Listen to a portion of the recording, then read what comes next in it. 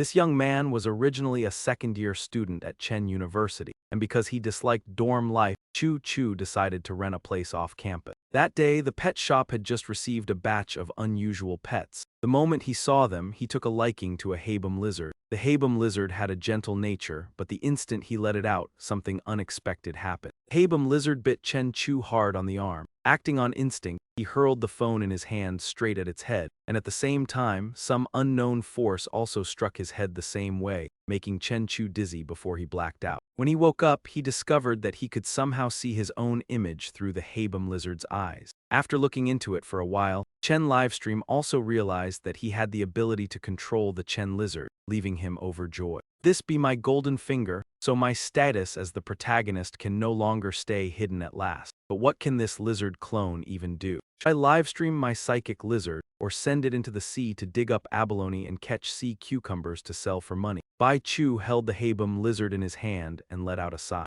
Other people's golden fingers are either a heaven-defying villain destiny or turning into a giant tree that can evolve into a god of the universe, while all I have is this tiny little lizard. Just then, both his stomach and the lizard's growled at the same time. It turned out he had been unconscious for a whole day. Wonder what the Habum lizard eats. If it's a lizard, then food probably won't be a problem. A little later, after Chen Chu had eaten his fill, he cooked a plate of stir-fried meat and vegetables for the Habum lizard. Its eyes lit up like stars as it wolfed down the dish Chen Chu had prepared. Sure enough, since it's also a lizard, the Habum lizard can eat meat too. Right then, a system panel suddenly appeared before Chen Chu's eyes. Your clone has gained 5 evolution points through eating. Your physique has increased by 0.5. Character name Chen Ningai, level 0. Physique 8.5. Crit 12, talent, mental control, trait, basic external force. Experience points 0 out of 1000, chi sense, basic, spiritual experience 0 out of 1000, skills, Bajiquan basic, experience 48 out of 100, tan leg basic, experience 66 out of 100.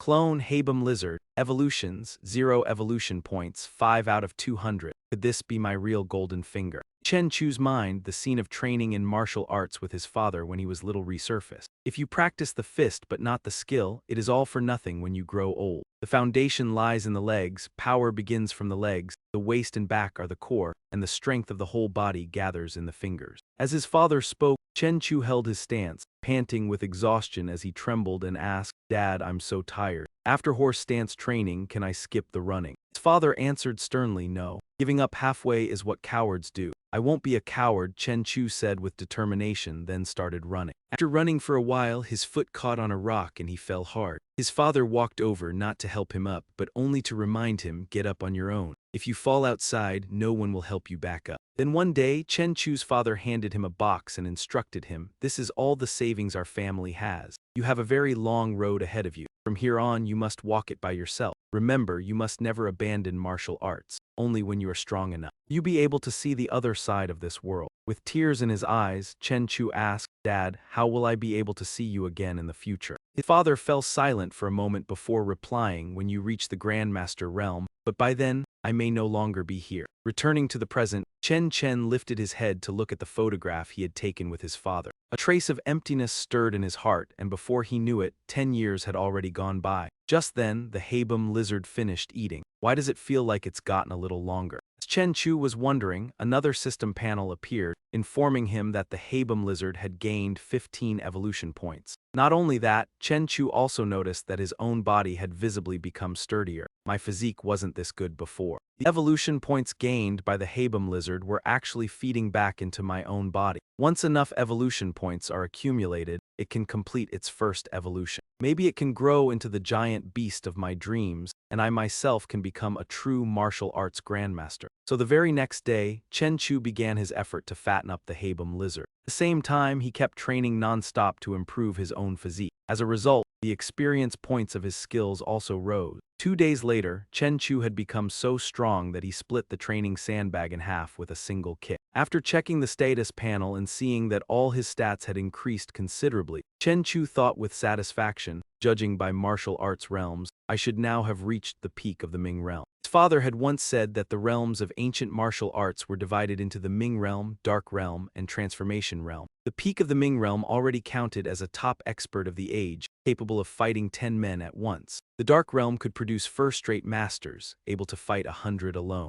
Those usually only appear in legends, while the transformation realm can fight 1,000 alone. They are grandmasters recorded in the history books, rarely seen in the world today. As for the realm above transformation, it is the indestructible realm of seeing God, recorded only in ancient texts. At the time, Chen Chu could not hold back his curiosity and asked, "Then what realm are you in, Dad?" "I once reached the dark realm for a short period." As for later, before Chen Chu's father could finish speaking, he interrupted, "Dad, are you from some hidden family too?" His father looked briefly startled before answering, "I come from Luotan." Returning to the main course of events, after a period of fattening it up, the Habum lizard finally reached the point where it had enough evolution points to evolve. The Habum lizard clone has met the requirements for evolution and is about to evolve. In an instant, both Chen Chu and the Habum lizard felt pain down to every cell, causing the Habum lizard to dash around wildly and smash the furniture in the house. But in return, the Habum lizard's body began to change. Not only did it grow larger, but sharp scales also sprouted along its back. After a while, the evolution process ended. "I didn't expect evolution to hurt this much," Chen Chu exclaimed. Noticing the transformation in the Habum lizard, Chen Chu immediately controlled it to whip its tail, directly snapping the sandbag in half. Chen Chu opened the attribute panel to check, then could not help marveling. "I didn't expect that when the clone evolves, the main body's physique and traits would directly double. It's just that I don't know whether this growth doubled because my current strength is too weak, or whether every time the clone evolves, the main body's physique will double. If it's the former, then my starting strength can still rise at a pretty good pace. If it's the latter, then that's a little terrifying. Judging by ancient martial arts standards, I have now stepped into the dark realm, and by activating my trait, I can project external force. So does that mean I've become a true martial arts expert now? But through training alone, 100 skill experience points is already the limit. If it is the same level of enhancement, then to keep improving my physique, I can only rely on the Habum lizard." The moment Chen Chu thought of this, he was shocked to discover that the Habum lizard could actually release the main body's external force as well. At that moment, a sudden burst of pounding came from the door. The muscular neighbor stormed over in a rage, intending to show Chen Chu exactly what was what. But the instant he saw Chen Chu, the aura radiating from him sent a chill down his spine, and he immediately backed down, speaking in an obedient tone. "Well, lately I've felt like it's been a bit noisy upstairs, so I came up to take training." "What kind of training shakes the place like an earthquake?" The man could not help curiously glancing into Chen Chu's house. The scene looked as if a war between giants had just ended there, frightening him so badly that he only dared mutter a few gentle reminders before hurrying away.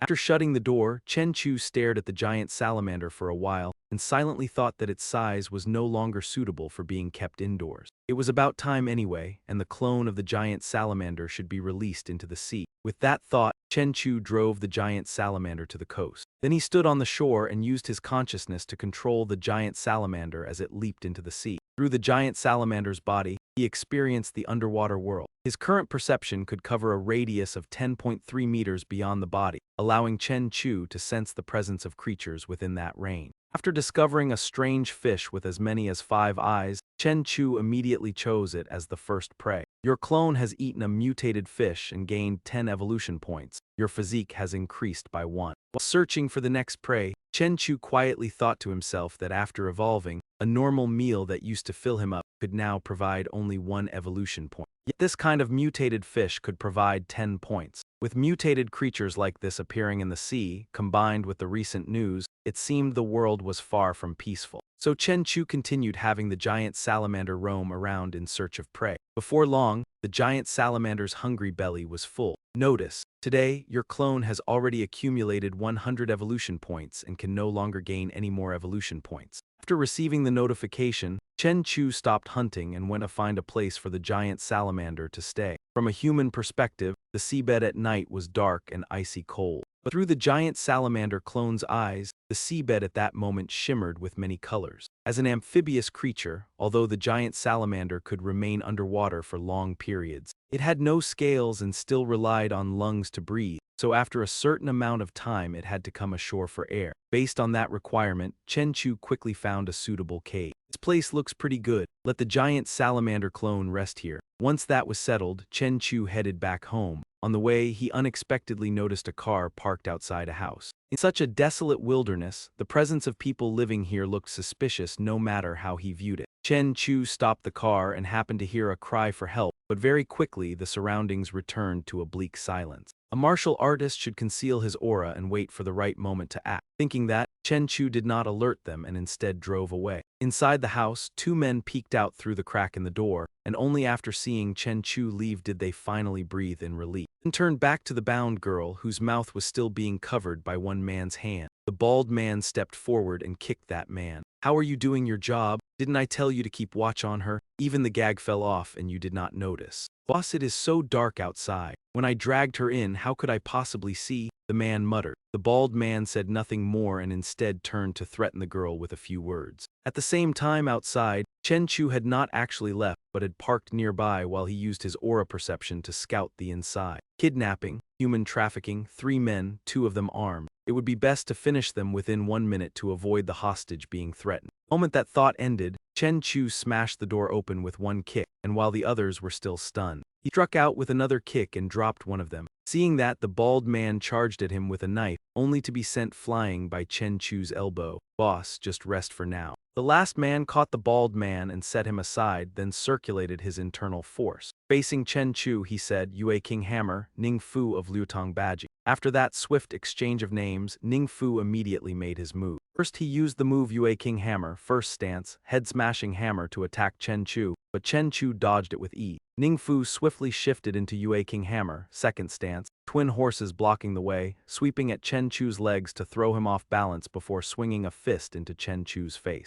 Expert Chen Chu thought, and immediately used Iron Mountain Lean from Baji Fist to blast Ning Fu backward. "I never expected that coming down the mountain this time I would run into a true inheritor of Liutong Baji. The supreme art of Baji Iron Mountain Lean truly lives up to its reputation. What a pity." Hearing that, Ning Fu frowned. "A pity? What do you mean by that? I did not expect a thug like you to be able to use the Yue King Hammer techniques. It is a pity that a true inheritor of Yue King Hammer has gone down an evil path." Ning Fu burst out laughing and replied, "What could a milk-faced brat like you possibly know? Only after coming down the mountain did I understand that in this world people only mock poverty, never prostitution." As he spoke, Ning Fu suddenly lunged at Chen Chu's eyes, but Chen Chu sent him flying once again with a kick, leaving him rolling on the ground. A true martial artist was indeed dangerous. The pressure he brought far exceeded that of more than a dozen strong men. "Unfortunately, my control over my own strength is still not good enough. These 3 probably have little chance of surviving. Next, I need to find a way to train my control over my strength." Chen Chu was lost in thought when the cry of the kidnapped girl jolted him awake, and he hurried over to help untie her. The moment she was freed, the girl clung tightly to Chen Chu and wept uncontrollably. "Do not be afraid, it is over now," Chen Chu said to comfort her before adding, "After I leave, you can call the police. But please do me one favor. If the police ask later, just say you did not see my face clearly." "All right," the girl immediately nodded in agreement. 10 minutes later, the police surrounded the house where she had been held. They entered with guns ready to rescue the girl, but to their surprise, the ones who needed saving at that moment were the kidnappers. A few hours later, Guan Qing of the Public Security Bureau arrived at the office of the Deputy Director of the Public Security Bureau to make his report. "Deputy Director, here are the materials you requested." A clear footprint was found on the damaged door. Judging by the depth of the dent and the way the doorframe was kicked apart, it was blasted 3 meters away by a single kick. The force must have been at least 1,000 jin. 2 members of the kidnapping gang died on the spot, while the remaining one suffered severe brain trauma and has become a vegetable. According to Lin Roya, in the darkness the man was wearing a mask, so she could not see clearly what the person who saved her looked like. The deputy director looked at the file and could not help doubting it. How could that be? Even the strongest boxing champion on a power testing machine can only reach 800 jin. In actual combat, an ordinary person simply cannot unleash such strength. His power has already reached an inhuman level, yet strange incidents have been increasing more and more recently. As soon as Guan Qing finished speaking, thunder boomed outside as if signaling that a storm was about to arrive. Returning to the male lead after rescuing Lin Roya on his way back to the city, he once again came across a very suspicious ship anchored at sea. So, using the same method as before, Chen Chu found a place to park and began secretly observing. "Boss, you just made some money and already spent $1 million to have Baldy buy a woman. Is that not too wasteful?" "Exactly. After all this time, we finally managed to dig up a sunken ship and only made a little over $2 million. Faced with his underlings' dissatisfaction, Zhang Changshu replied with contempt, Such short-sighted fools. With her, would money not come whenever we want it? Hearing that, the two underlings were instantly delighted and no longer had any objections. At that moment, Zhang Changshu asked, "Four Eyes, is the company matter settled yet?" "Not worry, boss. Over the past 2 days, I have already arranged the shipping company. I also handled the. Besides that, I followed Big Brother's instructions and had the agency hire a pretty secretary and a beautiful receptionist, guaranteed to satisfy Big Brother." Hearing that, Zhang Changshu said happily, "With the underwater breathing power I awaken, as long as we pinpoint the ship's locations and recover those treasures, then we'll have as much money as we want and you lot can live in luxury under me." Just then, a shadow darted past the bushes, making Zhang Changshu instantly wary. "Who's there?" Chen Chu could not be bothered to hide and stepped out openly. He said mockingly, "There are plenty of lechers in this world, but a freak as crazy as you is my first time seeing one. You got guts but trash like you never lives long." Zhang Changshu pulled out a dagger and lunged straight at Chen Chu. Naturally, Chen Chu had no intention of standing still and raised one leg. The moment Zhang Changshu closed in, he sent him flying with a single kick. How is that possible? After Boss gained his power, both his strength and speed doubled. Taking on 5 men at once was effortless, a lackey exclaimed in shock. The bespectacled man saw this and hurriedly shouted, "This is bad, run." But before the two of them could even move, Chen Chu had already knocked them unconscious. After finishing them off, Chen Chu tried using mind control on Zhang Changshu. "What's your name? What do you do?" As if hypnotized, Zhang Changshu answered honestly, "My name is Zhang Changshu and I own a large smuggling ship. A month ago, I gained the ability to breathe underwater. I salvaged sunken ships beneath the sea, then sold the treasures from them to rich second-generation heirs for money. Mind control works really well. Right now, he's like a puppet under my command," Chen Chu thought to himself. The instant he lifted the mind control, Zhang Changshu immediately clutched his injured arm and cried out in pain. "Boss, what happened to my arm?" "You accidentally fell and broke it yourself," Chen Chu replied. "So that's what happened, yes, boss. My mind control has even affected his inner judgment." Chen Chu snickered inwardly, then gave an order. "Rest on the ship first. I'll wake those two up and come over right away." "Yes, boss," Zhang Changshu answered and obediently did as told. "My monitor lizard's growth cannot be separated from food. Zhang Changshu has a ship and works with those rich heirs. I can use his company and financial resources to raise the monitor lizard." Thinking that, Chen Chu turned to look at the two lackeys, then used mind control on them as well. The effects of mind control were indeed astonishing. But when controlling Zhang Changshu, there was some resistance, whereas controlling them was incredibly easy. It seems mind control only works on people with weak willpower. Chen Chu controlled the two lackeys to walk behind him, and together they boarded the ship. When Jiangsu saw Chen Chu, he asked Zhang Changshu in confusion, "Boss Zhang, who is he?" "He is my boss. Show him some respect from now on." Hearing that, Zhang Su immediately greeted Chen Chu politely. Zhang Changshu then continued, "Go prepare the transfer contract. From now on, this ship belongs to boss." After signing the transfer contract, Chen Chu began giving orders. "Four Eyes, come wait at the office for me tomorrow. Boss Zhang, you're injured, come with me to the hospital for a checkup." 2 days later. Sailfin lizard lived in the sea, so it ate more than 10 meals a day and kept getting fatter and fatter. Evolution was only a matter of time. But Chen Chu did not rely on that alone and consciously trained his physique and martial arts to improve his control over his own strength in battle. The next day, Chen Chu walked out of Zhang Changshu's company office in high spirits. The transfer procedures were already complete. "After staying in one place for a day, my evolution points have risen into the 90s,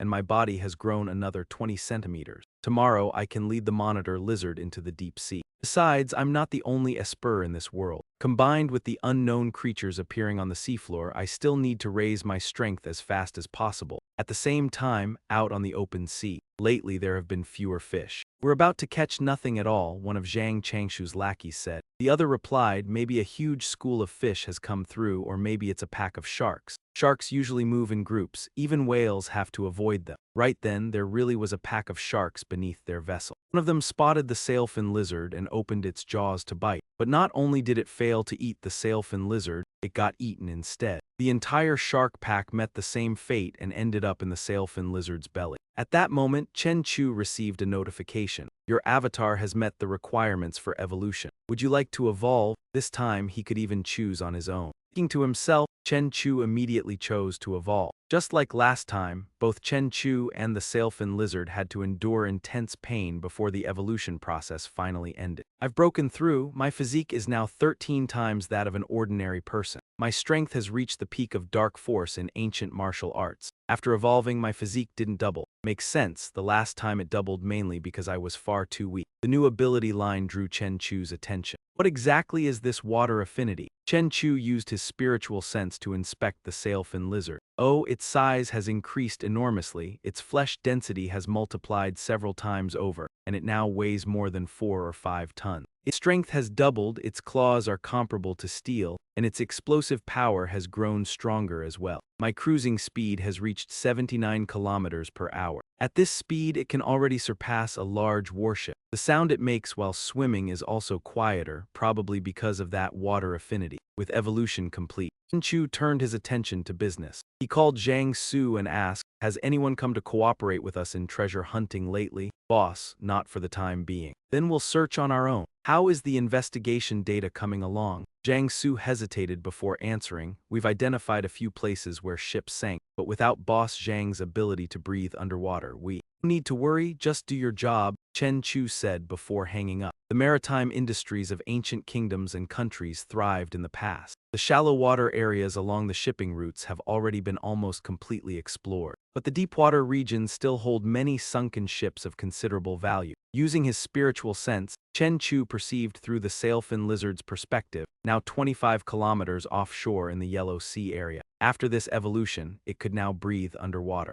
Sensing ability had also grown much stronger, enough to detect everything within 20 kilometers nearby. After making a few adjustments, he could begin. Isn't nurturing an avatar exactly what it means to enjoy life? Chen Chu withdrew his spiritual sense, picked up his phone to check the time, and saw that it was almost 11. Time to treat myself a little. On the pedestrian street, Chen Chu strolled leisurely and thought, this really is living well. It's just one meal, yet it cost over 3,000. Although my savings are only 20,000, I'm about to take over Boss Zhang's company anyway. I can treat this as my first taste of what being rich feels like. Suddenly, he came across 2 thugs approaching a blonde, fashionably dressed girl sitting drunk by the roadside. After gaining great power, that martial heart within him had gradually awakened as well, and when there was no danger, he did not mind stepping in. With that thought, Chen Chu pointed at the 2 thugs and shouted, "What are you staring at? Get lost." The 2 hoodlums, furious that their fun had been ruined, glared at him and cursed. "I'm a brat, what did?"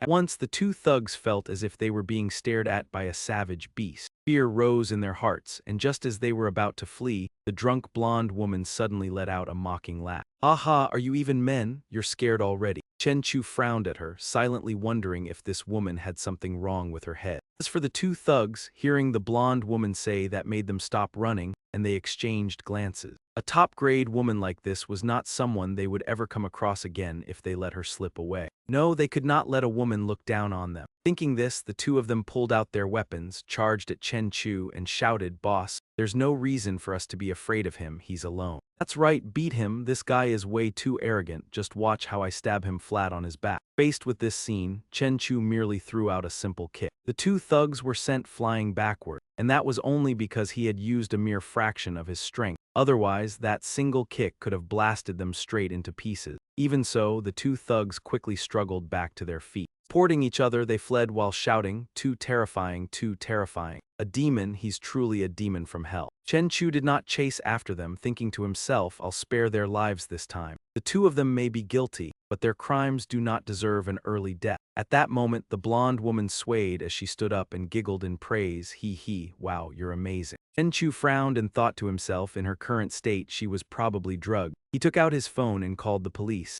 "Hello, officers. At the entrance of the barbecue bar, there's a drunk woman here. She looks a little abnormal." Meanwhile, the blonde woman wrapped herself around his arm. Swaying, she laughed and said, "Why did you call the police? Am I not pretty? Don't you want to take me with you?" A few minutes later, a police car arrived. Chen Chu handed the girl over to the police, briefly recounted what had happened, and then left. He thought to himself, at last, things on this side are finally settled. Now it's time to direct the clone to search for the sunken ship. The moment he got home, Chen Chu immediately took control of the deep-sea avatar and found a wrecked vessel. The information Four Eyes had dug up online really wasn't wrong. There was indeed a sunken ship here. Right now, my aura sense can only detect a range of a little over 20 meters, so I still need to keep improving. Thinking this, Chen Chu directed the sea avatar into the wreck. After searching for a while, he unexpectedly found a compartment packed full of gold bars. "Oh, I'm rich, it's all gold bars." Delighted, Chen Chu immediately called Four Eyes. Four Eyes, sail the boat 3 kilometers east and drop a weighted barrel down there. Four Eyes answered, "Yes, boss." After hanging up, Four Eyes went to make preparation. As he passed by Zhang Su, Four Eyes asked, "Black Ghost, besides Zhang Changshu, does anyone else under the boss know how to breathe underwater?" Zhang Su replied, "Stop talking nonsense, don't pry into the boss's secrets." A little later, Chen Chu controlled the sea avatar to load all the gold into the weighted barrel that Four Eyes had dropped down. After that, he called Four Eyes again. "You can start hauling it up now." And so, the weighted barrel was pulled up. A few minutes later, Four Eyes reported back. "Boss, the goods are on the boat already, we're heading back." On the seafloor, Chen Chu continued exploring the wreck and found a black object that was extremely hard. Looking closely, it turned out to be a chunk of metal, and it was incredibly tough. My claws can easily tear through ordinary metal, yet they can't leave a single mark on this. This must be some kind of special metal material. It's definitely something valuable, I'll take it back for research. Thinking this, Chen Chu picked up the metal block and was about to swim away when he was suddenly attacked by a fish several times larger than himself. "You dare sneak attack me and you think you're worthy. Though you're longer than me and your body is bigger than mine, when it comes to attack power and defense, you can't even withstand a single blow."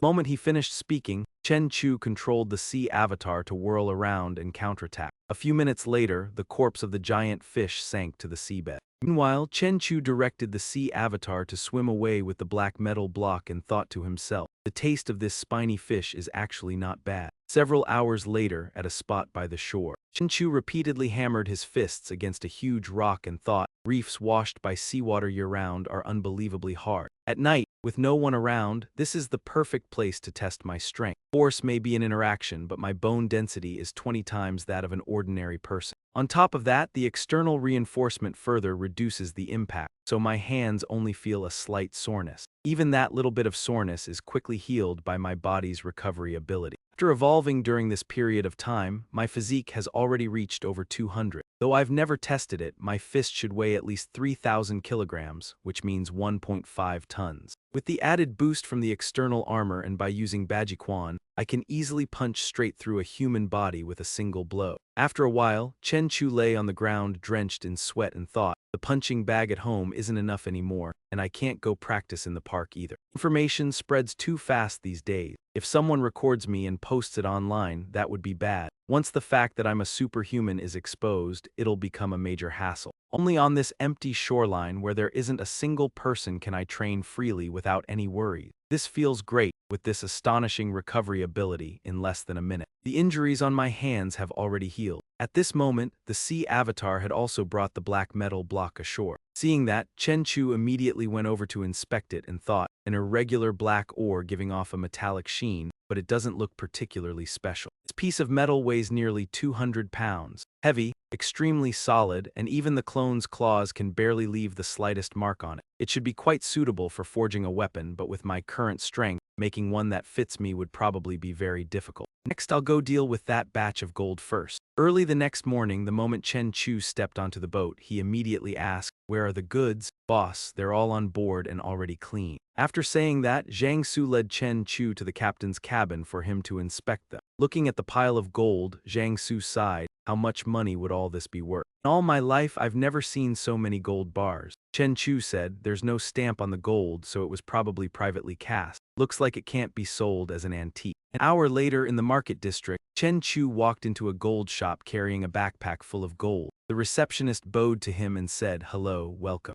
Chen Chu asked, "May I ask if your shop buys back gold?" The receptionist replied, "We do offer a buyback service. May I ask whether you want to sell a ring or a necklace?" Chen Chu unzipped the backpack so the receptionist could look inside, then said, "I want to dispose of this batch." The receptionist's eyes lit up as she said, "Sir, that's a lot of gold. Please come upstairs with me. I'll take you to meet our general manager." Gold shop's enthusiastic general manager shook his hand and said, "Hello, I'm the general manager of this jewelry store. May I ask your surname and how much gold you want to sell?" Chen Chu opened his backpack again and said, "My surname is Chen. I want to sell this batch of gold." After taking a look, the general manager of the gold shop said, Mr. Chen, I need to have someone test the quality of the gold. Please wait a moment. Soon after, once the inspection results were out, the gold shop's general manager immediately informed Chen Chu. Mr. Chen, the total weight of your gold bars is 112,506 grams. Since the purity is not considered very high and they were privately cast, our store can buy them back at 400 yuan per gram.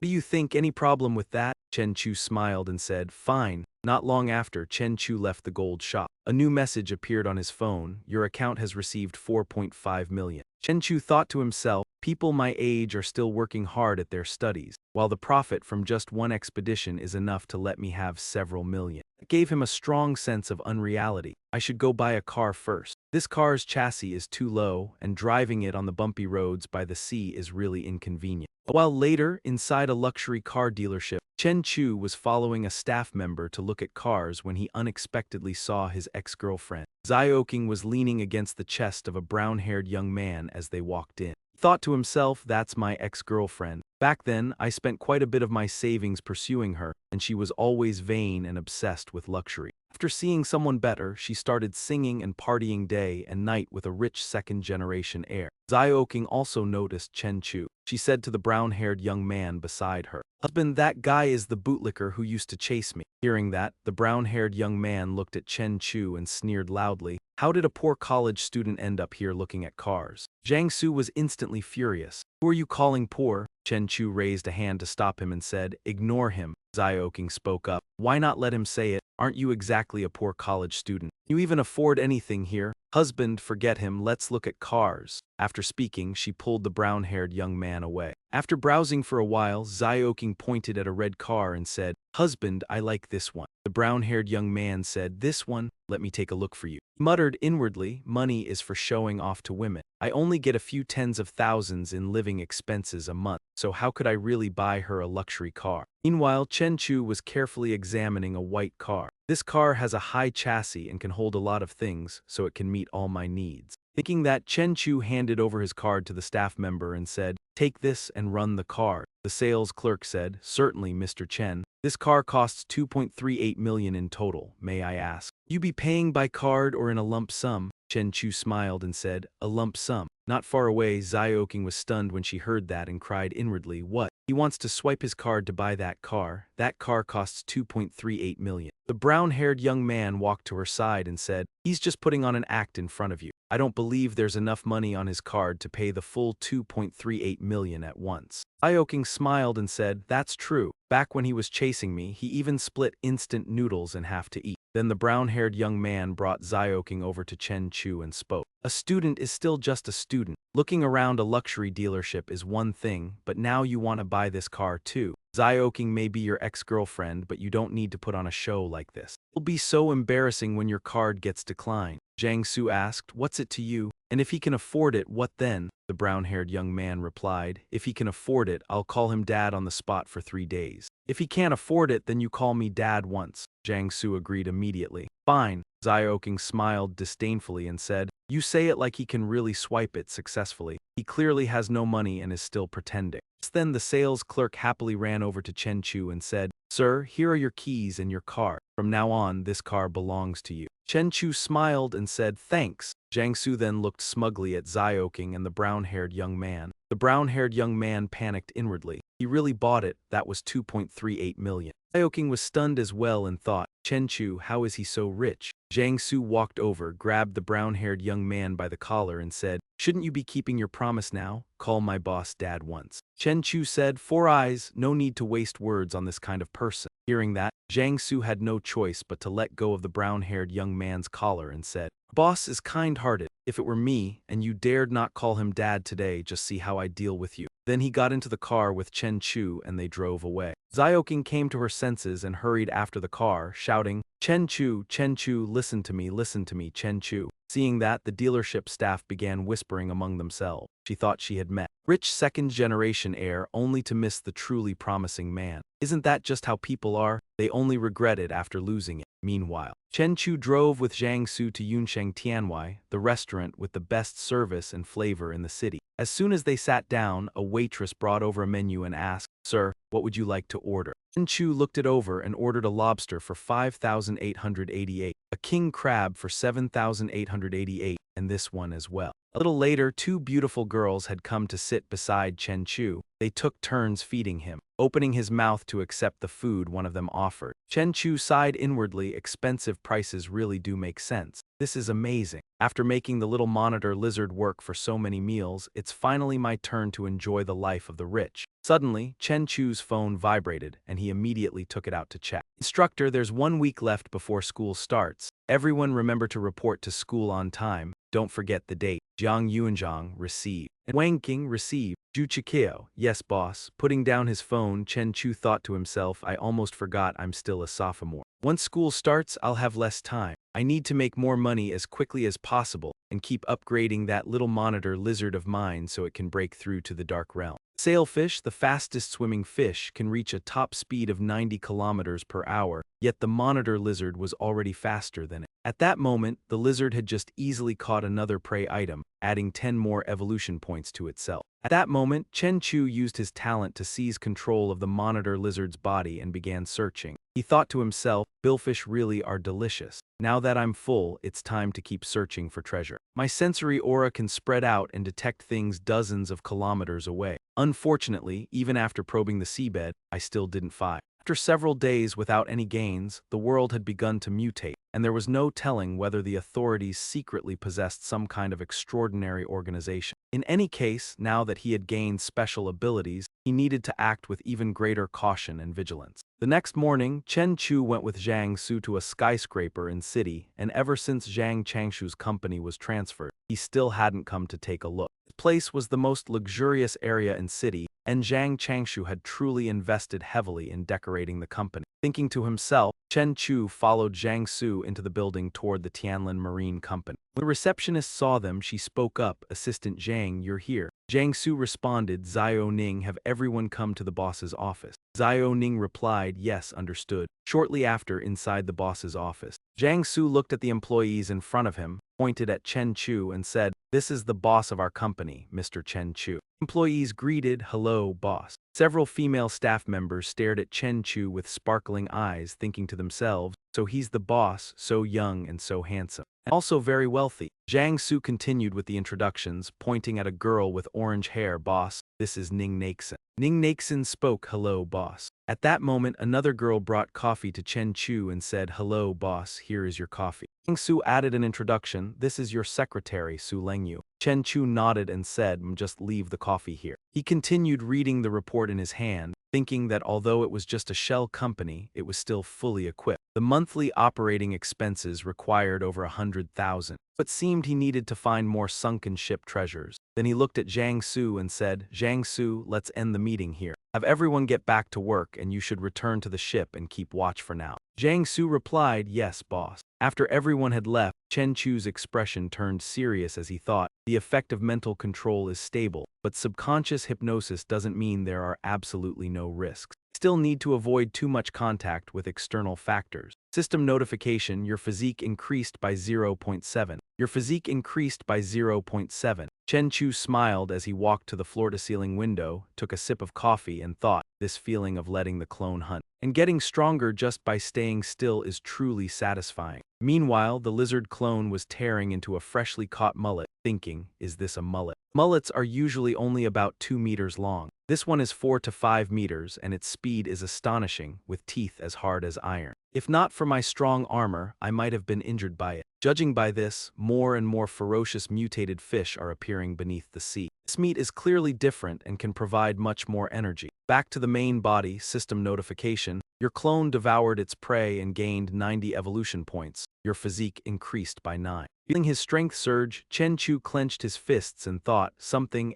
off, that fish definitely had something unusual. Now I feel my muscles and bones have been strengthened, with the effect 10 times greater than before. What pity, in such a vast sea, it seems there was only one mutated fish. Elsewhere, inside Tianlin Marine's office, Sister Lengyu, do you think our boss has a girlfriend? What are you trying to pursue the boss? Zio Ning, are you daydreaming again? The 3 girls, Ning Naxin, Su Lengyu, and a black-haired girl, were chatting when Chen Chu walked in and asked, you're not off work yet? Su Lengyu responded, hello, boss. We still have a bit of work left to finish. Chen Chu thought to himself that with his hearing, he had already known what they were whispering about while in the elevator. To avoid awkwardness, it was better to pretend he didn't know. Then he spoke, inviting the three girls, since you're all working so hard, I'll treat you to dinner tonight. The three girls exclaimed happily, really? Thank you, boss. That evening, Chen Chu took the three girls to Yunsheng Tianhui restaurant. Ning Naxin thought to herself, the boss's car costs over 2 million. That's incredible. The black-haired girl looked around the restaurant and thought, the decor is so luxurious. Soon, a full table of dishes was set before them. A waiter approached Chen Chu and said, Sir, the total comes to 49,999. Chen Chu handed over his card and said, Swipe it. The three girls were astonished, thinking,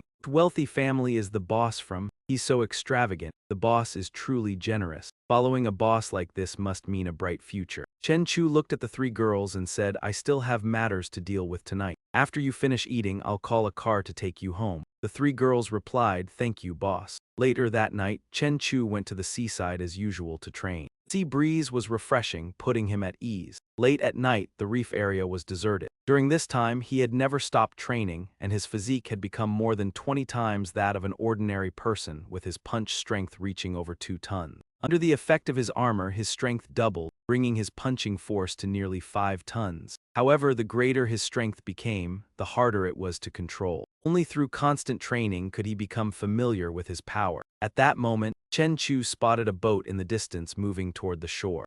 So late at night and in such a remote place, someone is still coming here. Suspicious, he quietly moved closer and hid behind a large rock to observe. Done business so many times and you still don't trust me. Boss, inspections have been strict lately. Same old rule, money in one hand, goods in the other. Boss, the goods are good, no problems, happy cooperation. Happy cooperation. Hearing this exchange, Chen Chu thought it's an illegal trade, but they all have guns, I need to be careful. A few minutes later, the deal was done, and the group on the boat left again with a suitcase full of cash. On shore, only a group of 3 remained, carrying the suitcase of illegal goods. At that moment, the blonde leader said, Lao Chi, things have been strict lately, be careful. The 2 subordinates replied, Yes, boss. Don't worry, boss, we only use one-way contact. Even if something goes wrong with the goods, it won't be traced back to us. At that moment, Chen Chu suddenly leaped down from a tree branch, chopping one subordinate on the neck with his hand while simultaneously kicking the other in the head. In an instant, both were taken down. The leader panicked and drew his gun to fire, but Chen Chu rushed forward and knocked him out with a hook punch. After dealing with the 3 men, a purple light flickered in Chen Chu's eyes as he looked out to sea and murmured, These people had long lost their humanity. This can be considered eliminating harm for the public. Out at sea, the lizard clones swiftly approached the smugglers' boat and slammed into it, breaking it in half. The smugglers were thrown into the water as a result. They shouted, We've run into a giant fish. What is this? As they fell into the sea, they caught sight of the lizard clone's form. So they hurriedly surfaced, desperately trying to swim away as they screamed in terror, Monster, there's a monster. Help, help, run, run now, boss, save me, save me. The boss watched his men being taken out one by the monitor lizard clone. He gritted his teeth and pulled out a pistol. Since there was no way to escape now, he decided to risk it. I refuse to believe you can stop my bullets. The moment he finished speaking, he resolutely fired a shot at the monitor lizard clone's head, yet it caused no damage at all. The clone shifted its gaze toward the boss. Boss trembled and cried out, How? How is that possible? Right after that, he too was dealt with by the monitor lizard clone. After eliminating the entire group of smugglers, the clone found the suitcase, clamped it in its mouth, and swam back to Chen Chu's main body. Sometime later in Chen Chu's room, he looked at the suitcase stuffed with bundles of cash on the table and thought to himself, 1 bundle per stack, 3 million means exactly 300 stacks. Cash laid out right in front of you and numbers sitting in a bank card truly gave people completely different feeling.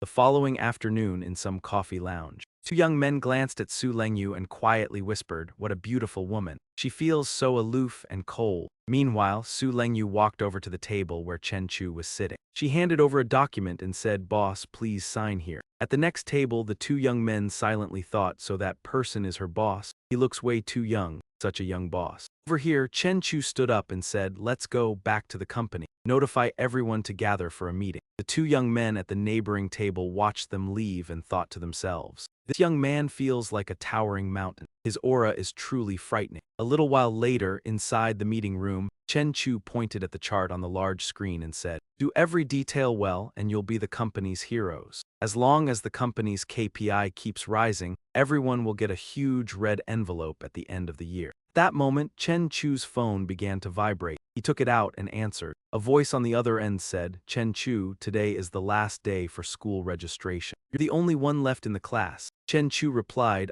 sorry, I'll be there right away. After hanging up, Chen Chu said to everyone in the room, I need to go to school to register now. There's nothing else today, so everyone can get off work early. Also, when I'm not here from now on, all company matters big or small will be handled by Leng Yu. After he left, Ning Aixin exclaimed, the boss is actually still a student. Another girl said, the boss has such a calm presence. I thought he was some well-bred, rich second generation. About an hour later, at the parking lot of N University, Chen Chu had just driven into a parking space when he immediately attracted the attention of the other students. Lowered their voices and whispered among themselves, my God, that's Chen Chu. He's a rich second generation. That car costs over 2 million. What? That car needs more than 2 million. The incident also quickly became a hot topic on the school forum. Amazing, on the final registration day, students were shocked to discover a tall, handsome, wealthy upperclassman driving a car worth over 2 million. In the comments, someone wrote, isn't that Chen Chu? After one summer, he's gotten so handsome. Does being handsome even matter?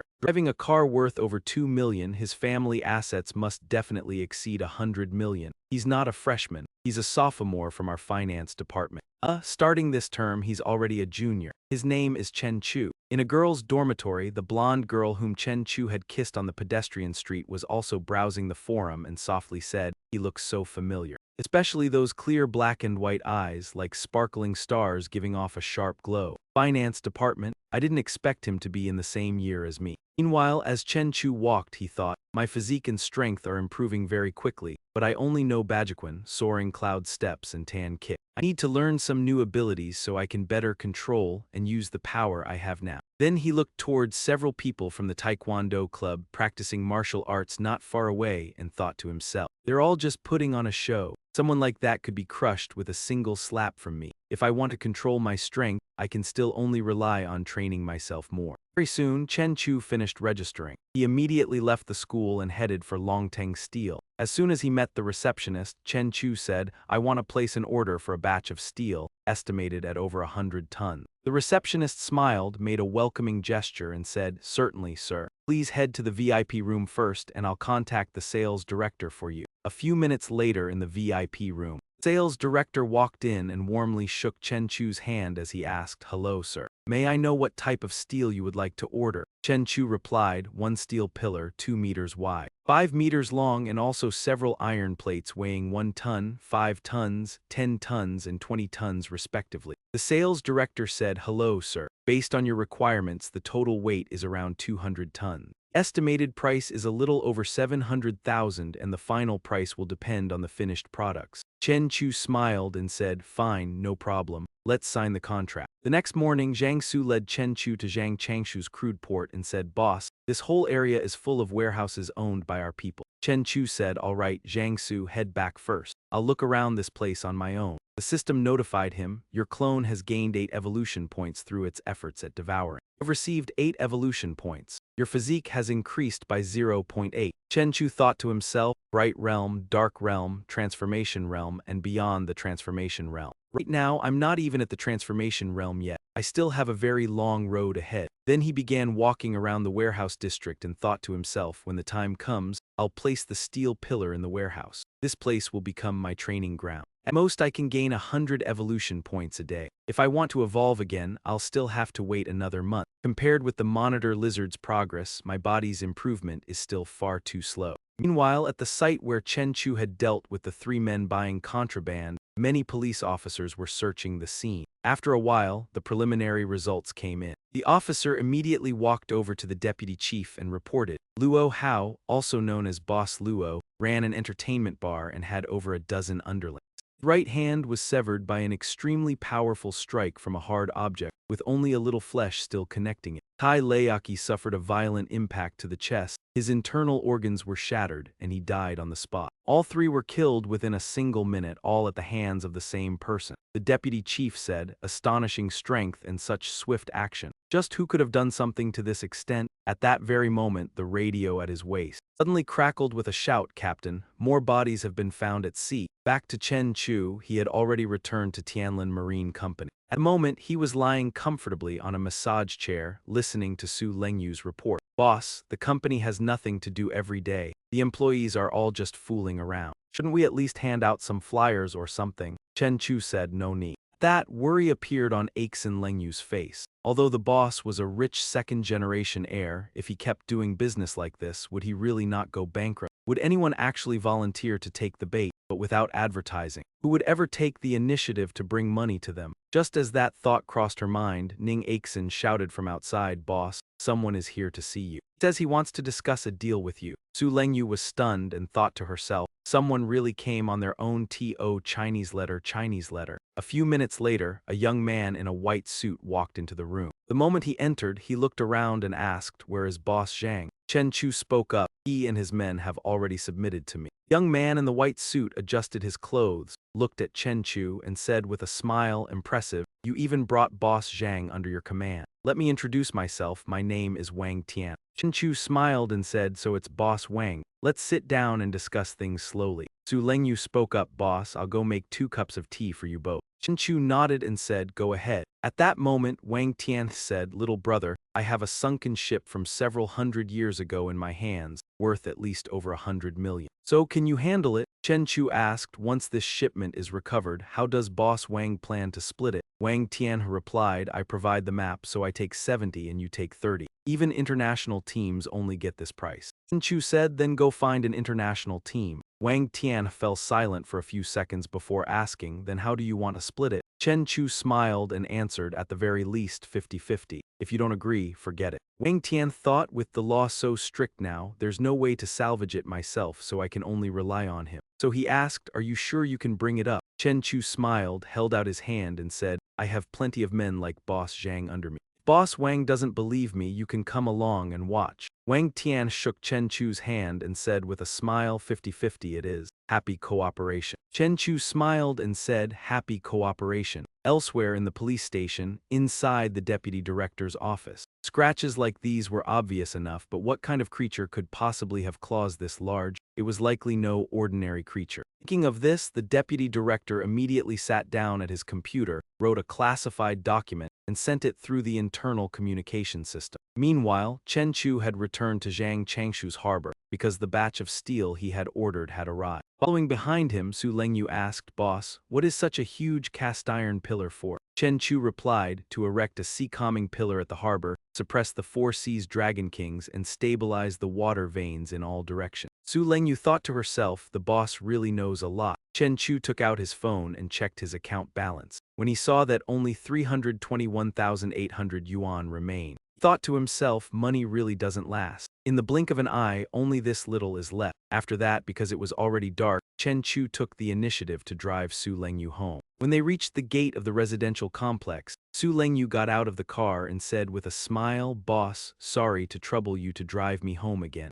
Would you like to come upstairs for a glass of water?" Chen Chu said, "No, I still have something to do later." Somewhat disappointed, Su Lengyu said, "Is that so?" Watching Chen Chu's car disappear into the distance, she shyly thought to herself, "How was I bold enough to say something like that? I don't think I've even put away my bra yet." As for Chen Chu, while driving, he was thinking to himself, "When I was eating earlier, I accidentally snapped the chopsticks. I still need to keep practicing my control. That is the most important thing right now." That night, Chen Chu went to the seashore again to punch rocks. When he grew tired from striking, he closed his eyes, activated his chi sense and thought, "I have to control and unleash my strength perfectly. My external chi sense can already cover 30 kilometers. Now I can sense every stirring of grass and movement of wind around me." 3 days later, after diligent cultivation, Wang Chu's chi sense experience increased by 15. With the added boost of chi sense, his strength could increase several times over. At this moment, on the seabed, his monitor lizard clone was hunting while also swimming alongside Wang Tian's ship. He saw the ship slow down. Chen Chu guessed they were about to reach the wreck site, so his main body immediately called Wang Tian. President Wang, the rest of my people have arrived. When do we move? Wang Tian said, that's fast. Let me make a few preparations, then we'll begin. Chen Chu said, all right, I'll wait for your word. That day, Wang Tian called Chen Chu. Little brother, I don't see the rest of your people anywhere. Chen Chu said, they're already underwater, just tell me the location. Wang Tian said, really? That impressive? 200 meters to the left of my ship at a depth of 700 to 800 meters. Hearing that, the monitor lizard clone swam down to that location and thought to itself, even with my physique, the water pressure is enough to feel a little uncomfortable, but there doesn't seem to be anything here. His main body reported back to Wang Tianhe at a depth of 800 meters, there's nothing within a 200-meter radius. Wang Tian said, you checked it that quickly. That's incredibly efficient. Inwardly, he found it a little hard to believe. In only a little over 20 minutes, the entire 700 to 800-meter zone had already been checked. Was that possible? Just then, a subordinate beside him reported, boss, after lying submerged for several hundred years, the position has shifted. It's roughly 1,000 meters to the east. Hearing that, Wang Tian immediately relayed it to Chen Chu. Sorry, little brother, it's 1,000 meters to the east. Take a look there. The monitor lizard clone immediately went over to check. The result, relying on his chi sense, he truly discovered a shipwreck. A short while later, all the valuable items had been transported onto the ship above. After taking inventory, Wang Tian's subordinate said, boss, there are 8 broken pieces and 3 intact ones, estimated at 30 million. If sold privately, we can add another 20 million. Delighted, Wang Tian spoke into the radio, did you hear that, little brother? That's roughly the situation. Chen Chu said, you handle everything else. I only collect the money. A few days later, Wang Tian brought several suitcases of cash to meet Chen Chu. The moment he saw him, he had his men open the cases and said with a smile, the total sale was a little over 23 million. Each of us gets 11.5 million. Count it yourself. Chen Chu smiled and said, no need, I trust you. Haha, little brother, you understand how things are. If I get information on another shipwreck next time, I'll contact you again. With that, Wang Tian took his people and left. As for Chen Chu, he looked at the pile of cash before him and thought to himself, the problem of making money is solved, but my strength is still far too weak. I must train until even sniper rifles and grenades are useless against me. Only then will I be able to try a few bolder things. The next day, at Tianlin Marine Company, as soon as Chen Chu entered the company, the black-haired girl walked over carrying a stack of resumes and reported, boss, someone sent in a resume yesterday. Said that with a monthly salary of 50,000, he can guarantee bringing in 200 clients every month. Let me see it. As soon as he said that, Chen Chu took the resume, skimmed a few lines, then immediately crushed it and said, throw it out, he's a fraud. Just then, Ning Aixin stepped forward and asked with a smile, boss, why haven't you come to the company these past few days? Chen Chu replied, I took on a big job a few days ago and casually made a few. Didn't I say that once this order was finished, I'd treat you all to a meal? Tonight I'll take you to Yunsheng Tianwai to unwind. Ning Nai-zin threw both hands up and cheered, boss, you're way too handsome. Meanwhile, the black-haired girl watched Chen Chu's retreating figure, blushing as she thought to herself, this job is really wonderful. Work is easy and the pay is high. The boss even treats us to meals all the time. He's nothing like that friend of mine, whose director at the company even wanted to take advantage of her behind closed doors. If the boss wanted to take advantage of me, would I go along with it or not? That evening, at Yunsheng Tianwai, seated at the banquet table, Ning Nai-zin spoke up. Boss, I never expected you to be this good at making money. The black-haired girl also chimed in, renting a boat to go fishing, and in just a few days you've made several million. Chen Chu smiled and said, just luck. Catching bluefin tuna means one fish is worth several 100,000. Just then, an orange-haired man walked over to their table. He looked at Chen Chu and asked, excuse me, are you Boss Chen from Tianlin Marine Industries? He immediately introduced himself. Hello, President Chen, I'm Li Tianrui, Vice President of Tianheng Group and also a friend of Wang Tianhua. Chen Chu answered calmly, hello. Tianrui got straight to the point. President Chen, I want to go out to sea and fish. Are you interested in working together? Chen Chu replied cheerfully, as long as there's money to be made, I'm interested. Come to my company tomorrow and we'll talk. Leng Yue quickly handed something over. President Li, this is our boss's business card. Tianrui took the card and said happily, all right, President Chen, then let's meet tomorrow. Zhao Hui watched his departing figure and could not help sighing, I really didn't expect him to be so young. Beside her, Nai-zin asked in confusion, Sister Zhao Hui, is this group very big? She replied, their chairman has assets worth tens of billions. He's even richer than the richest man in that city. He shares the same surname as Chairman Tianhe. so he's very likely one of that man's descendants. Nai Xin could not help exclaiming, tens of billions. Leng Yue added, I actually met the son of the richest man. While everyone was eating and talking, Chen Chu found their discussion rather amusing. Even the richest man's son is interested in shipwrecks. Beneath the sea, the salamander was diligently hunting fish. What a coincidence, I had just finished talking with Xiao Ning about a fish worth over 10 million. And now I actually ran into it, and there were even two of them. Deep into the night at a warehouse near the coast, the surroundings were utterly silent. Chen Chu looked at the spoils and thought, a fish worth over 10 million. But its meat only tastes so-so. He calculated it over. This isn't just any fish, this is clearly money. Next, all I need to do is find a buyer. The scene shifted to the next day. Chen Chu was practicing martial arts when Leng Yue called. Boss, young Master Li has been waiting for you at the company for a long time. Chen Chu quickly replied, I'll head over right away. This was Tianlin Maritime Company. The supercar quickly pulled up outside. In the private room, Tianrui said, Boss Chen, I have the exact location of the sunken ship in my hands. Chen Chu could not help but feel surprised. With Tianhong Group's wealth, young Master Li is still interested in a shipwreck. He answered frankly, money. Who wouldn't want to make it? Chen Chu began negotiating. Then after the goods are brought up, we'll split it 50-50. Tianrui replied generously, no problem. He thought to himself, judging by the way he looks, he's obviously not after the little bit of treasure on that ship. There's something strange going on. Chen Chu continued, by the way, Mr. Lei, do you happen to know anyone who runs a high-end seafood restaurant? I have a 4-meter bluefin tuna here. He could not help praising him. President Chen is truly impressive. You actually managed to catch a bluefin tuna. Henry continued, actually, I own a seafood restaurant here. Let's have lunch together and I'll introduce you. So everyone headed to the warehouse together, and the moment that man arrived, he rushed straight inside. Chen Chu reminded him, Manager Lin, don't get so worked up. The fish is there, it isn't going anywhere. The fish cutting staff happily reported, Boss, the fish is in perfect condition. Every aspect meets grade A standard. Manager Lin examined it and named a price. Your fish is in top-tier condition, since we're all friends. What do you think about a flat price of 7 million? Chen Chu agreed at once. Fine, let's go with that. Leng Yue thought to herself, a single fish can actually be sold for the sky-high price of 7 million. Oh my god, the scene shifted to the Wanhao International District, where the shopping center was bustling beyond compare. Chen Chu said to her, we made a great haul today, so it's fine to be a little extravagant here. Leng Yue was secretly dumbfounded. Wanhao International was the place where all the top luxury brands were gathered. It was regarded as the height of extravagance. The boss really makes money far too easily. And when the clerk saw Chen Chu pull out his card to pay, she rejoiced inwardly, a big customer. The scene then shifted to the dock warehouse, where the surroundings were once again eerily quiet. After the two of them finished shopping, Leng Yue cried out inwardly, oh my god, a single watch for the boss cost more than 2 million. He even bought me so many luxury goods too, and they must have cost over 2 million as well. Right after that, he said to her, Leng Yue, I want to buy a villa, so keep an eye out for one for me. It needs to be bigger and more spacious. The location can be a little remote because I like peace and quiet. The price should be around 30 million. After hearing his requirements, she immediately replied, understood.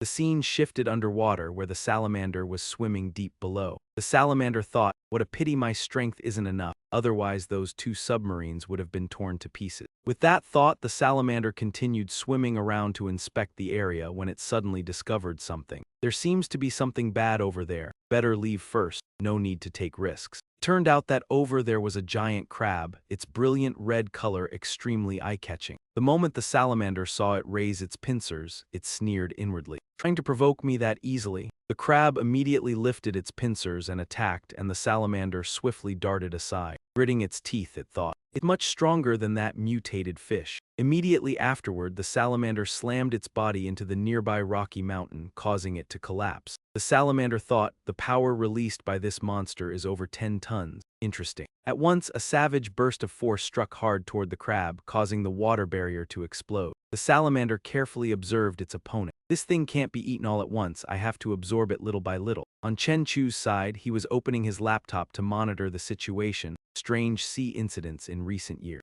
Chen Chu was utterly shocked. A giant tiger shark, a giant anglerfish, and now I've run into a giant spider too. This world is changing in a truly terrifying way. According to the information he had gathered, China's SSN-69B nuclear submarine had gone missing at a depth of 600 meters in the Pacific Ocean. Its final message said it had been attacked by an enormous, unidentified creature. Another report stated that a nuclear submarine from Country E in the Arctic Ocean had been struck by an underwater iceberg, causing the deaths of 127 people. Shinchu said to himself, all of this has happened within the past 2 years, and it seems the deeper the water, the stronger those unidentified biological monsters become. This crab's stats are incredibly outstanding too. Compared to the giant fish, it was far beyond them. Down below, the giant salamander hurriedly clutched the massive crab and estimated that its body size had already grown to 18 meters. Here, Chenchu trained while quietly calculating in his mind. So his physique had improved by more than 100 now. The strength of his bones and muscles had already risen to an entirely new level. So even if he struck an iron pillar now, he would not feel pain anymore. Looking at his hands, even a pistol would probably only be able to graze his skin. Moreover, with his current reflexes and reaction speed, ordinary bullets could no longer hit him. At this moment, at Xinhua bookstore, it seemed he was searching for something.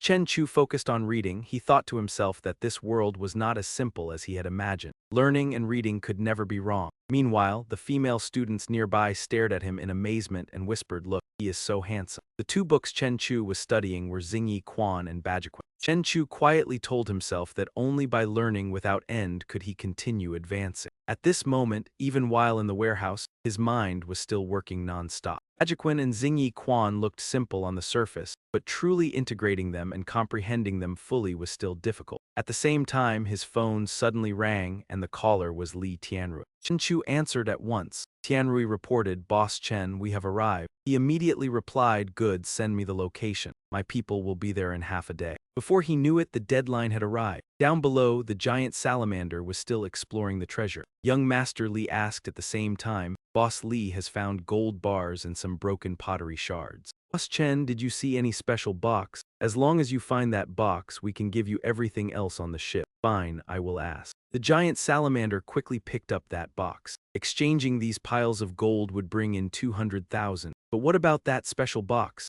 Suddenly, it looked at the thing, and Chen Chu's thoughts rang out. Just a pile of black mud. I really do not know what that man wants with it. Following young Master Li's instructions, he quickly brought the box full of mud back to him. The moment the manager saw what was inside, he was so shocked that his mouth fell open as he cried out, "How could this be? My pills, my medicinal pills." Over here, the police were investigating. Just like the people who had died before, all the blood in their bodies had vanished and their muscles had withered as if they had been dried out. The time of death was only about 10 hours ago, so they could only wait for people from above to come investigate. Wanda thought to himself that the dead were all thugs with no family, yet they had been in good health. Right after that, he immediately said, "Xiao Zhang, write a report later and shut down every entertainment venue in the city." The policeman quickly replied. Yes, time swiftly passed into midnight, and yet another person had been drained dry of blood, while the culprit still had not shown himself. As soon as the case happened, Wanda was informed. He could not help roaring in anger. What? Everything had clearly been shut down already. So how did 4 more people die? Meanwhile, Chen Chu trained while thinking that after several days of practice, both his Bajiquan and Xingyi Quan had made remarkable progress. The system notified him that he had to name the new move, and Chen Chu made his decision. Then I will call it Crushing Fist. It was a fusion of Bajiquan's Baji stance and Xingyi Quan's half-step Crushing Fist. Every step carried a fierce punch, its power as heavy as cannon fire.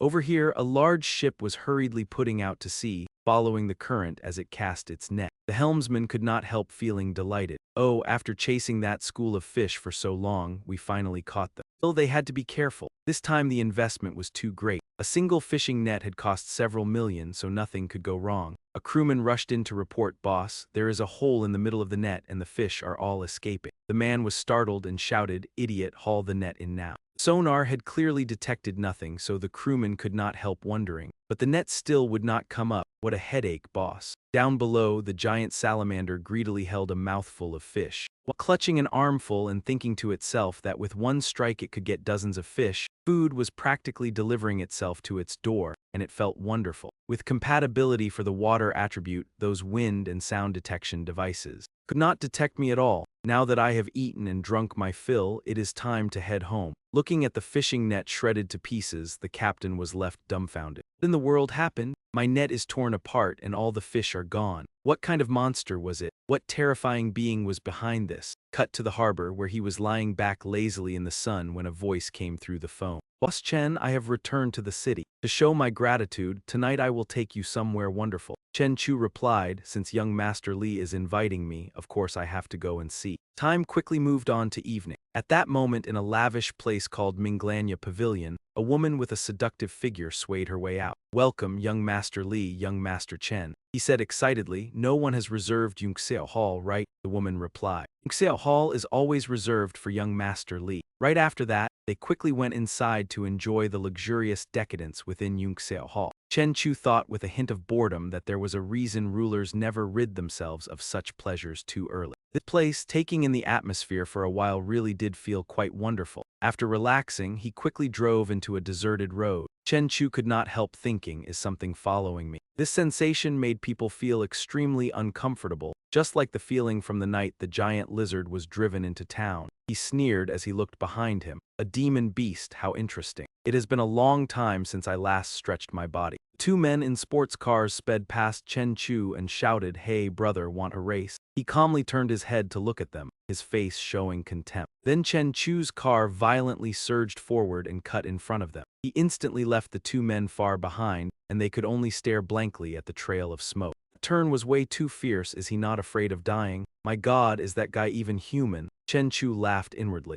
At this speed, even a gemstone-class car could not keep up. So how could that strange thing still stay right on his tail? It seemed this monster's strength was far from weak. At this moment, Chen Chu's car had already stopped by the seaside. Chen Chu shouted, "Come out, I am not a bad person." Immediately, a girl with no clothes on timidly poked her head out. "Big brother, that is a funny thing to say. I was bathing at the shore just now and my clothes were stolen. Could you give me something to wear?" Chen Chu instantly leaped forward. "You want clothes? Then I will get some for you right now." And just like that, he decisively threw a heavy punch at her while she was still standing behind the tree. But the woman transformed at once and slipped free of the sudden attack, leaving Chen Chu grim-faced. Beautiful girl from moments ago immediately turned into a demon. "When my bloodlust rises, I really want to eat you," Chen Chu said in shock. "What exactly are you?" She replied, "I am human too, just a more perfect human. My name is Yin Xio." She flicked out her long tongue and licked toward him. "Eating you would be equivalent to devouring several hundred people with powerful qi and blood, enough for me to complete the first stage of evolution." After learning her origins, Chen Chu immediately sprang forward and struck with two bursts of internal force. His body moved with incredible swiftness. "You want to eat me? Then let us see whether you are capable enough." Yin Xio was startled. So fast. After that, a huge explosion rang out, making the surroundings shake with a terrifying tremor. How could that be? There was clearly no aura of an awakened person on him. Yet without pausing, he immediately struck the withered tree hard, making her let out a sharp cry.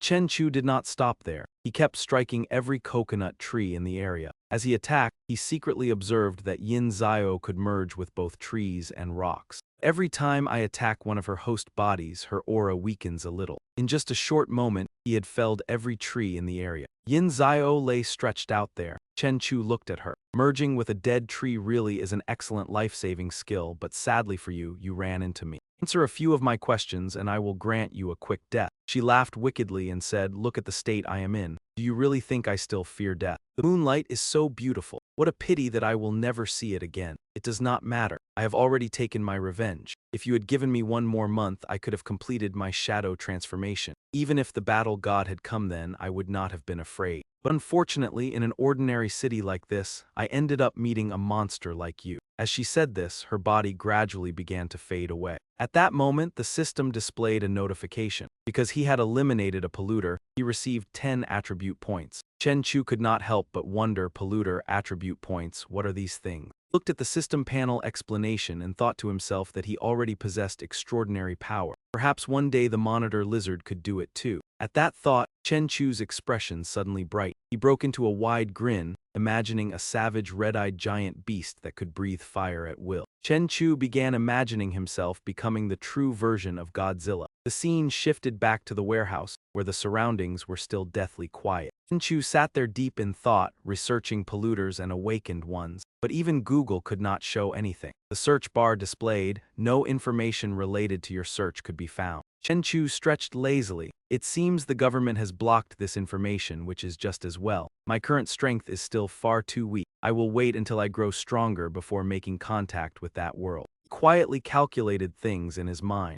If his physique could break through to 10,000, the system then displayed a notification panel, and Chen Chu had to choose one attribute to enhance. So for now, it seemed there was not enough, and he could only enhance one basic element. Chen Chu quickly made his choice and strengthened the lightning element. Very soon, the system notified him that he had used extraordinary ability enhancement points and obtained the power of lightning mastery. Chen Chu could not help but gaze with delight at the tiny arc of lightning flickering from his fingertips. A little lizard version with lightning abilities, fine, I will take it. Even controlling lightning comes with an experience note. Senza can also improve through training, which isn't bad at all. Meanwhile, the salamander seemed to resonate with his power, its tail instantly lighting up. The salamander was battling another monster, the two charging at each other like mad. Of course, it still held the upper hand, devouring its foe while thinking to itself that this was yet another mutated sea beast, no weaker than that giant spider before. Salamander rolled its eyes, realizing the lizard could also control lightning, even stronger than itself. Meanwhile, at City End's airport, Wanda had already arrived to receive the honored guests. As soon as they arrived, he hurried forward. You two must be comrades from the bureau, right? I'm Guanda, responsible for receiving you. The other stepped up to introduce himself. I'm Huangde, please cooperate with us on this operation. Another man stepped forward. Nangong Jian, in charge of Special Case 907, take us to see the body. Soon after, they headed to the lab where a completely dried skeleton lay on display. Wanda said, this person died last night and is the only body we've found. At the same time, over the past 4 days, 4 people have died mysteriously each night. Junfeng quickly channeled his inner force into the skull. A blue light in the shape of a woman rapidly formed. Nangong Jian also noticed it, observing the woman's face for a long time before silently sensing. Then Nangong Jian said briefly, when consciousness was extinguished, it was already dead. Junfeng was stunned. What? Already dead? Meanwhile, in the warehouse, Chen Chu continued training and thinking, his strength increasing too quickly for him to control. He didn't even dare go to Ning Naxin's house anymore, afraid that just sitting down would crush her sofa. He recalled how she had invited him, boss, would you like to come upstairs for some tea? But Chen Chu had quickly refused. No, I still have something to do later. Back in the present, he continued worrying. He didn't even dare get close to her now. What if he accidentally broke her bones? On the second day, the sales agent introduced, Mr. Chen, this is villa number 88. The main building is 560 square meters, with a 70 square meter front yard, a backyard over 200 square meters, and an 80 square meter swimming pool. The buyer will receive all furnishings worth over 1 million upon full payment. Chen Chu spoke up. The total price is 34 million. I'll offer 25.5 million. If that works, I'll buy it. Just as he took out his phone to transfer the money, a frantic voice suddenly rang out, Boss, there's a monster, save me. At that moment, Nangong Jian and Huang Junfeng stood above, overlooking the city. Junfeng reported that nothing unusual had occurred since last night. The contaminant is truly dead, but it's strange it was in an incorporeal state. With that kind of power, it couldn't kill people, and ordinary people couldn't affect it either. He asked, Captain, why don't we stay and investigate further? We could also take a look at this city's prosperity. Nangong Jian replied, use your time to cultivate instead. Otherwise, when the apocalypse comes, you'll just be cannon fodder. Hearing this, Junfeng was shaken. The apocalypse, that can't be. Nangong Jian explained that the professor had predicted. Next spatial upheavals will be more than 10 times stronger than 20 years ago. Our top priority is to strengthen ourselves and wait for that day. Only then will we not waste the nation's efforts in nurturing us. Meanwhile, the salamander discovered a treasure trove. At last, something valuable. However, the silt it dug up was too crude, and many porcelain items were shattered, such a pity. After the salamander brought the treasures back, Chen Chu quickly listed several antiques for sale online, secretly delighted he had struck it rich. Porcelain from the Song dynasty could be worth several million, even tens of millions. Unfortunately, many pieces had been accidentally damaged, likely costing him hundreds of millions in losses. Suddenly, a shout cut off his thoughts. "What are you touching?" The shameless man sneered. "Kid, did you see it with your own eyes? Don't talk nonsense. But since you say I touched you accidentally, maybe I should touch you again." A nearby customer couldn't hold back. "How can you be so shameless? I saw everything." He shouted. "So what if you saw it? If you've got guts, come and hit me." Chen Chu immediately grew indignant. "Interesting, I've never seen someone so arrogant in my life." The man laughed loudly. "Now you have, not convinced, then come hit me." He looked at Chen Chu mockingly. "If you've got the guts, come over and try." Another hot-headed kid who only dares to run his mouth. Chen Chu finally couldn't hold back, cracking his knuckles as he asked the staff, "Do you have surveillance cameras here?" The female employee quickly understood and pulled the plug. Then she loudly signaled, "Ah, our cameras just broke." Hearing this, Chen Chu smiled slyly, while the man's face turned pale with fear. In moments, his face was beaten swollen by Chen Chu, the pervert collapsing on the ground, foaming at the mouth. Chen Chu then waved his hand disdainfully, as if it had gotten dirty. Smiling brightly, he said loudly, "These days there are actually people who like getting beaten. How ridiculous." Meanwhile, at a house by the river, he gazed at the lightning in his hand, thinking that a human lifespan of 100 years was nothing more than a fleeting moment compared to a billion-year-old star. Chen Chu silently resolved that one day he would break free from the limits of life and death. Next day, Chen Chu told Leng Yue, "Take some time to study accounting. In the future, the company's financial books will be entrusted to you. Your salary will be doubled." Hearing this, Leng Yue was overjoyed and immediately agreed. "Yes, boss." Watching Chen Chu get into the car, she asked curiously, "Boss, where are we going next?" He smiled lightly, "To buy some things." Soon, they arrived at a grand building. A man in traditional Chinese attire approached with a warm smile, introducing himself as the owner of the antique shop, surnamed Gao. Chen Chu said, "Mr. Gao, please take a look at this plate and tell me its value." The man immediately treated them as honored guests and invited them upstairs to discuss further. This time, Chen Chu intended to sell an antique plate placed in a red silk-lined box. Mr. Gao touched it and even tasted it, thinking it carried a salty scent of seawater, as if it had just been salvaged. He then said, "Young man, this is authentic, but it originally comes as a pair.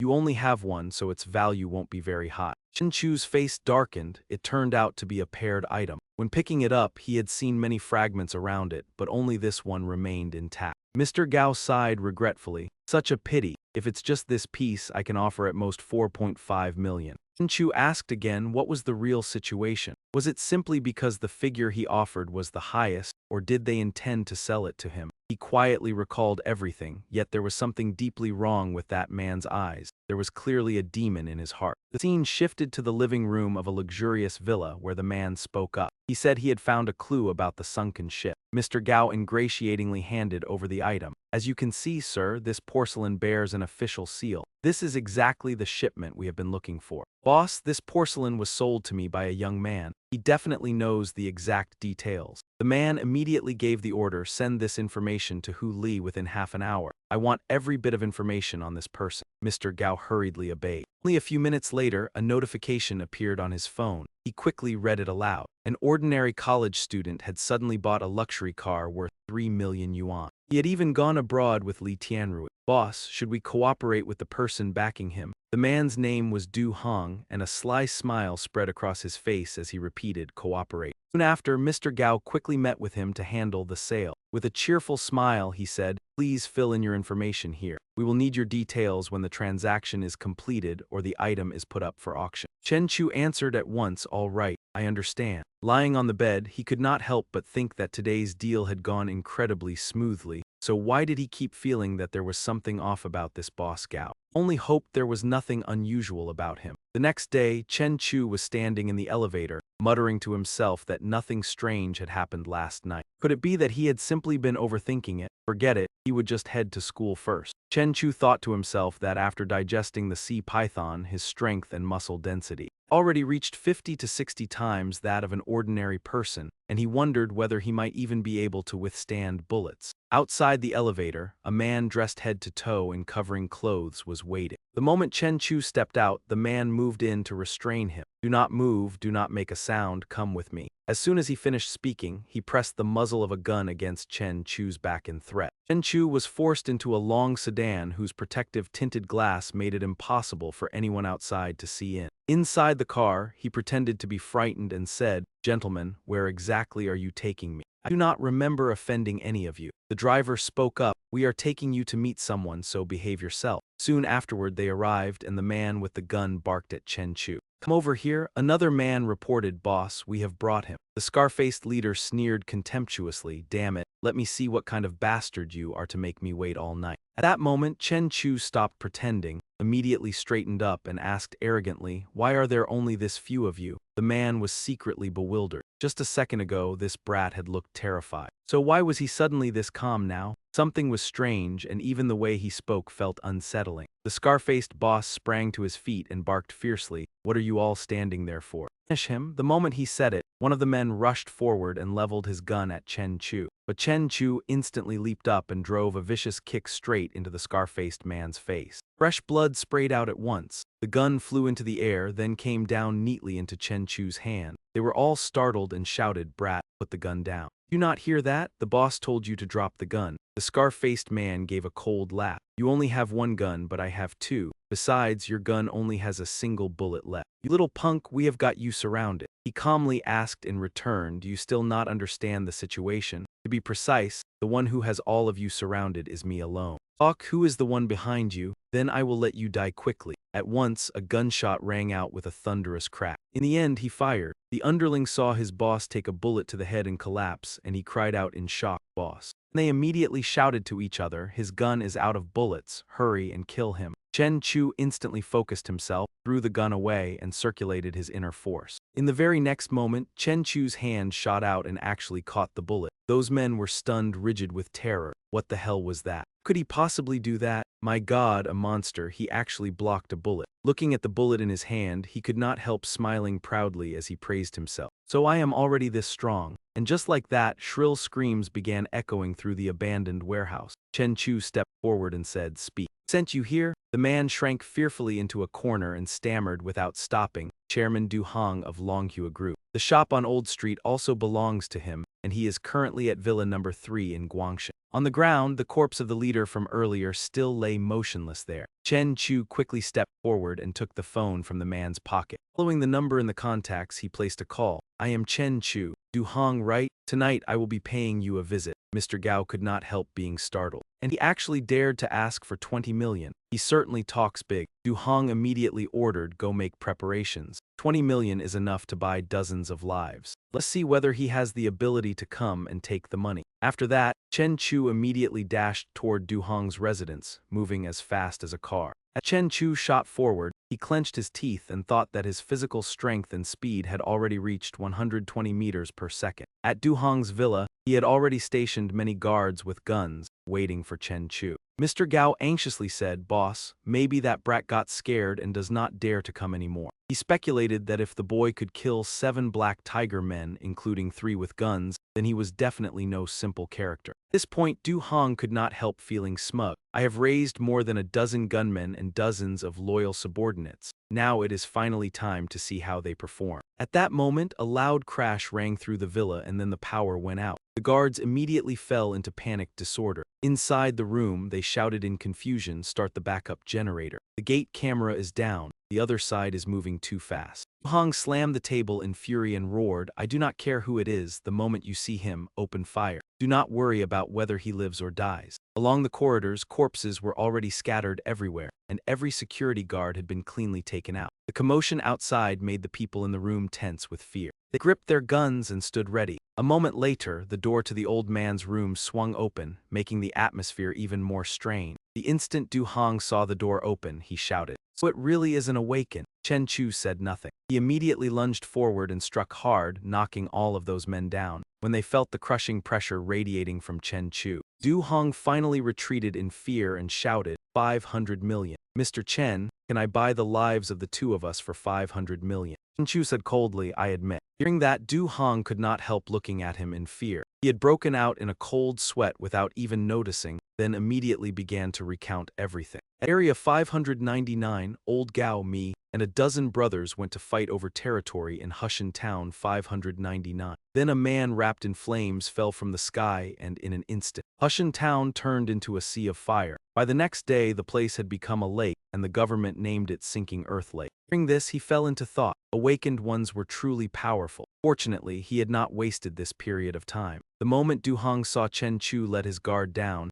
He immediately grabbed his gun and fired wildly at Chen Chu, shouting, "Go die, brat!" Chen Chu struck across in contempt and within a few steps wiped them all out. "No matter how much wealth you people possess, it is no different from blind ants in my eyes." Right after that, Chen Chu quickly left, and by the time the police arrived, the place had already become a sea of blood. A staff member immediately reported to Guanda that there were a total of 31 bodies, and one of them was the chairman of Longhua Group. He guessed that if his deduction was correct, then it must have been Chen Chu. And perhaps he was also the one who had killed that group in the mangrove forest. Guanda pondered for a moment. The ghost realm was fluctuating abnormally, and the second shockwave was about to arrive. He had originally planned to give the young man a strengthening slot to enter the ghost domain. The boy was too ruthless and bloodthirsty. His path had already gone a little astray. At this moment, the scene shifted to the harbor warehouse. A small object had been neatly placed on a large plate. Chen Chu muttered to himself that half of the roast chicken he had left behind had disappeared, and there were even grease stains left behind. It seemed that whatever had come to his place last night was very unusual. This time, the salamander was under the sea catching fish. It already had a big fish in its mouth, yet it was still greedy. "There is still more over there. Let me go take a look." At a depth of 1,200 meters beneath the seabed, the salamander thought to itself that this seemed to be an active volcano, and the pressure at this depth was making it feel a little uncomfortable. The scene shifted again. It was now morning at the harbor warehouse. A figure was flickering in and out behind him, and that person was even carrying a bag of fried chicken in hand. Chen Chu quickly sensed it at once. He hid by the corner of a wall and thought to himself that the other party would not escape. Chen Chu could not help feeling smug and immediately let out a cold laugh before throwing a punch across. Where Chen Chu's fist landed, a violent explosion erupted, sending dirt and rocks flying. But unexpectedly, there was no one there at all. He could not help being startled. There was nothing there. Had it simply vanished without a sound like that? What kind of ability was this? A dimensional rift, an underground passage, or something else? Suddenly, at that same moment, the system sounded a warning and announced, "Body is being eroded by a source of contaminated energy.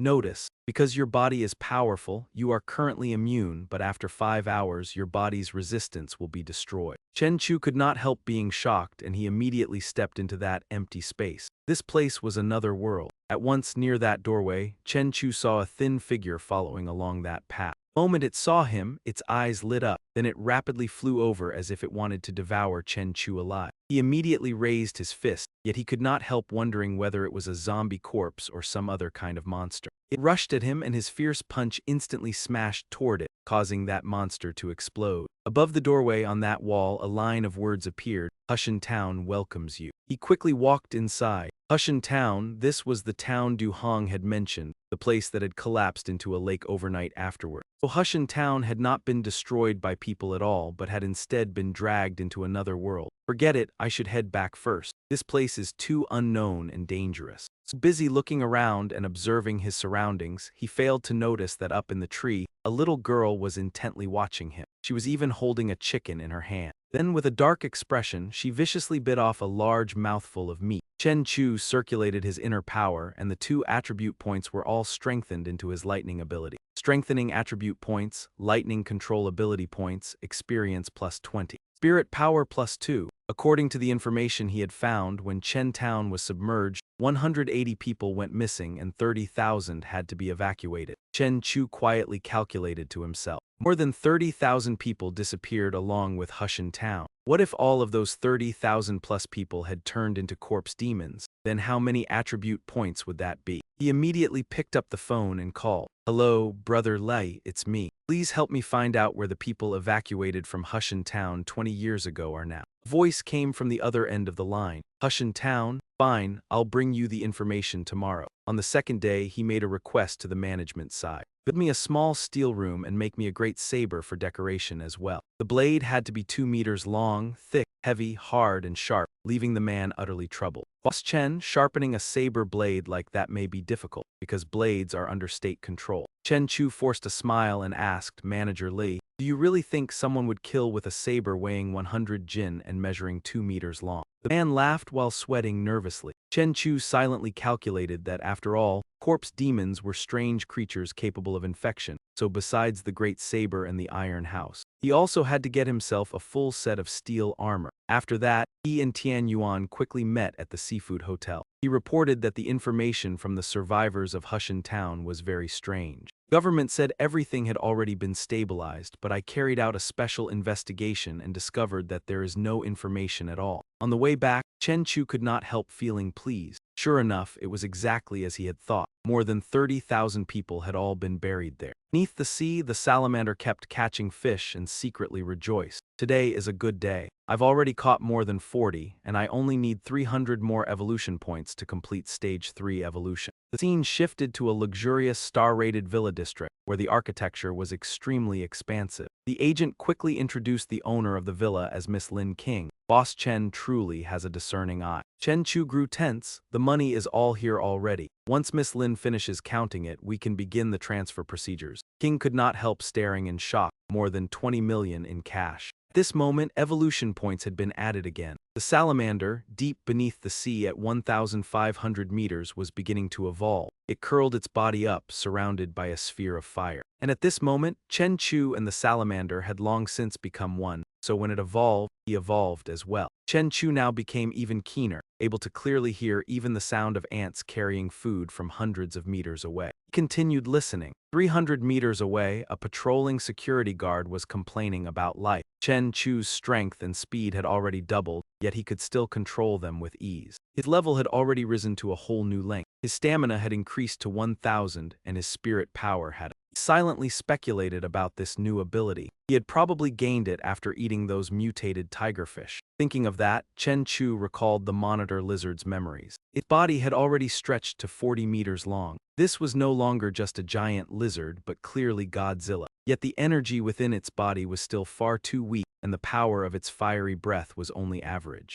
The moment the monitor lizard saw those blood-red eyes, it immediately sensed that there was a huge creature down below. It calmly opened its mouth and sized it up. Just one bite from this fellow, even an aircraft carrier's hull could be crushed to pieces. Its strength was not bad. As it tore into its prey, it said that it was only not bad, nothing more. The monitor lizard quickly carried off its spoils. This species of tigerfish provided more than 2,000 evolution points, along with a great deal of scorching energy. This cave was the dwelling place of those giant tigerfish. When it reached a nearby spot, it seemed to see something terrifying, and the monitor lizard immediately spat out the prey in its mouth. Looking at the scene before it, it thought to itself that it was truly frightening, enough to fill it with an inexplicable sense of fear. It seemed there was something inside this skull, and the energy in its body was already boiling. According to the system, the monitor lizard could absorb this thing, but it could not help wondering if it really could absorb it. At that moment, the monitor lizard's body suddenly lit up, and the system immediately displayed a notification. Your avatar has absorbed an ancient element, obtained super evolution, and is absorbing the power of Crimson Flame. The monitor lizard opened its huge mouth, then instantly gathered its power. That stream of force shot out in the next moment, creating a massive, earth-shaking explosion. It could not help marveling inwardly at how overwhelming the power was. Just one breath of energy made an entire island vanish.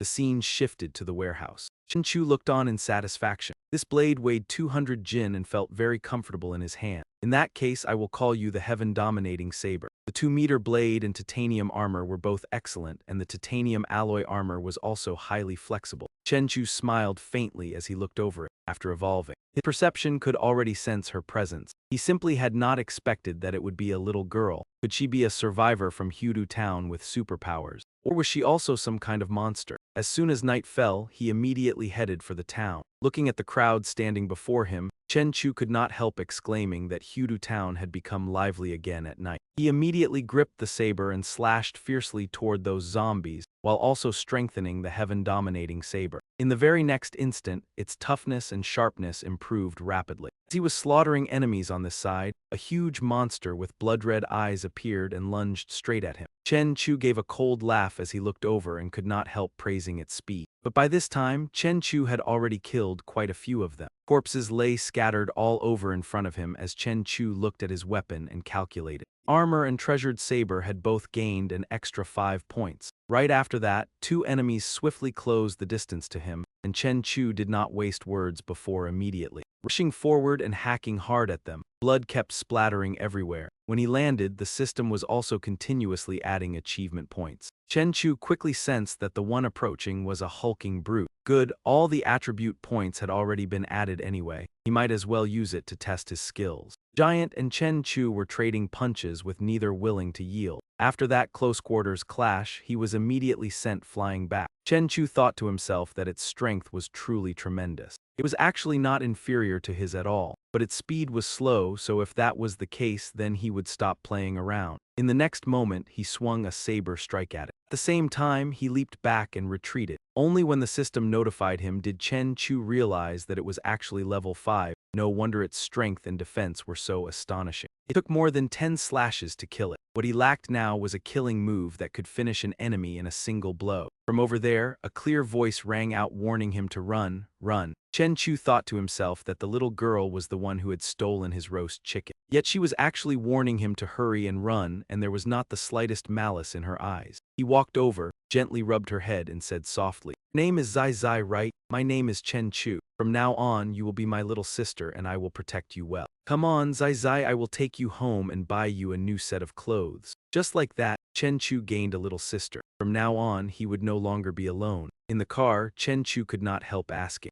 "Zai, what is that dark tidal wave that swallowed the earth? Do you know?" The little girl looked at the unfamiliar surroundings and stammered, "That is a tide, pitch black. Zai also does not know, but it is dangerous." Chen Chu took the little girl to the shopping mall. Zai was now dressed in a white dress and a pair of clean shoes. She was as lovely as a little princess. Chen Chu pointed at the pile of food on the table and said that everything had been bought, so it was time to eat. The instant Zai saw the food, she could not hold back and rushed over at once. While eating fried chicken, he silently thought that in the previous battle, the outer shell had covered his entire body. The power of crimson fire had accumulated within him. Then it erupted with terrifying force. This could be considered a trump card, and with 80 attribute points, all of them should strengthen the outer shell for him. He had already broken through to the intermediate level. His power had increased by at least 3 times. Zai looked at him in astonishment. The scene then shifted to Ning University's teaching building. A group of people was gathered together doing something. The bespectacled young man said excitedly that this round of training would, according to rumor, raise them to at least the rank of second lieutenant once it was over. The blonde-haired boy could not help asking the rank of second lieutenant. The girl also chimed in, saying, "Tell me, do you think we have been targeted by some mysterious department?" At the same time, someone from outside walked in and replied that they were right. The city had established a special department, and after completing the training, they would be granted the rank of second lieutenant. After the training, there would be all kinds of dangerous missions, so they had to choose whether to join or give up. The whole group grew excited and declared that they agreed to join. Back in the warehouse, Chen Chu was still training with total focus, tirelessly pounding the sandbag. Chen Chu said to himself that the outer shell gathered the power of crimson fire inside his body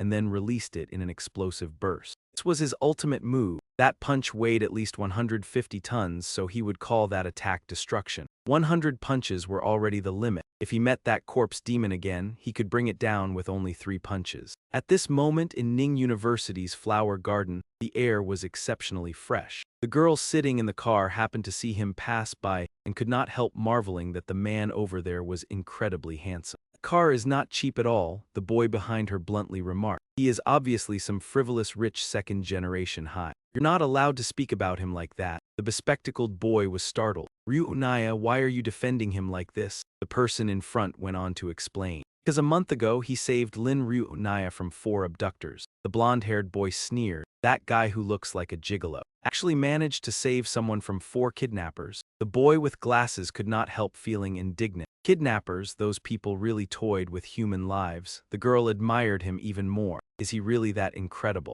Today, Chen Chu decided to take Zai to the amusement park. The 2 siblings sat quietly, watching the stream of people passing by. Beneath them, the monitor lizard was diving deep into the sea as a ship happened to pass overhead. It thought to itself that the ship was full of kangaroos after all. Such is the logic of those scavengers. No wonder. This was a perfect chance to test the strength of its divine lizard blade. Sailors aboard the ship broke into a commotion. Sona detected a massive creature approaching. 100 meters away, a huge object is rushing toward us at incredible speed. This is bad. It's about to crash into us. And at that moment, the monitor lizard's claws viciously tore a massive gash into the hull. Water quickly flooded in. The two rear cabins were severely damaged and had already begun taking on water. Sona's main engine was also damaged. The captain shouted, "Seal it off, hurry up and stop the backflow. Activate the multi-beam sonar, lock onto the target's direction and map the surrounding area." A sailor reported in terror, "Captain, it is a long and narrow creature over 40 meters in length, even larger than a blue whale." He could hardly believe his own hands. How could a creature that huge possibly exist in this world? Even a blue whale is only a little over 30 meters long.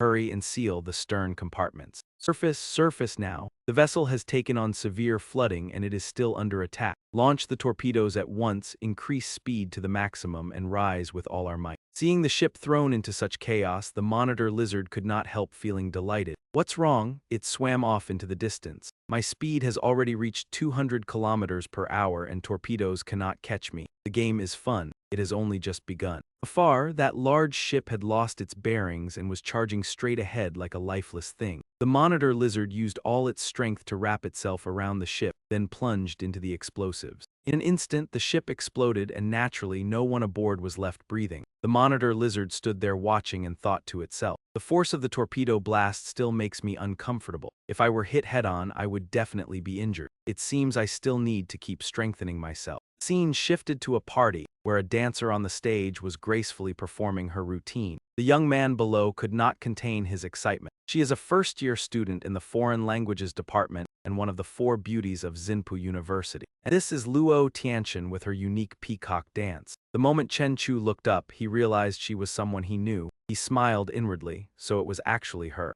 Zai, standing below, could not help blurting out, "So pretty, too pretty." After the dance ended, her hair cascaded down loosely, long and flowing. It shone with a beautiful golden color. She was still continuing her performance when someone suddenly stepped up behind her. The young man approached with a bouquet. "Tianchen, from the first moment I met you, I was captivated by you. Will you be my girlfriend?" She could not help feeling embarrassed. "What is this? She's in the middle of performing. Get down there." The crowd below burst into chatter. "What era is this? And people still pull this stunt? Stop standing there and making a fool of yourself." Tianchen spoke up. "Senior, the audience below will not let me agree to you, and besides, I do not like you either." After the party ended, Tianchen walked over to him. "Senior, do you still remember me?" Everyone could not help being surprised. What? Campus beauty was actually waiting for him. She stepped forward and reminded him. "Last month you called the police and saved a girl who had been drugged." Chen Chu immediately remembered. "Ah, I remember now, so what do you want with me?" Hearing that, Tianchen's face instantly flushed red. She stammered, "Well." Chen Chu scratched his head and gave a bright smile. "If there's nothing else, I'll be going first. See you around." Right after he left, she smugly appraised him to herself. "That car is worth more than 2 million. The shoes he is wearing are the latest Gucci model, worth over 30,000 a pair. This is what the style of a true rich second-generation heir looks like, unlike that Wei Zian." Meanwhile, Chen Chu had already put on his armor and carried his blade into the depths of a remote place. He recalled Zai Zai's words that they needed to find a cave before the black tide arrived, because everything on the surface would vanish. The cave was 30 meters deep and about 4 or 5 meters wide and tall. Excellent. The moment he entered, he killed a level 2 mutated bone spear corpse demon. Its body lay frozen on the ground. Next came a level 3 mutated bone spear corpse demon. This one had a body as hot as fire.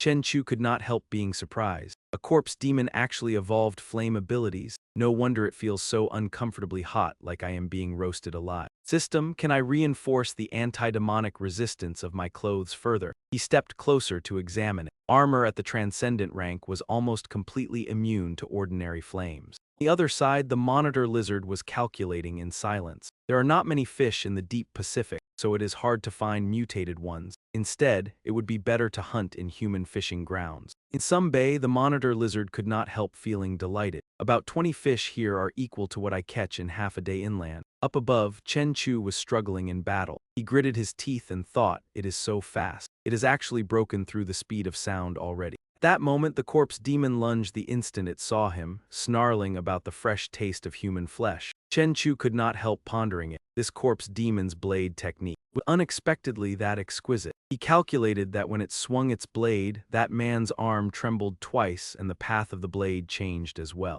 Right afterward, Chen Chu lowered his body. Got it. It is time to end this. The instant he finished speaking, he charged forward at once and the corpse demon could not help staring in shock. At the same time, an extremely bizarre face emerged from its chest, its blood-red eyes fixed directly on him. In the next instant, that face spewed out a massive blaze, and Chen Chu jerked his sword up to block in front of him. He stared at it solemnly and spoke, "Absolute flame." The moment Chen Chu said that, the face instantly went blank, as though it had no idea what he was trying to do. But of course, he gave it no chance to understand. The long blade slashed down viciously. In the next instant, it could no longer endure it and died, and as a reward, he obtained a fusion core element. At that moment, a heart-shaped symbol suddenly appeared on Chen Chu's blade. The tyrant blade of the vast heavens had fused with the evolved material. Chen Chu quickly tested the weapon's new power and forcefully swept it in a strike. The effect it produced delighted him. It could actually transform the energy of crimson flame and thunder into blade aura and fire it outward. The scene shifted again to the other side of the small town where Chen Chu was stalking another monster. He thought to himself, a spider that turned into a corpse demon? Forget it. This forest is too quiet, almost eerie. I should head back first. Inside the warehouse, the moment he returned, the little girl happily came out to meet him. Chen Chu, I help you, close door. He could not help being surprised. As I can actually close the invisible door, could this be related to spatial power? The little girl is more mysterious than I thought. It would be better to keep it S. Chen Chu held the spear in his hand, and it somehow knew exactly what he needed. Just as he was about to complain about how inconvenient it was to carry and store, it gave him extra storage space.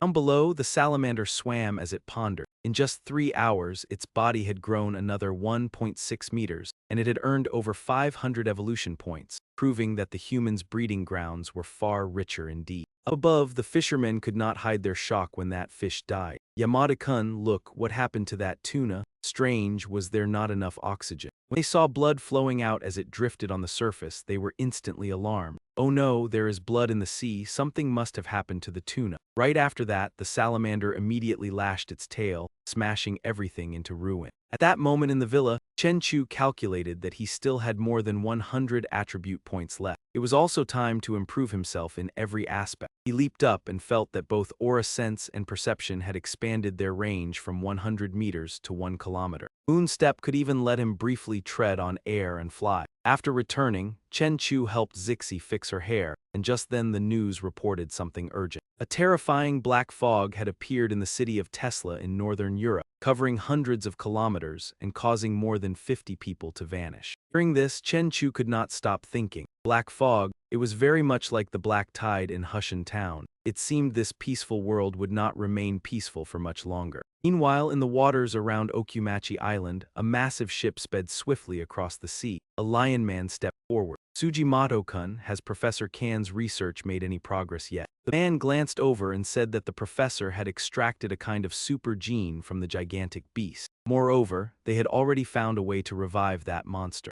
The lion man could not help asking, super gene, does that mean superhumans can now be mass-produced? The doctor replied. Not only that, even super giant beasts will fall under our control. At the same time, 2 others quickly came up from the ship and said, Professor, the micro-nuclear energy conversion has been completed. The other continued. Take it to the site immediately. They were imprisoning an enormous giant beast inside a glass cage, and a long sword was still pierced through its chest. Soon after, the technicians quickly reported that the electric ring had been fully installed and the nuclear power supply had been connected. The professor could not hide his satisfaction. Once nuclear energy was fed into the giant beast's body, it would come back to life. It was intelligent enough to know that the electric ring could kill it, so it would obediently stay down and submit to our control. Sujimoto flattered him, Professor Kan, you truly are an extraordinary professor, even greater than Einstein. Gazing at his own creation, the giant beast still lay motionless inside the glass case. He laughed loudly. Success, the giant beast is about to revive.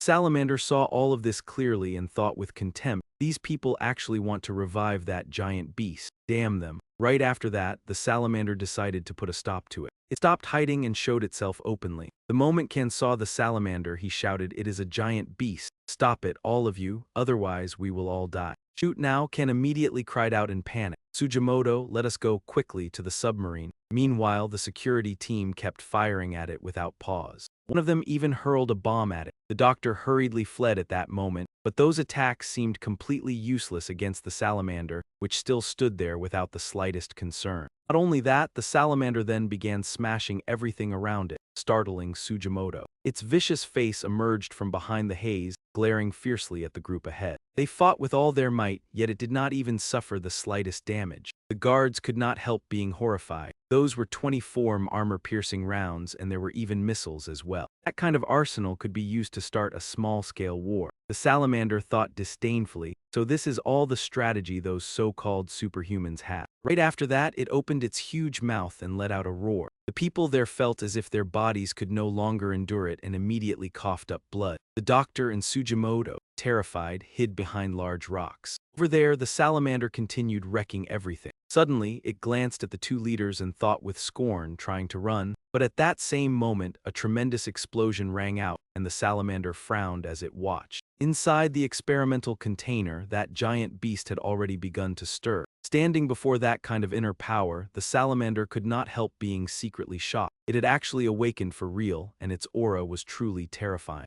A voice echoed within the salamander's heart. Stay away, stay as far away as possible, then kill it. At once, the salamander gathered its inner strength, opened its mouth wide, and launched an attack. Caught off guard like that, the giant beast was visibly startled. I have only just come back to life, and my flesh and blood are not yet solid enough. Do not do this. The system quickly announced that a damaged ancient gene had been detected. Would you like to absorb it? The salamander could not help wondering. Damage? Fine, absorb it. Chenchu was sitting in a cafe with Zixi. His face darkened as he thought, after absorbing a damaged gene, I can actually grow stronger just by staying still. The girl beside him still innocently stuffed herself with food. So tasty, so tasty. At the same time, Chenchu's phone suddenly rang. Tian Kaiyan had sent him a message. Hey, are you free tomorrow? Let us have dinner together. Chenchu immediately agreed and replied, sure, I will pick you up at 11 tomorrow. At that moment, inside the teleportation passage, Chenchu flipped through the air and thought to himself, amazing. Even an armed tank could be torn apart by those blade strikes. He had successfully killed a level 4 monster just like that, its body sliced cleanly apart. Chenchu could not help wondering, it is only level 4A, I thought it would be at least level 5. At that moment, some extremely strange wave surfaced in his mind, and Chenchu thought to himself, my perception has worked. Meanwhile, another huge monster charged toward him.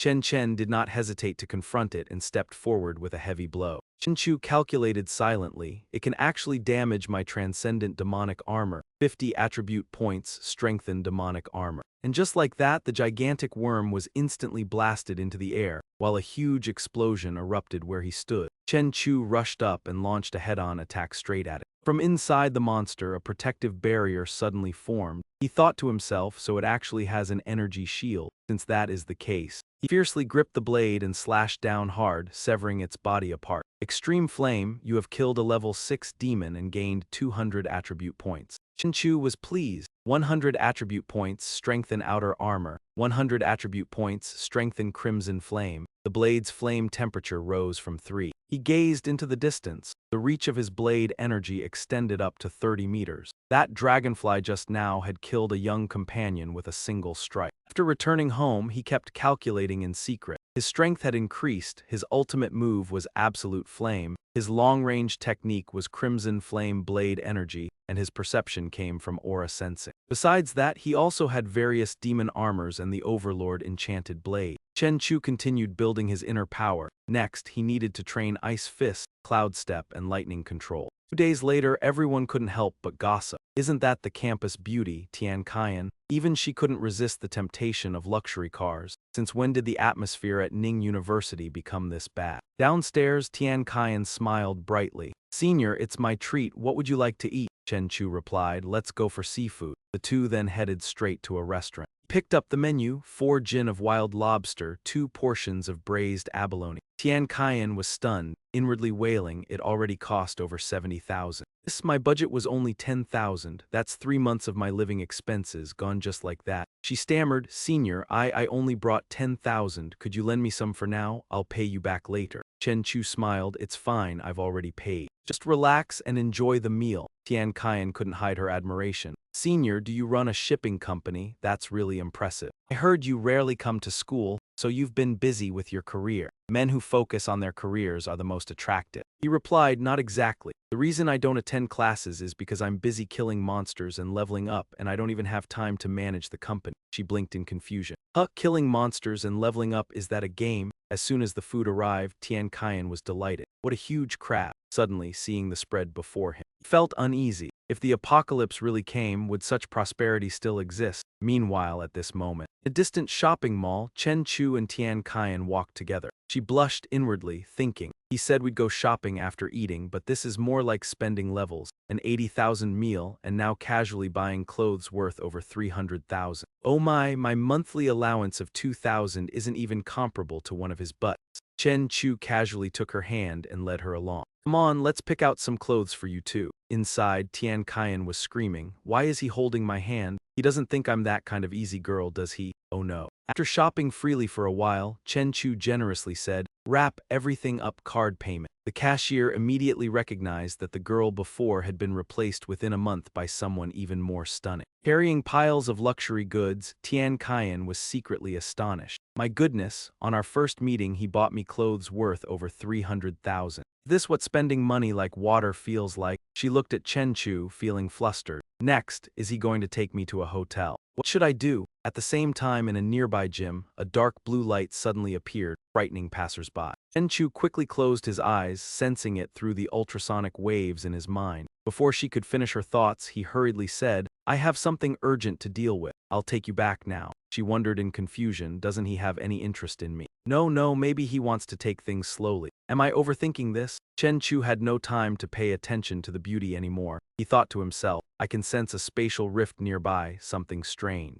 Soon after, Chen Chu followed his instincts to the gym. Inside, everything was stained red with blood. He was shocked this was the real world, yet the aura of a contamination ability had appeared. He chased it for a while, and eventually they came face to face. Black Monster snarled in annoyance, so you found me, then prepare to die. As soon as it finished speaking, it lunged forward. Chen Chu immediately kicked out and its body exploded. The system promptly notified, you have killed a low-level contaminated monster and gained 5 attribute points. Chen Chu thought, as expected, it's only contamination. Not full demonization, just like that shadow creature before. The corpse lay sprawled on the ground, and soon after, the police arrived to seal off the area. Guan decided with some regret, I originally planned to use that contaminated one to test the results of your half-month of grueling training, you awakened ones. Yet someone beat us to it and killed it. It seems this ability user possesses fire-type powers. He couldn't help but feel surprised, since when did a fire-type superpower user appear in City N?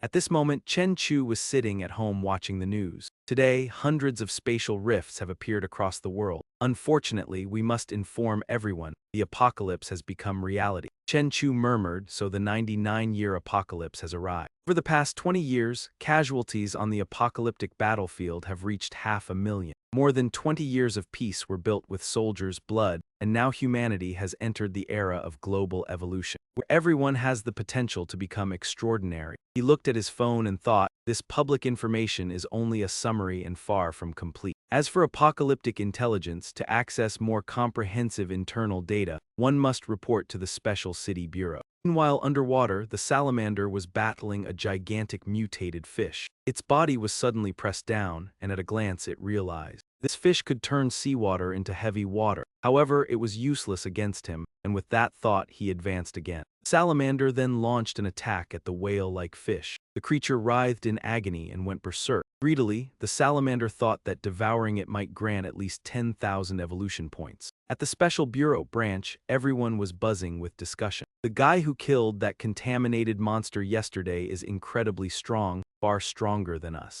Exactly, and it's even a fire-type ability. He must be an awakened civilian. The girl he saved thought to herself, could it be him? Judging from his performance that day, even now I still feel like I couldn't do that. At that moment, Guan Yang walked in. Someone has registered as an evolver this afternoon. Want to go take a look? Seeing everyone excited, he nodded in satisfaction. Good. At this moment, Chen Chu had already put on protective gear, visible only through the glass. A girl on the team immediately recognized him. He was the one who drove the luxury car on campus that day. She blushed shyly to herself. It really is him. Wanda had already been suspicious, and upon hearing his subordinate's words, his expression darkened. So it really is him. Wanda then instructed Chen Chu, to register as an evolver, you must undergo testing. The main tests are for strength and speed. Do you have any questions? I do not. This testing device can display a maximum force of 150,000 kilograms. In a moment, just strike it with your full strength. The young man glanced at his friend. Old Lee, tell me, how strong do you think he is? How many stars? Old Lee replied, yesterday he killed a contaminant, so compared to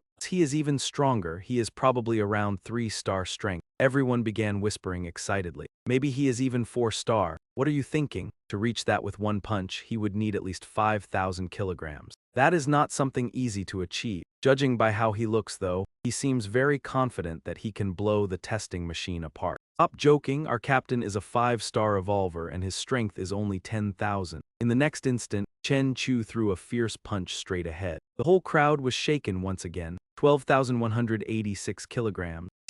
This is really 5-star. Yes, he is truly an extremely powerful 5-star evolver. He groaned inwardly. I still have not fully controlled my strength. I overdid it. Wanda looked at Chen Chu. Since you have reached the 5-star standard, you can go to the city's special bureau and receive 50,000 yuan a month. If you are willing to join the Special Operations Bureau, your salary will be doubled. You will be directly appointed Deputy Director of City N's Special Agent Bureau. You will be awarded the rank of Major. Are you interested? But Chen Chu quickly refused. No, I am used to living freely. Wanda did not beat around the bush and directly asked. Very well then, was yesterday's contaminant killed by you? Chen Chu answered honestly as well, that is right. Wanda continued, have you awakened a flame ability? Your flames are very strong, no weaker than the awakened ones I met back then. With your talent, you could join the Special Agent Bureau and might even be accepted as a disciple by a battle god general. Hearing this, Chen Chu felt a trace of doubt inwardly. The battle god general, someone on the Tianhua rankings. Right after that, he clicked his tongue and muttered to himself, I had better forget it. My giant monitor lizard has to remain a secret. Besides, I already have my own way of becoming stronger. Then Chen Chu replied, no, but thank you for your kindness, Director Guan.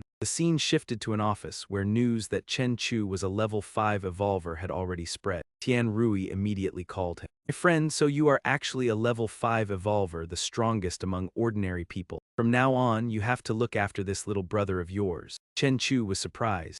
What do you mean? President Lee, the two of them then chatted happily for a while. After hanging up, Chen Chu thought wearily, I have received far too many calls today. Classmates I had not seen or contacted for years were suddenly calling to congratulate me. Is this what it feels like to be a sage in front of others? He remembered the giant monitor lizard. After swallowing the giant whale, its body length had reached 90 meters. His stamina had also risen to 1,800 points, and his strength had increased from 29 tons to 70 tons. Chen Chu could not help feeling satisfied. With the added protective layer covering the outside of his body, he feared he could even withstand an armor-piercing bullet. According to the evolver system, his overall strength had to be at least level 7 or level 8. Chen Chu calculated it over. In theory, 7-star was the peak of the Awaken. However, compared with a 10-star battle god general, there was still an absolute gap in strength in a peaceful world. Even if his strength improved every single day, if there was no opponent of equal power, his expression darkened slightly at that thought. All that would remain was an unbearable sense of emptiness. But the present was different. The apocalypse had erupted, so terrifying monsters would emerge from the void and invade reality. And there were also countless powerful awakened ones, evolvers, and battle god generals. And Chen Chu knew that all of them had already stepped onto the stage. At his current rate of growth, it would not be long before he could stand shoulder to shoulder with the battle god generals. The moment he thought of this, he abruptly rose to his feet. Chen Chu smiled to himself and made up his mind. No, I have to surpass them all and become something even stronger. Right after that, his phone suddenly rang. In the staff group, everyone now knew that Chen Chu was an evolver. The girls could not help chattering in admiration of him. Their innocent messages made Chen Chu unable to suppress a smile. He read the messages and felt quite amused. Soon after, Chen Chu deliberately put on a stern front and replied, no slacking off. Work hard for me. Each girl responded with a different expression. Ling Yue immediately answered, yes, boss. Na Xing, sitting upright at her desk, also replied, understood, boss. Seeing his message, Ling Yue gave a lazy, sly smile and replied, I am doing it right away. Scene shifted again to the dock warehouse where Chen Chu had already hurried over. He reached out his hand and the blade swiftly appeared. Dragging the liking blade along the ground, he noticed a small figure watching him, and Chen Chu spoke up. "We're back again, Zio Zai." The little girl stepped forward and stammered to him, "Zio Zai, open." Instantly, a door opened. "Ha!" Looking at Chen Chu, she said, "Door open." The little girl was already very different from how she had been when she first came to him. Afraid she might be in danger, Chen Chu immediately warned her. "Zio Zai, wait here and do not go anywhere. Let me go in and take a look." She obediently stepped aside and gave way to her big brother. Standing before that door, Chen Chu felt as though he were stepping on something sticky. The moment he entered, Chen Chu could not help raising a hand to his nose, his heart instantly on guard. This smell is definitely wrong. Looking at the scene before him, he could not help wondering. Does opening this door lead to a new location every single time? He glanced at Zio Zai and weighed it in his mind. If he wanted to stabilize the world behind the door, then the little girl would have to keep the door in an open state. But Chen Chu could not help worrying. If he did that, then what if an even more terrifying monster discovered the existence of the door? He recalled the blue-eyed monster that had chased him that day. He might be able to use the place where he vanished to deduce the position where he exited the door. On top of that, there was also the fire-filled demonic creature pursuing him. But once the door closed, the next time it opened, it would become a strange new world, and he would have to explore it all over again. Thinking of that, he could not help giving a cold laugh. So it is a completely random new dungeon. Chen Chu showed no fear. On the contrary, he actually felt it was not bad at all. At that moment, the system displayed a notification. Burning storm. The extreme heat is enough to instantly kill most forms of organic life. Scarlet flame reduces the burning effect of high temperatures. Chen Chu still stood there tall and unmoving. He smiled faintly. Good thing Scarlet Flame is protecting me. This hot wind even feels a little more refreshing instead. At this moment, his body was being corroded by contaminated energy. Chen Chu's physique had successfully developed him. He still could not fully resist the source of the polluted energy. Just imagine if those awakened with battle god generals could completely ignore pollution. Then just what heaven-defying realm had their strength ultimately reached? Forget it, there is not much time left. First, let him see what this world holds. Chen Chu closed his eyes to sense it, wave after wave swiftly spreading out from his mind. Chen Chu stood amid the vast emptiness, quietly listening to everything around him. Then he opened his eyes. There was no trace of living beings, nor any trace of demonic creatures. This was a completely desolate world. No wonder, this hellish world did not seem like a place where life could be born. Better to go back and protect the little girl while she opens another gate.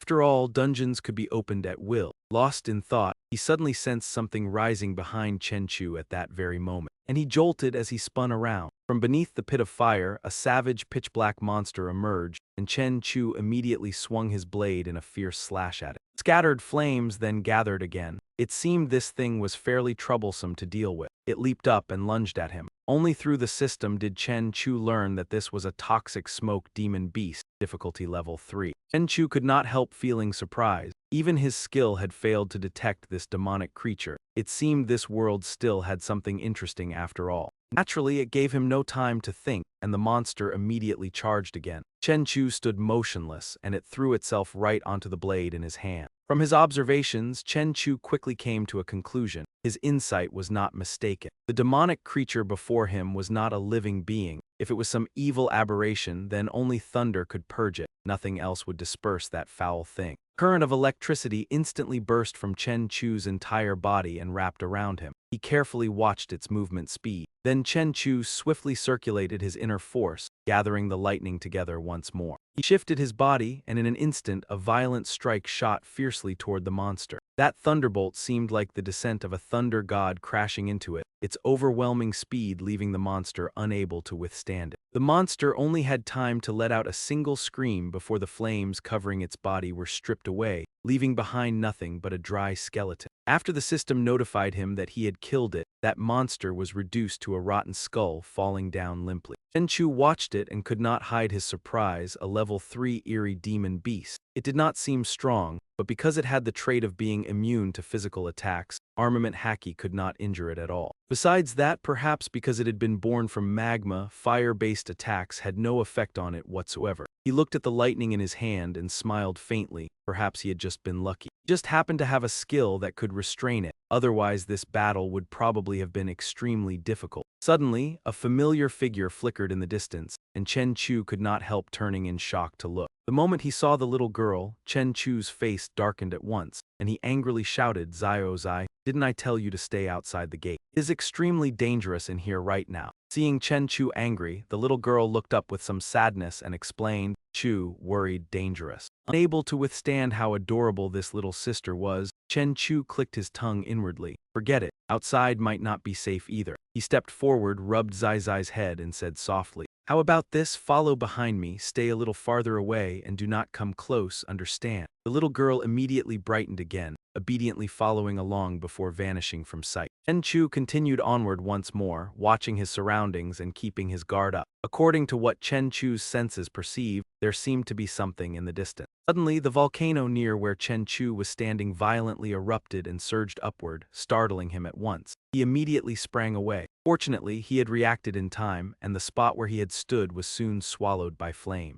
Chen Chu shot forward like a bird flying across the steep cliffs. The fire below spread wider and wider, burying everything. Although he had escaped danger for the moment, Chen Chu still was not at ease. He kept ascending in search of higher ground. In the end, he finally found a place to stop. Chen Chu chose to land on the tallest cliff so he could observe the whole area more easily. The flames still had not spread to where he stood. Chen Chu looked at the things before him and could not help being stunned.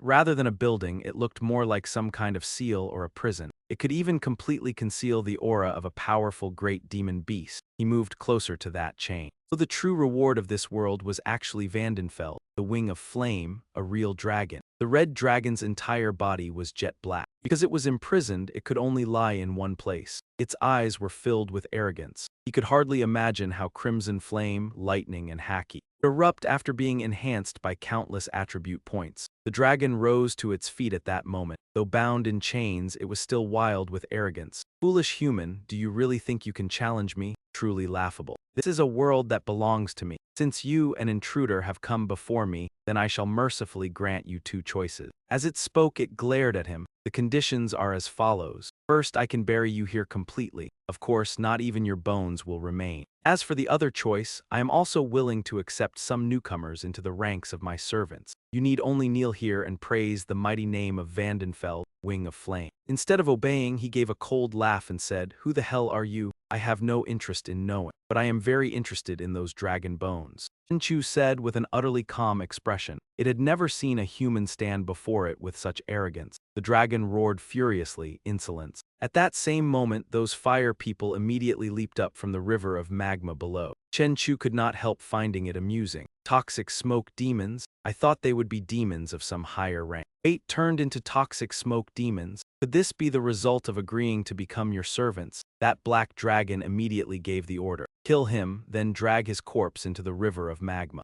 Once those fire people obeyed and charged toward Chen Chu together. Looking at them, he suddenly burst out with a loud laugh for some reason. From within Chen Chu's body, a stream of power instantly surged out like long cords. They carried powerful currents of electricity, twisting and coiling tightly around their targets. Those fire people were wrapped up by the cords and then exploded at once. The dragon could not help staring blankly. What had just happened? In the blink of an eye, had all my servants already been wiped out? Chen Chu once again circulated his inner force. Come to think of it, having a black dragon as a pet might be rather interesting. After saying that, he slowly turned around and asked it, "Why don't you become my servant instead?" The dragon immediately looked at Chen Chu as though he were some. At once, the ground where Chen Chu stood began cracking apart. At that very moment, Chen Chu immediately drew back his saber, gripping it tightly in his hand as crimson veins spread from the hilt across the blade, while flames erupted from the lava below. Only now did the two truly begin their battle. Facing such a powerful enemy, Chen Chu showed not the slightest trace of worry. Instead, he merely looked at it and smiled. Right after that, Chen Chu swung his sword with fierce force, slashing straight toward the dragon. Since it was restrained by chains, its movement was limited, and the strike cut hard into its neck, making the dragon cry out in pain. From the wound, a golden fiery fluid flowed out like molten lava. It was so enraged that even its breathing turned ragged. "Watch me send you straight to hell." Then it gathered its inner strength and drew in a breath. The dragon stared at him and could not help but laugh loudly. Next, it blasted a great torrent of fire toward Chen Chu. This was the hellfire current. and its heat far surpassed ordinary lava. On Chen Chu's side, he quickly raised his sword and used his crimson flame body to withstand the flame. It sounded like quite an effective method. Chen Chu was surrounded by a small circle, yet it was enough to keep the fire from burning through. Seeing the scene before him, Chen Chu could not help but shout smugly, "So this is all you've got." Dragon then immediately opened its huge maw. It drew up all the fire from beneath the lava, and at the same time, it glared at Chen Chu and roared in fury.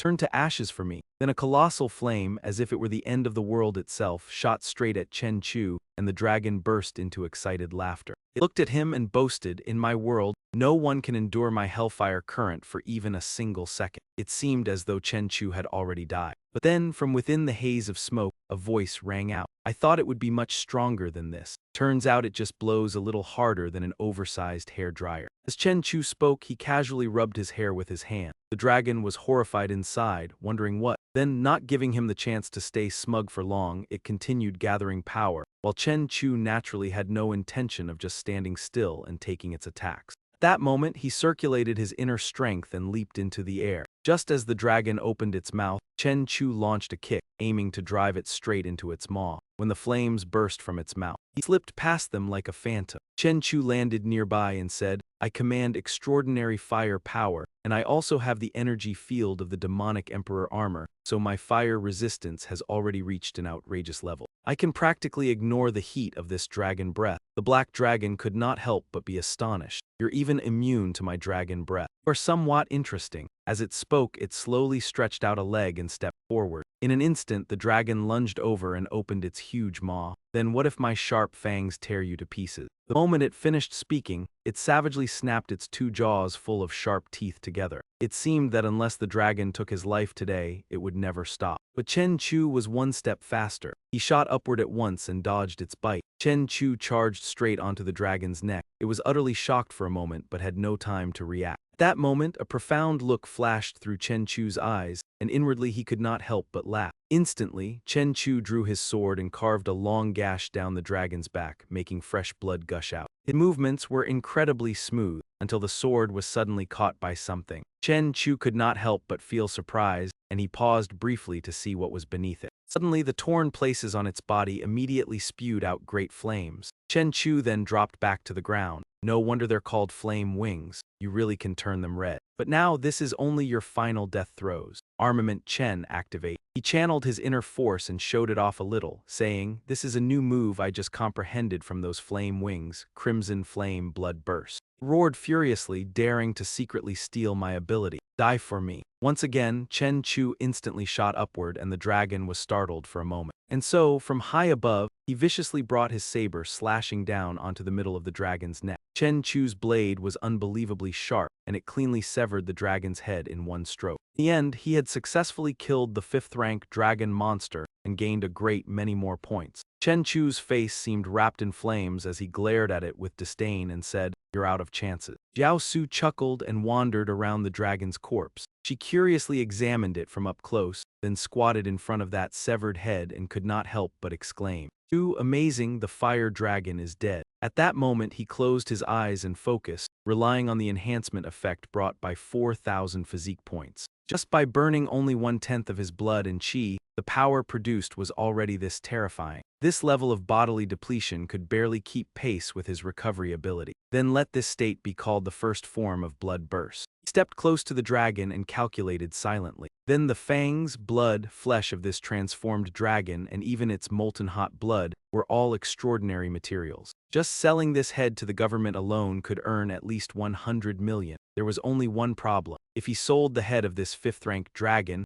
how was he supposed to explain where it came from? If I say I killed it by myself, wouldn't that expose strength at the 6th rank or perhaps even the 7th? Right after that, Chen Chu bent down and picked up his mischievous little sister. "Come down here, Zio Zai." Looking again at the dragon's corpse, he thought it over. "For now, I'll keep it first. Dragon meat might taste delicious." Chen Chu had to spend 200 attribute points to make space to store it. Right after that, it immediately disappeared and he successfully put away the dragon head. Chen Chu could not help but feel secretly satisfied. 400 attribute points, strengthen observation, sharpen the clairvoyant vision ability enough to see hidden intelligence. Zio Zai watched him evolve with nervous tension. 400 attribute points to strengthen the 3-color haki and a powerful powerful aura flowed around his body. Chen Chu smiled in satisfaction. At that moment, his entire body seemed to be wrapped in power. Chen Chu slowly landed on the ground after completing his evolution. He could not help but feel secretly astonished. So I awakened Conqueror's Haki as well. He raised his hand. This is Conqueror's Haki,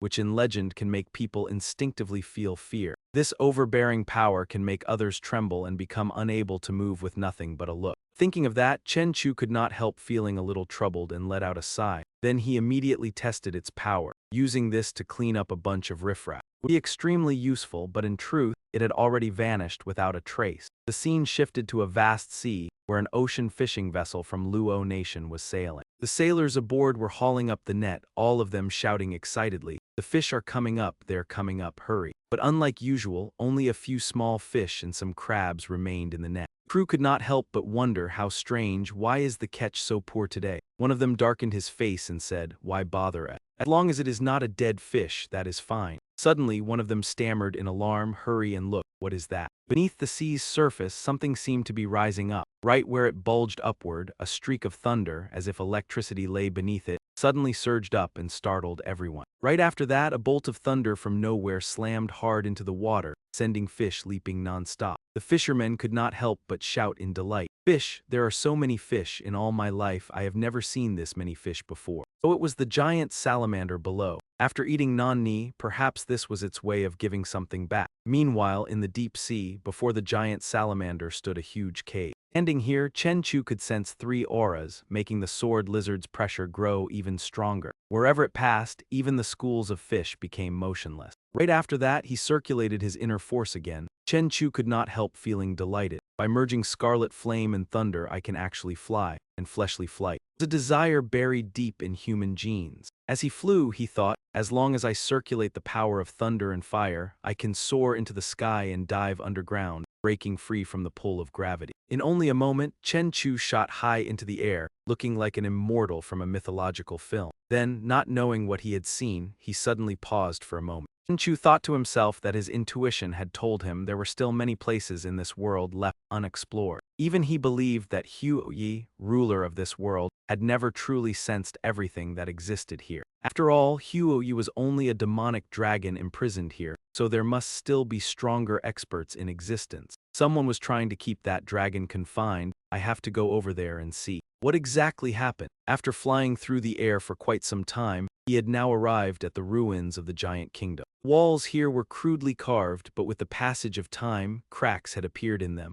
and the patterns on them were somewhat abstract, resembling the designs on pyramids. Chen Chu guessed, could it be that an ancient dragon civilization once existed here? Then what kind of being could make ancient dragons worship it? At that thought, he could not help frowning and asking himself, a dragon god or a true god? Then Chen Chu looked toward that stone door and could not help becoming wary, feeling that if he stepped inside, he would face immense danger. But if you do not enter the tiger's den, how can you catch the tiger cub? Right after that, Chen Chu charged in at his fastest speed. Although he knew it was dangerous, he still could not overcome his curiosity. After getting inside, Chen Chu could not help being astonished. It seemed that in front of them, even Huo Yi was only a little brother. At that moment, the system displayed a rapid stream of urgent alerts. The contamination power here was rising sharply. Chen Chu said to himself, my intuition was right. There is definitely something abnormal inside this great hall. Even before revealing its true form, it had already proven how terrifying its power to spread corruption was. Thinking that, he immediately shouted, stop sneaking around, I know you are here. Loud echo repeated Chen Chu's voice. Stop sneaking around, I know you are here. The echo. What happened next shocked Chen Chu. He stood there in a daze for a moment. Immediately, a beam of light from nowhere shot straight toward Chen Chu. This made him even more vigilant, but Chen Chu still calmly shouted, who is there? At once, a sturdy body with 4 arms rapidly appeared. That thing answered Chen Chu and awakened as the Venerable, and immediately afterward, the monster swiftly shed the white outer layer covering its body. A dark face instantly appeared, marked by a red pattern that now shifted as though it were smiling. That was indeed its expression. Staring at the bizarre monster before him, Chen Chu could not help growing wary, and then, for some unknown reason, it strangely extended its hand toward him. Even stranger, this thing seemed to have no fingers, and with anger on its face, it uttered two brief words: eternity. Chen Chu's eyes seemed to freeze as panic rose in him at that man's bearing, and he swiftly drove his blade hard into the ground, producing a thunderous crash. The force was so great that earth and stone burst apart at once, and from its palm, a surge of dark power poured toward him,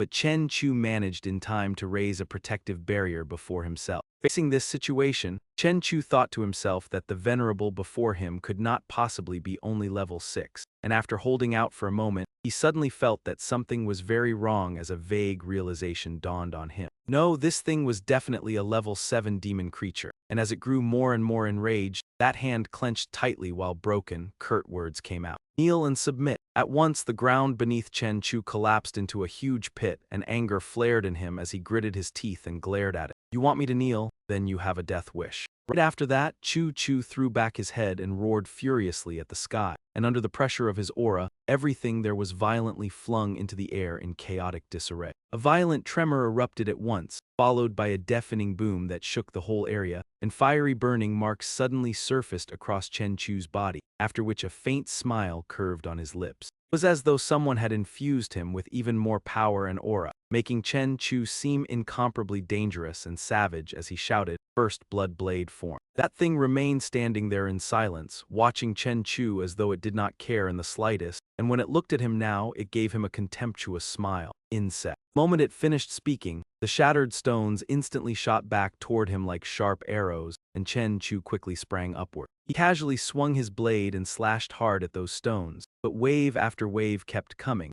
as though an enormous storm of rocks had formed before Chen Chu. The blade in his hand was working at full force, and Chen Chu moved with easy precision like a spinning fan, blocking who knew how many attacks without pause. At the same time, a great explosion rang out and surged straight toward the massive cliff wall, and it turned out to be his slash, so fast that the monster failed to see it in that fleeting instant. Its two arms were severed, and not only that, its entire body had been split apart, but when Chen Chu landed, that was also the moment its body vanished. But suddenly, a hand shot straight toward the back of his head, making Chen Chu's heart jolt. It was not dead, and unlike the monsters from before, this thing's combat power was even more terrifying, and it looked at Chen Chu with contempt and said, "End." Immediately afterward, a tremendous explosion shook the entire inside of the tower. That thing stood silently in the dust and smoke, smug for a moment because it thought it had killed him, but the surprise was not over yet, and its expression abruptly changed. From within the smoke came Chen Chu's furious face and terrifying gaze, and gritting his teeth, he roared in a fit of wrath. Second blood burst form. Needless to say, the monster was utterly terrified now, and it quickly retreated to widen the distance from him as its four arms trembled and gathered inner power, preparing to strike Chen Chu once again. But how could he possibly let it get its way? Chen Chu instantly unleashed another fierce slash at it that made the whole place tremble, and the look in his eyes and on his face had changed completely.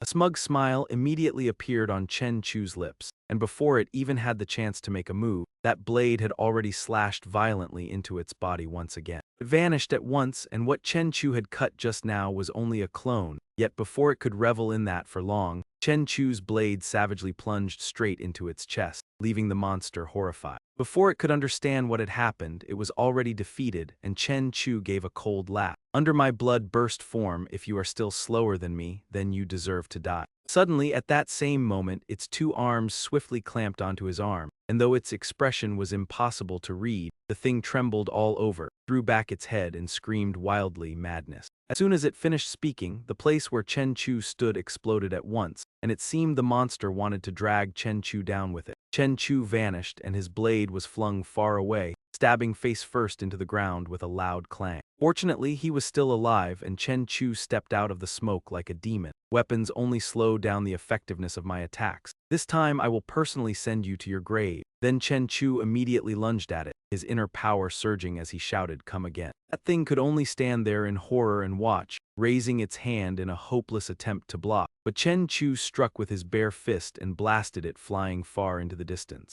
Its body smashed headfirst into the ground, shattering the stone beneath it. But of course it did not end there. Another explosion thundered out, and the monster was sent soaring upward again like a ball casually tossed away, while cracks spread across its face. It felt a surge of agony tear through its body, and from far away, Chen Chu came charging in like a rocket, rushing in face to face and startling the monster in spite of itself. Chen Chu gave his opponent a friendly smile, and then his hand mercilessly slammed straight into its face as he drove it down from the sky at terrifying speed, and when they hit the ground, the impact made the earth quake and split apart. It seemed as though the danger had passed and the threat had already been eliminated, but no, behind him, a familiar hand formed the sign of a box. And of course, Chen Chu sensed it and immediately turned to look, but before he could steady himself again, the ground beneath where he stood suddenly collapsed. The cracks in the shattered stone, chains swiftly shot out and attacked Chen Chu's legs, and in only an instant both his hands and feet were tightly bound. They looked fragile, but in truth they were incomparably tough, and what was restraining Chen Chu was the dragon sealing formation, which could absorb the power of whatever was sealed within it and strengthen the seal itself. And he quickly realized that the more force he used, the harder it would be to break free from these restraints. So this is how you bound the ancient dragons and turned them into slaves, is it? Even so, your ability to stop me still falls a little short. As soon as he finished speaking, he immediately tensed his body. At that moment, a mighty surge of inner power erupted from Chen Chu's body like flames constantly blazing upward, and with that smug smile still lingering on his lips, he looked at it and continued, "Because I am different." Immediately afterward, those chains were crushed into fragments under Chen Chu's steps, and in no time he completely broke free from the man's restraints. He stared straight at him, enunciating each word clearly. Listen carefully. "I am Chen Chu." As he spoke, Chen Chu couldn't help but look at him with utter disdain. The monster was visibly startled, glaring viciously at him with a confused expression. Only now did it realize Chen Chu was a formidable opponent, and it quickly retreated. Beneath his feet, the ground cracked again, releasing a thunderous Chinese letter roar. Sparks flared up along with it. Chen Chu stood there like the king of hell come to claim lives. It seemed that all that power was gathering in his legs, his inner force surging more violently by the second. In a flash, Chen Chu vanished before the monster's stunned eyes, only to reappear right in front of it. This left the monster shaken. Chen Chu's face hardened with anger as he clenched his teeth and lunged forward, throwing a punch straight at it. At the same time, the creature tried to flee, but Chen Chu was faster. The monster was struck and sent flying far away. Not giving it a moment to recover, Chen Chu rushed in again at astonishing speed, delivering another punch that blasted the monster flying once more. Yet Chen Chu had no intention of sparing it. He continued pursuing relentlessly, determined to beat it to death. The creature's body was battered apart again, limbs flung in every direction, as if it were about to shatter completely. Chen Chu landed atop the monster's head. From this moment on, he became its very nightmare. As the creature's body slammed into the ground, Chen Chu pounced straight onto it. Amid the swirling dust, he resembled a killer crawling out from hell. The monster's vision was filled entirely with him. At this point, Chen Chu was nothing but pure terror to it. Severely wounded, the monster lay motionless, a massive hole torn open in its chest. Chen Chu lifted the monster's heart, staring at it with a sinister smile. "Your power is mine now." In the end, he had destroyed it, and his crimson flame power evolved, now capable of binding monsters below level 6. However, due to excessive strain on Chu's body, the level of contamination was steadily rising. Upon seeing him, the little girl grew anxious and hurried over. "Contamination, it's dangerous." Chen Chu was drenched in sweat, exhaustion evident on his face. The prolonged battle had worsened the contamination. He could no longer remain in this world. The loss of the Venerable's protection, the kingdom of dragons and giants began to collapse. Using all his strength, Chen Chu dashed at extreme speed toward the gate to return to the real world. After he left, Ziohai hurriedly rushed over to shut the door. Chen Chu closed his eyes tightly, his body limp as he lay completely still. Looking at him, Ziohai quickly reported, "Chu, the door is closed." At that moment, a mouthful of fresh blood burst uncontrollably from his lips. Chen Chu weakly murmured, "Once the gate is shut, contact with that world is severed. I wonder where it will open next time." Ziohai approached anxiously Chu. Chen Chu gently stroked her head. "I'm fine, gaining great power always comes at a cost." But inwardly he thought, although the principle of crimson flame blood burst is simple and crude, only those with terrifying physiques can activate it. If an ordinary person used it, Even the first form would cause their blood to boil dry until they withered into a husk. So if I want to go further and break through to the third form, I need to strengthen my physique even more. Saying this, Chen Chu forced himself to stand up. He took Xiao Hai's hand. Since the portal is closed, let's go back and rest early. The girl obediently followed as the scene shifted. The ruined palace of the giant kingdom, the monster's hand twitched slightly. It wasn't dead. Its heart had indeed been taken by Chen Chu, leaving only an empty shell. It seemed like the creature was killed, but now it opened its eyes again. Slowly sitting up, a sharp pain surged from its left chest, startling it. Looking at the substance on its hand, the monster finally realized its heart had been taken. Rage and helplessness flooded its mind, and it let out a deafening roar that shook the surroundings. Elsewhere, a soldier urgently reported over the radio, due south coordinates, 35 degrees, distance 120,000 meters, large level 5 contaminated entity, request concentrated fire support. Within the pit, hundreds of monsters poured out continuously, a terrifying sight. From above, missiles locked onto them, wave after wave of bombardment raining down. This was a mysterious sight in City K. Explosions and flames erupted everywhere. No one knew where so many of them had come from. Seth watched with concern. Should we extend this second wave of attacks by another 6 minutes? Hopefully these creatures won't escape. Teammate Zhen En reassured him, "Don't worry, Seth. These creatures have been busy devouring corpses and hadn't moved until just now." Seth continued calculating. "First, what's the current contamination level?" Mike replied, "It's at 15.5. He added, "With our resistance, we can hold out for another 8 hours. Seth smiled faintly. 8 hours, that's enough time for us to collect the goods. Tara chimed in, "The corpse of a level 5 seven-headed monster is immensely valuable. Even a damaged one can fetch a high price." Mike added, "We still have to cover the cost of the base's fire support." Seth nodded with satisfaction. "Even if we keep just a third in the end, that's still not bad." Watching the monsters being blown apart, he continued, "As the people of the Snow Nation say, you must give to gain. Without base fire support, any level 5 monster at full strength would be enough to make a one-on-one battle extremely difficult. Time to get to work. That level 5 monster is mine."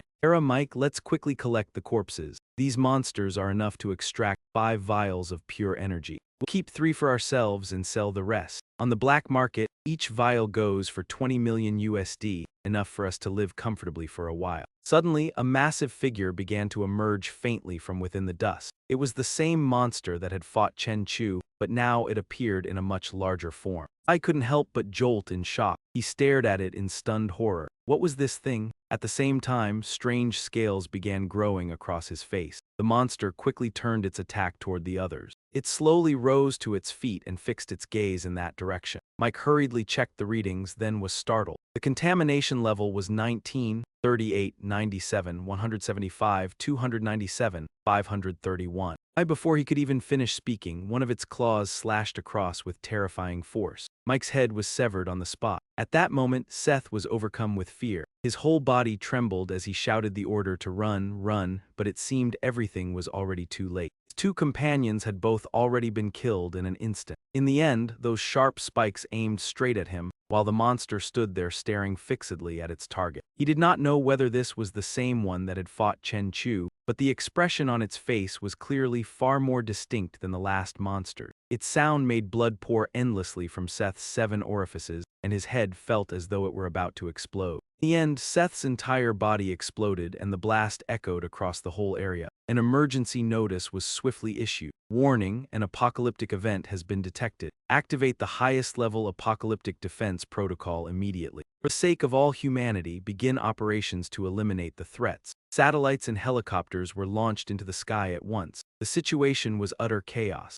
An enormous bomb was immediately deployed and dropped straight toward that monster, as thunder and lightning roared deafeningly. After fighting that powerful monster, his body was completely drained. Once he got home, Chen Chu fell into a long sleep. Never before had he slept so soundly. After waking up, Chen Chu stretched his whole body. Once he had changed clothes, as usual, he went next door to wake his little sister. Zai, it's time to get up for breakfast." Zai truly was a sensible little girl. Even though she was still asleep, she still sleepily ran out to open the door. Chu, hug. Seeing his little sister acting spoiled in front of him, Chen Chu could not help letting out a sigh before smiling indulgently. At once, his tall frame scooped the little darling into his arms. "Honestly, there's nothing I can do with you. Hee hee." Feeling warm and safe in his embrace, the little girl drifted back to sleep on Chen Chu's shoulder without even realizing it. He carried the pouting Zio Zai on his shoulder just like that when suddenly a sound came from outside the door. Outside Chen Chu's home, a girl with a figure as sleek as Sunny's was standing there waiting. It looked like she was a female food delivery rider. On her back was an introduction identifying her as a delivery worker, super fast ordering, defeating your hunger. Unlike other delivery workers, this girl carried an extraordinary air about her. The moment she saw him, she said, "Mr. Chen's takeout has arrived." Chen Chu immediately opened the door, and the instant he saw her, he could not help staring at her in astonishment for quite a while. Chen Chu was still carrying the deeply sleeping Zai Zai in his arms. The moment Zian saw that, she handed over the bag and gave a faint smile. He remained silent, only glancing at the motorcycle she had parked in front of him. Chen Chu could not help remarking, "This is the first time I've seen a beauty riding a motorcycle worth millions to deliver food early in the morning." Zian refused to back down. "I've also never seen anyone living in a villa worth billions while ordering takeout every single day." "Dad, huh?" Chen Chu revealed a sly smile as he looked at her. "Beautiful lady, you seem to know me very well." Right after that, he instantly raised his guard and circulated his inner force. That surge of power swiftly enveloped her. Faced with that pressure, she naturally could not endure it, and the bag of food in her hand fell to the ground. Ian's entire body trembled. No wonder you're from N City. No wonder you're Chen Chu, the nation's very first #1 evolver." Although she was still terrified, she forced herself to speak. "Today I've finally met the real you." Seeing her reaction, Chen Chu trusted her even less and remained secretly on guard. This girl was very strange. Then Chen Chu spoke up. "Tell me, what is your purpose in approaching me?" Zian's breathing began to quicken. Her face also flushed slightly as she pulled down her jacket, revealing her full chest, and stammered, "Oh, of course it's because I'm pursuing you." Hearing that, Chen Chu could not help asking in astonishment, "What?" Then she immediately turned and left, but not before calling back, "You didn't hear wrong. I said I want to pursue you." Zian gently left him with one final sentence before getting on her bike. "Remember this well, I am Fu Zian. I live nearby. We'll meet again on the next order." Scene shift. Chen Chu said in surprise, "Brother Li, aren't you exaggerating a little? Doesn't our city already have a special operations bureau? If contamination appears, they'll definitely get there first." Tian Rui replied, "How could the Special Operations Bureau ever compare to you, little brother? You're not one of the government's people, so you don't need to answer to anyone at all. Little brother, you can act whenever you want." As he spoke, Tian Rui pointed at him. "So, little brother, what really matters is simply who you want to help." Hearing that, Chen Chu could not help asking in confusion, "Brother Li, what exactly do you mean by that?" Tian Rui went on, "You probably still don't know this, little brother. Ever since news about you spread yesterday, by this morning, most of the villas around this mountain had already changed owners. Because your reputation has spread far and wide, land prices here have already risen several times over. All the wealthy people in N City are scrambling to move here. It looks like this crowd gathering here is hoping to receive your protection. In truth, this is your resource. Whether you want money or want to use connections for something, these people absolutely will not refuse. The price is simply that whenever you're here at the villa, you have to make a move." Hearing that, Chen Chu could not help raising a hand to his mouth and thinking intently.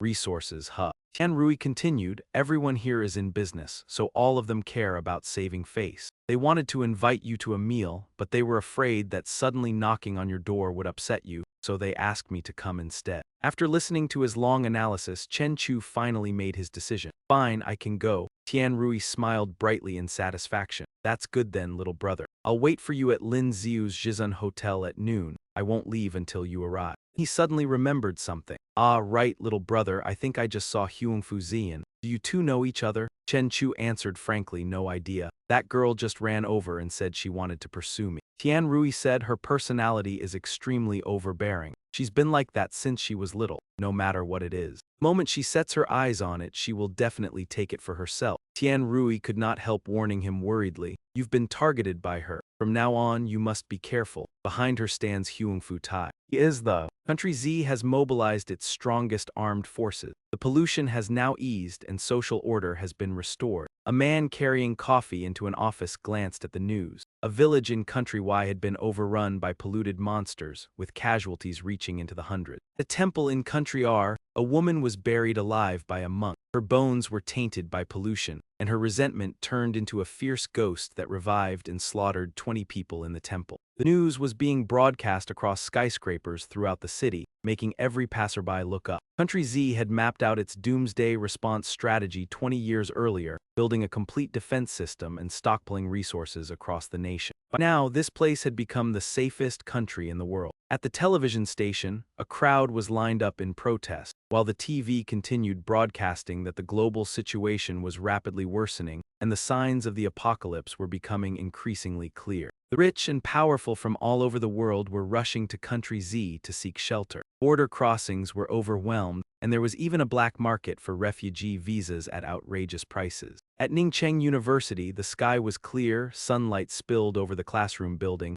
and peach blossoms drifted softly in the wind. Students moved about across the campus. In the classroom, Tian Qian had just put on her earphone. She flipped through her book and murmured her lesson under her breath. A female classmate suddenly turned around and said to her, Tian, tell me if the apocalypse is really coming for us. And what is the point of us studying this desperately? Tian kept turning the pages of her book, and the other girl went on speaking. Should I look for a job at a multinational company after graduation, or go abroad and become an interpreter? But in the current situation, let alone multinational companies, there is no telling whether any foreigners will even still be alive by then. It would be better to find a capable local man and marry him first. Tian Qian set aside her earphones, and her face took on a thoughtful seriousness. In her mind, the image of Chen Chu wielding the power of fire immediately appeared. Chen Chu, a 5-star Awaken, possessed extraordinary power over inextinguishable flames. His name was hugely famous on the internet, even more famous than some top stars. She braced one hand on the desk to support her chin and continued thinking. There had already been thousands of comments about him on the major social forums, but the more followers someone had, the more doubtful voices would follow. Her friend grew excited again, leaned her whole body toward Tian Qian, and asked, "Oh right, how are things going with your super boyfriend?" The blue-haired girl narrowed her eyes at Tian Qian and smiled slyly. Then she asked, "Have you two slept together yet?" The moment she heard that, Tian Qian's ears turned red at once. Her whole face flushed, and she covered her chin with one hand while looking away. "What nonsense are you saying?" Once again, she began imagining things, this time picturing herself and Chen Chu together, the two of them perfectly matched. They were truly a gifted and beautiful couple. Tian was strong, astonishingly talented, and so beautiful and flawless that there was not a single thing to criticize. As for Qian Chu in name, he was her boyfriend at Ning University. Then Tian Qian sank into thought again, and her gaze gradually dimmed, no longer as shy as before. But in reality,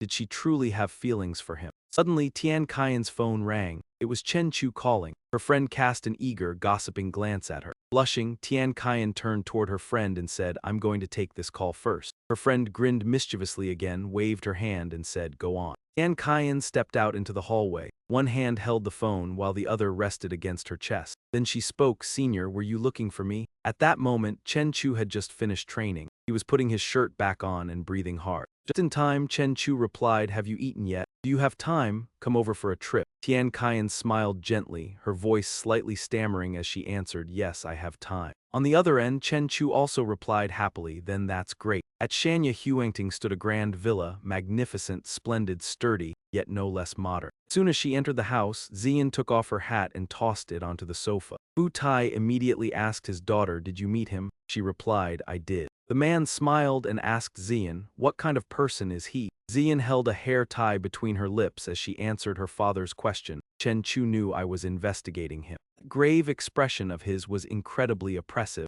as if he had the bearing of an emperor. A scene from earlier suddenly surfaced in her mind. Chen Chu was holding Xiao Zai in his arms, and a stream of black aura radiating from him had startled her so badly that she had to step back. Fu Tai burst out laughing and said, "Looks like my investment in him was the right choice after all. He's very strong." Ian continued, raising both hands, "But if you want to tempt him with tens of millions or hundreds of millions, that probably won't work." Hearing that, her father gave a calculating smile and said, "In the end, Chen Chu is only a young man in his early 20s. How could a seasoned businessman like me not be able to handle him?" Zian bent forward, planted both hands on the table, and moved closer to Fu Tai. She said, "The world now is very different from before. Dad, your money can't solve every problem, but strength can." He looked at Zian with a deeply troubled expression, his face tightening. "You've only gone on one trip. Now you're serious already? What did you say to him?" By then, she had straightened up, her arms crossed before her chest. Xian said, I'm pursuing Chen Chu not because of you and not because I want anything from him. Fu Tai exclaimed in shock, what? The young woman smiled and looked straight at her father. Peach blossoms began to appear in the surrounding scene. I simply admire him. Fu Tai looked at his daughter helplessly. You're serious about this, aren't you? Xian smiled, her face faintly flushed, raising a hand to cover her mouth as she replied. Of course I'm serious. In all these years, Chen Chu is the first man who has ever moved my heart. He slammed the table hard and shouted.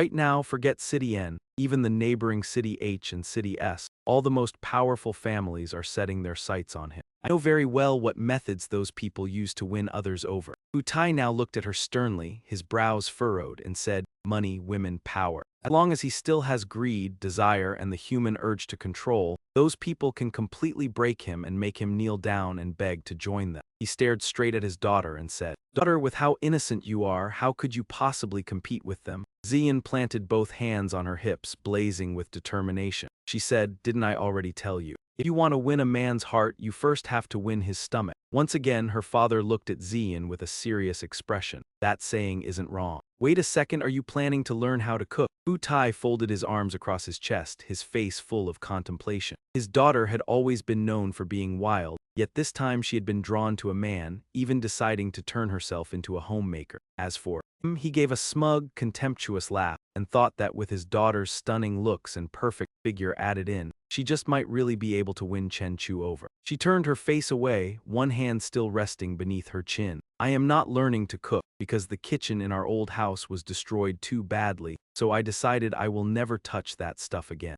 Hearing that, Fu Tai let out a helpless laugh and asked, then what are you planning to do? As soon as she heard him, Xian immediately turned around and showed her father the words printed on her jacket. Fast orders, defeat your hunger. Her left hand tugged at her coat so her father could see clearly, while her right pointed at the words. The girl smiled and said, I am going to become a delivery worker and bring meals to him. Some time ago, I even registered for a food delivery company under Grandma's name. Hearing this, Fu Tai looked at her with confusion and utter despair at his own daughter. But you are the precious daughter of the Fu family and you are going to deliver takeout? Xian beamed, her eyes never leaving her father. She said that no matter where Chen Chu had rented a place before, whether it was by the docks, in a warehouse, or even in a villa around the mountain, the girl stood there with unmatched confidence. As long as he was not in the city, he would order takeout when it was time to eat, and even breakfast would be delivered. He smiled with extreme slyness. I even had someone use Chen Chu's phone to install a food delivery app. The moment he places an order, I will be the first to know, and then I will personally deliver it to Chen Chu. Fu Tai was so stunned it felt as if he had just suffered a heart attack. Delivering food, you unfilial girl.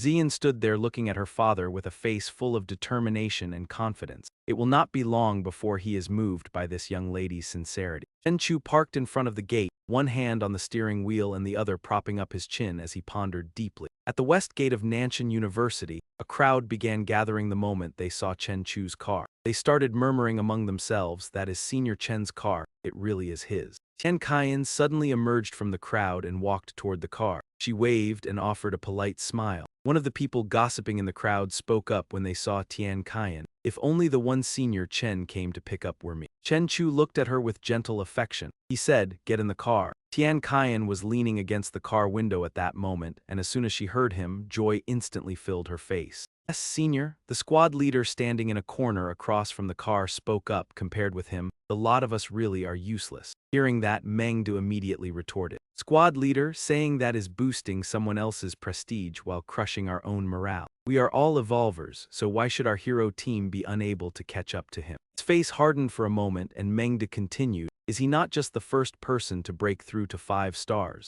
After saying that, he shrugged and went on, according to what the director said. 3 of us are elites chosen from tens of thousands in Luo City. As for that wild seedling Chen Chu, he is nothing but a man blessed with outrageous luck. How could he possibly compare to us? Mengda nudged Lun Zai's shoulder, but unfortunately, Lun Zai showed no sign of paying attention to what he had said. His gaze was fixed far away. The young man asked him, is that right, Lun Zai? Lun Zai immediately nodded in agreement with the young man's words. Right, exactly. Our talent is not inferior to his at all, not in the slightest. His eyes suddenly lit up, widening with interest. Lun Zai said, that girl just now was really beautiful. Mengda flew into a rage and smacked him hard on the head, making his head snap downward. Scolded him, Lun Zai, stop thinking with your lower body and wake up a little. Mengde continued, a trace of irritation flashing across his face. As long as Chen Chu stays arrogant for one more day, those girls will only have eyes for him alone. Our top priority is to become stronger as fast as possible. We have to become more formidable than him. Hearing that, Lun Zai looked toward the other two and continued, his expression growing slightly gloomy. Tell me, should we let Lin Roya know what we just saw? It looks like Chen Chu is with another girl. Mengde placed a hand on Lun Zai's shoulder as if to comfort him. He said,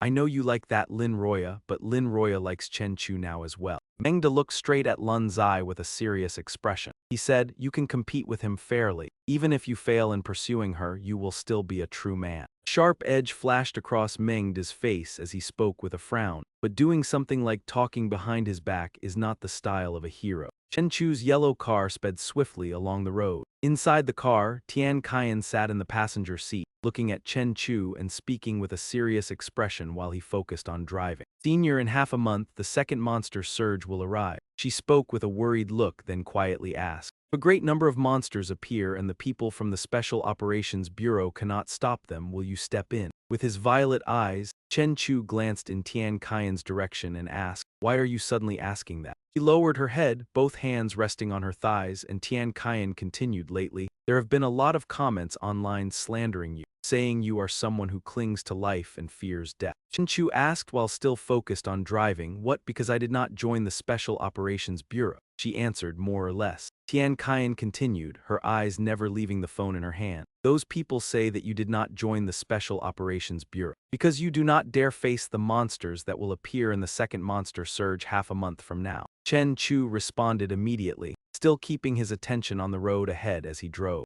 After receiving the honor of being the first among the new generation of evolvers nationwide, I already expected slander like this to appear. Whoever wishes to wear the crown must bear its weight. Tian Qian said, if a monster capable of overturning mountains and seas appears and the Special Operations Bureau is short-handed, would you? Chen Chu smiled with calm confidence, his eyes still on the road ahead. Then I will stand on the front line without the slightest hesitation. Chen Chu's car kept gliding along the road. He continued, the reason I did not join the Special Operations Bureau is that I do not want to be bound by government rules. Things like having to file a report before taking action simply do not suit me. Tian Qian blushed shyly and thought to herself, exactly how could the man I like possibly be a coward afraid of death? At Jizan Hotel, Chen Chu and Tian Qian stopped at the entrance. He began introducing himself. Hello, everyone, I am Chen Chu. As Tian Qian thought to herself, she silently marveled at the place. Everyone here was wealthy, with listed companies and personal assets exceeding 1 billion. King Hong spoke in welcome, I have long heard of you, young Master Chen. Before coming here, my son had already told me about young Master Chen. He immediately replied, just get to the point. The man continued, a self-satisfied smile lifting his lips. In that case, I will not ramble on. To increase safety ahead of the coming monster surge, we have decided to establish a safety council and invite young Master Chen to serve as its chairman. Chen Chu looked at him in puzzlement. A safety council? The man replied with a polite smile, naturally, it is only to protect the safety of old men like us. To protect the area around the mountain villas from being destroyed by those polluted demonic creatures. Then every month, young Master Chen will be paid 100 million in compensation. Tian Qian was utterly stunned, her eyes widening as she instantly thought, what? You can earn at least 100 million a month. Chen Chu smiled faintly and said 100 million. At first glance, that offer does sound tempting. Standing across from the group, he looked completely at ease with his hands in his pockets.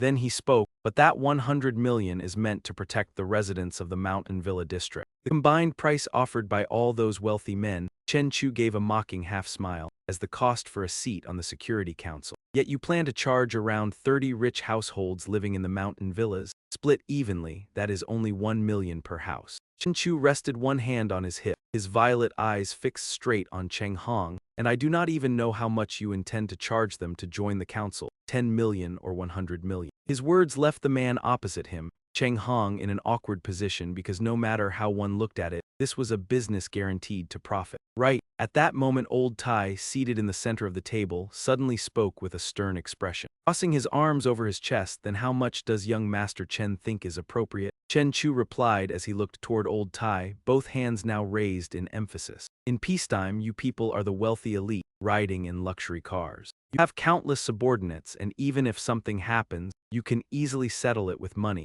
so you always carry yourselves as if you are above everyone else. Chen Chu slipped both hands back into his pockets, tilted his head toward the ceiling, and continued, his face full of disdain. But when the apocalypse truly arrives in just a moment, you will all be reduced to your original state, all of you equally under threat. Those corrupted demonic creatures with no difference at all. Chen Chu leaned forward, his eyes never leaving the old man as he went on. People will no longer be divided by wealth or poverty. That is what makes lifelong moneymakers like you feel so unwilling to accept it, Chen Chu then admitted. And as for me, I understand your petty thoughts better than anyone. At that moment, Cheng Hong beside him suddenly spoke up. Raising two fingers in a V sign, he said to him, "Is this not all because of the spatial rift that appeared a few nights ago? Government already used newly developed tactical nuclear weapons to drive back those monsters. As long as young Master Chen agrees, 200 million, even 200 million, we can still afford to pay." Li Chenghung looked toward old Tai as he spoke. "We old men only want to sleep soundly at night. Am I right, old Tai?"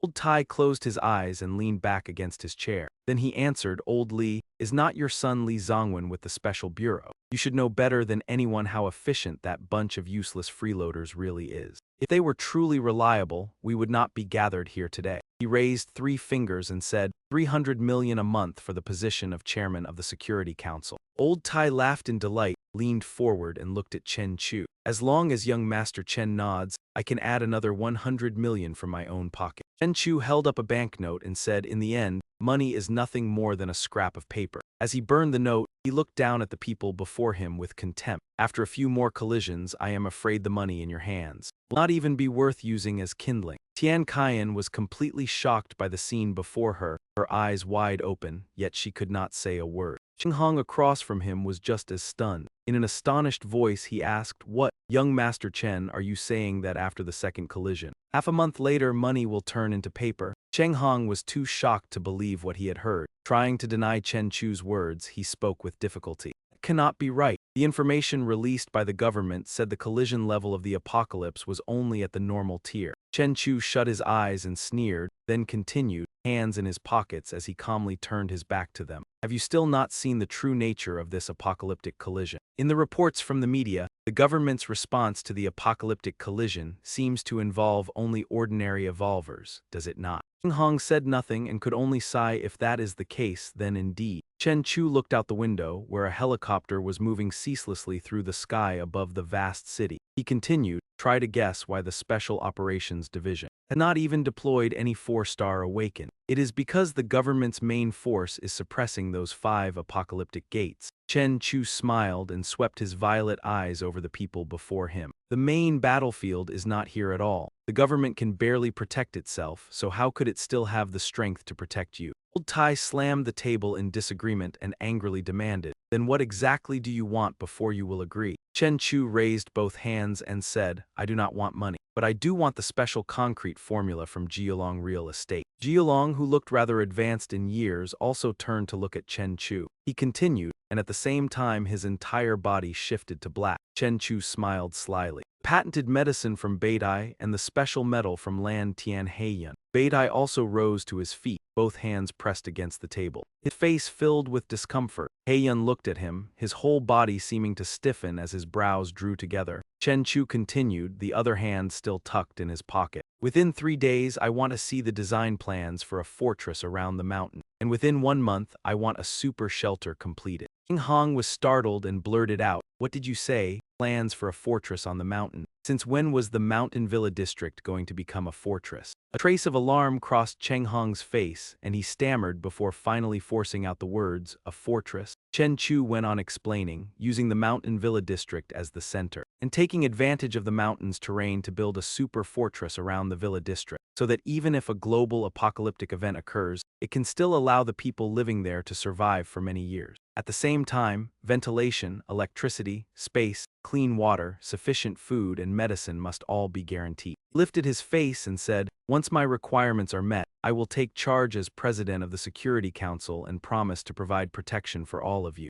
As soon as Chen Chu finished speaking, Old Tai immediately applauded and praised him. "No wonder you are the strongest person of the new era in the entire country. Both your strength and your methods are terrifyingly formidable." Everyone around them also began applauding in unison, and Old Tai continued, "And your foresight surpasses ordinary people by far." Tian Qian smiled faintly and blushed, looking at Chen Chu with immense pride. Once they had left the building, Tian Yue kept praising Chen Chu, "Little brother, you are incredible. Those old men, including my father, were all completely convinced by your words. This is a plan where both sides benefit and no one loses out." He held a gold-colored card in his hand, and Tian Yue looked down at the two of them with a smug expression. He said, "In that case, little brother, this hotel belongs in part to my father." Tian Yue quickly handed it to Chen Chu with great generosity, one hand tucked into his trouser pocket. Tian Yue went on, "So the two of you should enjoy yourselves to the fullest today. I still have something to teach." Chen Chu held the golden card in his hand, turned to look at Tian Qian with a smile and said to her, "Junior, I just so happen to have something I want to tell you too. Since Brother Li is hosting today, we should not waste his kindness." Tian Qian blushed shyly and stammered for a long while before finally speaking. "Senior, yes, well that." Outside, the hotel looked incredibly modern with its high-rise building and distinctive shopping and entertainment areas. Because it stood along the main road, countless people were passing by. Chen Chu quickly took off his shirt and tossed it aside, and his purple eyes suddenly lit up. Tiny red arcs of electricity flashed from them as Chen Chu used his power to inspect the surrounding. Inside the luxurious presidential suite, the space isolated all sound, and the area was shielded so that no signal could escape and no surveillance could get through. Tian Qian flushed shyly, raised a hand to cover her chin and said, "Senior, is this a little too fast?" Chen Chu then stepped forward. He cupped her head with one hand, his eyes still blazing and sending out red sparks. Chen Chu stared straight into her eyes, become his woman. Chen Chu pondered intently. A red spark flickered from his fingertip. Because Tian Qian was an ordinary person when guiding energy through her body, he had to be extremely careful. After all, he was a superhuman with a physique 4 or 5,000 times stronger than normal. Now, Chen Chu pressed the finger emitting that tiny flame against Tian Qian's body as she lay down. While touching her, he kept thinking. He made the flame travel all across her body, causing Tian Qian to convulse in pain without stopping. A single careless move could crush an ordinary human body to pieces. Tian Qian was now lying on the bed while Chen Chu braced both hands against it. He leaned down and checked Tian Qian's condition. "Very good, Sidu Tian Qian's body is fusing with that power, and subtle changes are already taking place inside her." He smiled faintly for a moment and thought, as long as no contamination or mutation appears, the results of the fusion should be visible by tomorrow. After leaving the room, Chen Chu poured himself a drink while reflecting that he had used the dragon seal to transfer part of the monster power he had devoured. Once that seed was planted into ordinary people, it would drive their evolution. After pouring the wine, Chen Chu sat down and held the glass in his hand. His mind remained absorbed in thought. Although this was somewhat risky, he would still help Sidu Tian Qian become an evolver. About an hour earlier, Chen Chu had been lying comfortably on the bed, looking at Tian Qian. He said, "In this apocalyptic world, only those who keep getting stronger can survive. In an atmosphere like this, there is basically no need for you to attend university." She was also sitting on the bed, staring at him in utter shock after hearing Chen Chu's explanation. Tian Qian immediately replied, "Senior, if I do not study, then what can I do when monsters attack? Can I only be able to run as far away as possible?" Chen Chu curled his lips into a calm smile, then continued explaining before asking her, "It's better to rely on yourself than on others. Tian Qian, do you want to become an evolver?" Upon hearing that, Tian Qian was stunned all over again. She agreed at once. "Senior, do you mean that I can become an evolver too?" "I do, of course I do." Chen Chu, now sitting in the chair, spoke when he heard that. He could use the dragon seal to strip away certain monster ability.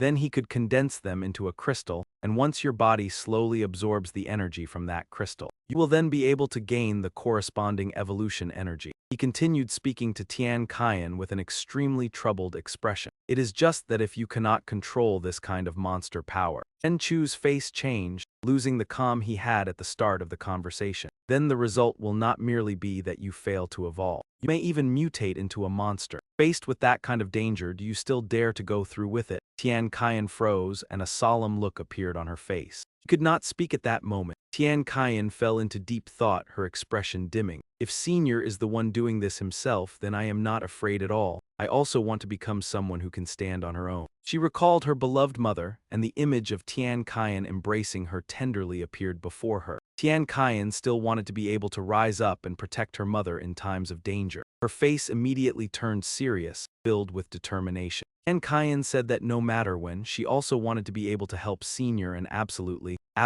not become dead weight. After hearing that, Chen Chu looked at her again with pride on his face. He praised her good. Chen Chu then looked at her with an awkward expression and spoke. Do not struggle around, he warned her first. This is my first time using the seal, so I might miss the spot. Tian Kaiyan could only close her eyes and shout. It is my first time too. Across the city center, smoke and dust rose thick into the air. When the smoke cleared, a powerhouse appeared with a body like steel, the embodiment of strength and a brave warrior protecting the city, Tianlong. A 4-star evolver, every strike he delivers is a defense of justice, and every appearance he makes intimidates evil. A real man who never turns back to look at the explosion because he knows his battlefield still lies ahead, like and support him. Every reward you send is support for his unceasing progress. Come witness the legend of Tianlong. Tianlong's full combat scenes are all broadcast live. Director Wang showed it to him. Mr. Chen, this is the short video we filmed for Mr. Tianlong of the Deepwater City Special Bureau. He is currently a huge star on our short video platform with 8 million followers. There is also the 5-star captain of the Jinghai Special Bureau as well. Impressive, right? These internet celebrities can earn millions just by live streaming. It is very simple, is it not, Mr. Chen? Chen Chu was still doubtful. Could all these videos really have been made entirely with special effects? He immediately denied it. Absolutely not. Mr. Chen, our app only allows you to turn on beauty mode, and the special effects are done with just one click. It can automatically coordinate with the user's abilities to enhance the visual effects and make the techniques look more powerful. Because all short video platforms are actively promoting evolvers in order to strengthen the public's confidence. Therefore, over the past few days, we have signed contracts with many specialized agencies and civilian evolvers. Mr. Chen, you are the super internet celebrity we especially want to sign. After all, you are the first officially recognized member of the new generation of evolvers. As long as you casually display a bit of your strength, then add our styling and promotion, your fame will definitely explode in the future. By then, you will not need to worry about not gaining trust. You can first take a look at these verification videos.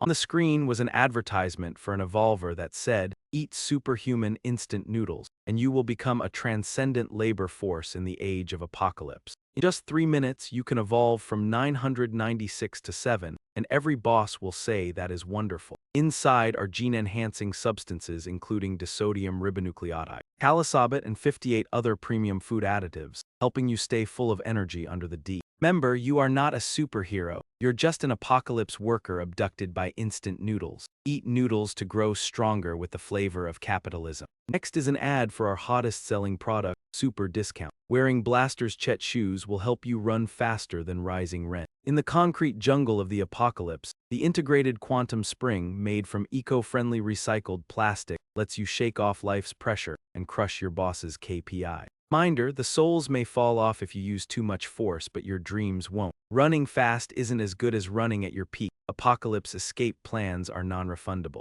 The Absolute Defense Bit is specially designed for love in the age of apocalypse. It uses nano-grade bulletproof materials to make you immune to the double assault of romance and viruses. Whether it's dating or IP scenarios, it can help you safely withdraw from future waves of desire. Safety comes first. After showing him several sample ads, Director Wang continued persuading Mr. Chen. You're willing to start live streaming on our platform and become a beloved host on Miao Yin. The terms are entirely up to you. Soft ads or hard ads, you can choose freely. Chen Chu had no interest in this project and declined, saying, "I'm not a celebrity, where would I even get fans from?" She asked in surprise, "Mr. Chen, don't you know? Famous you are nationwide right now. With just your handsome face, flawless in every way, countless female fans are already lining up in tears for you. As long as you show your face to the audience, don't you want to know who your fans are? Chen Chu replied coldly, sorry, I'm not interested. He instructed his secretary to see her out. Leng Yue politely escorted her, Director Wang, this way please, yet she still tried to negotiate. 100 million a year in advertising fees. All Mr. Chen needs to do is shoot a promotional video. Chen Chu was nearly out of patience, his expression darkened, see her out. Director Wang turned back to finish her sentence, we need a true hero.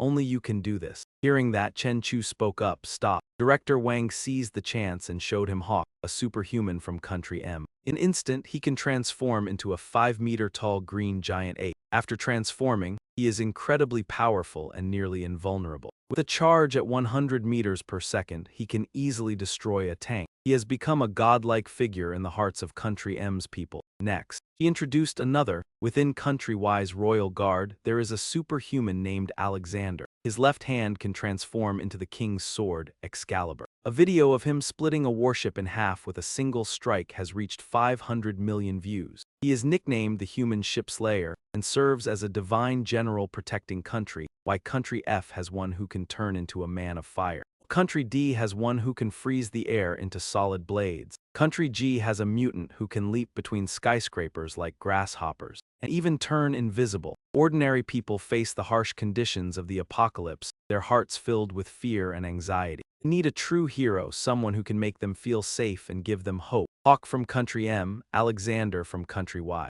They've all become symbols of their nation. We also desperately need such a hero. Chen Chu began to consider it wouldn't hurt to expand his influence, especially now when there are many negative opinions about him online. He said live streaming was out of the question, but if it was just filming videos, he could consider it. Having finally persuaded Chen Chu, Director Wang exclaimed excitedly, really? And so he began filming the promotional video. In the dark of night, Chen Chu stood atop a skyscraper, his coat billowing in the wind. Without hesitation, he leapt down, his movements flowed like water, each slash precise and deadly, as if performing a dance of death. Every monster inevitably fell defeated at Chen Chu's hand. He is a true hero, not one who flaunts power, but one who protects every ordinary life. The camera captured a perfectly cinematic angle as Chen Chu slashed horizontally through a monster. Chen Chu, the first of the new generation of evolvers, a protector, fearless, a legendary figure. Someone watching the video exclaimed, damn, are we even playing the same apocalypse game? What are we evolvers supposed to do now? At the special branch in City N, Guanda's group kept discussing Chen Chu's video. Those effects look insane. Look at that sword energy tearing everything apart. Anyone could tell this wasn't a video with special effects. It was just exaggerated beyond belief.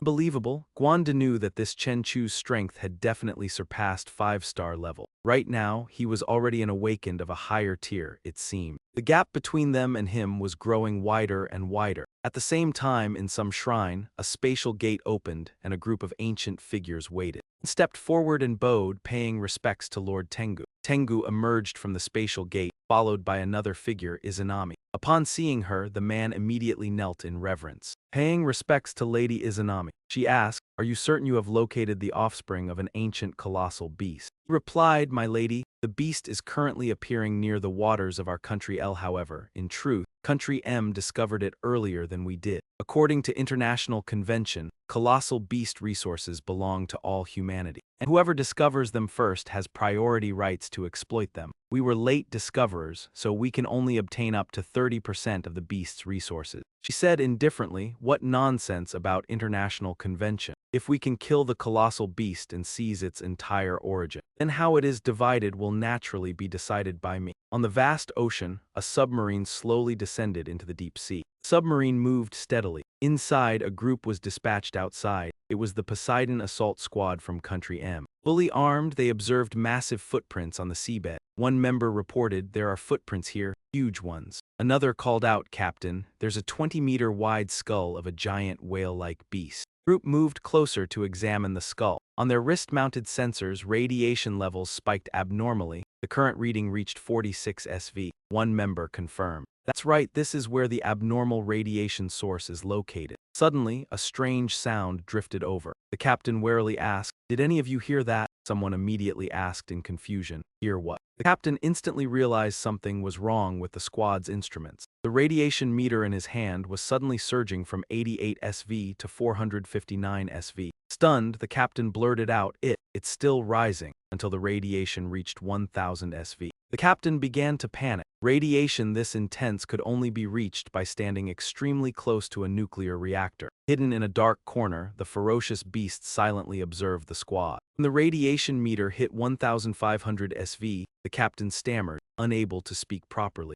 What the hell is this? At the same time, back on land, Wander arrived at the haunted house in the amusement park to question the manager there. "Someone went missing here yesterday, so why didn't you call the police immediately?" the manager explained. "I thought it was just a tourist who had gotten lost. Since it hadn't been 24 hours yet, we arranged for a few people to search the surrounding area." Unexpectedly, after hearing that, Gwanda snapped his notebook shut, frightening the manager so badly that his face turned pale. He bluntly exposed the truth. "Looks to me like you were afraid making a big deal of this would hurt business, so you deliberately didn't report it, right?" The manager had no way left to deny it. About that," Gwanda laid out the numbers. "Adding the 3 people who disappeared this afternoon, along with the one who vanished yesterday and the one from the day before, your haunted house has swallowed 5 people already. This is very likely an apocalyptic crisis event. The Special Operations Bureau is officially taking over. All unrelated personnel stay back." As he stepped into the haunted house, Mengda found it very strange. The sensor only showed contaminated energy. But after entering, why was there suddenly no reaction at all? Another team member guessed that in this situation, the target was most likely a strange ghost, and only within its rule domain would the contaminated energy withdraw.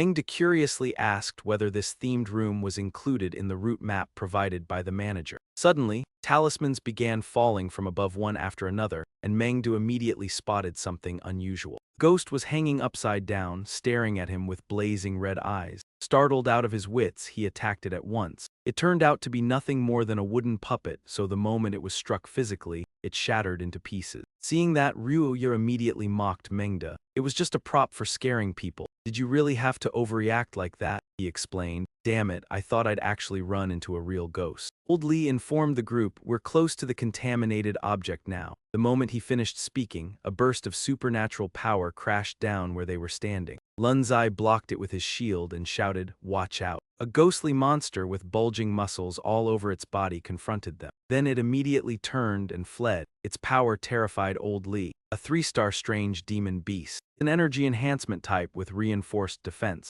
It also has super regeneration. Its weak point is, Mengda said disdainfully, even if it swallowed 5 living people and become thick-skinned and absurdly tough, it still can't block my transcendent weapon. Old Lee helplessly finished the sentence with, "Its head," Mengda cried out in shock. Old Lee was furious at his teammate. "Its weak point is the head, damn it. The place you stabbed was the head, you idiot." Roya swiftly fired a shot at the monster, and the bullet lodged straight in its head. He calmly blew at the smoke curling from her gun barrel, then turned and sneered at Mengda. "A 3-star strange monster? It doesn't seem like much at all. 1 bullet and it was done for." Duda snorted in displeasure. He insisted, "That's because my spear had already restricted its movement. Otherwise, how would your bullet ever have gotten the chance to hit its head?" Old Lee stepped in to smooth things over. "All right, we're a team, and this was the result of everyone's combined effort. Check the surrounding. If there aren't any other contaminated objects, then we'll head back and report to the bureau chief." At that moment, everyone was standing apart in silence. Peng Lun spoke up and broke the silence. "Bureau chief," Wanda began with a cold assessment. "Your coordination has a fatal flaw," he sternly asked. "Ban Hao, why did you act on your own without waiting for the captain's order? You think your own judgment is more accurate than Li Zongwen's?" Ban Hao stammered. "No," Wanda continued. "Li Zongwen, although you're responsible for command adjustments and intelligence reconnaissance, at a critical moment you actually just stood there with your arms folded and watched." He pointed directly at him and warned, "Remember, you're not just the brain of the team, you're also a warrior. If you always treat yourself like an outsider, all you'll do is cause your teammates to die for nothing." Zongwen softly replied, "I was wrong, Bureau Chief Guan. I'll provide support in time." After dealing with those two, Guanda turned and asked, "Peng Lun, who exactly was your white shield meant to protect?" "Answer me," he stammered, "my teammates." Guanda pointed straight at Ryuya and asked, "Are you saying the only teammate you have is Lin Roya?" He was so angry that he nearly roared. "On the battlefield, get rid of your selfish thoughts immediately. You must focus on protecting every single teammate." His gaze shifted toward the two girls standing quietly off to the side and he coughed a couple of times. And you too as well. Wanda looked toward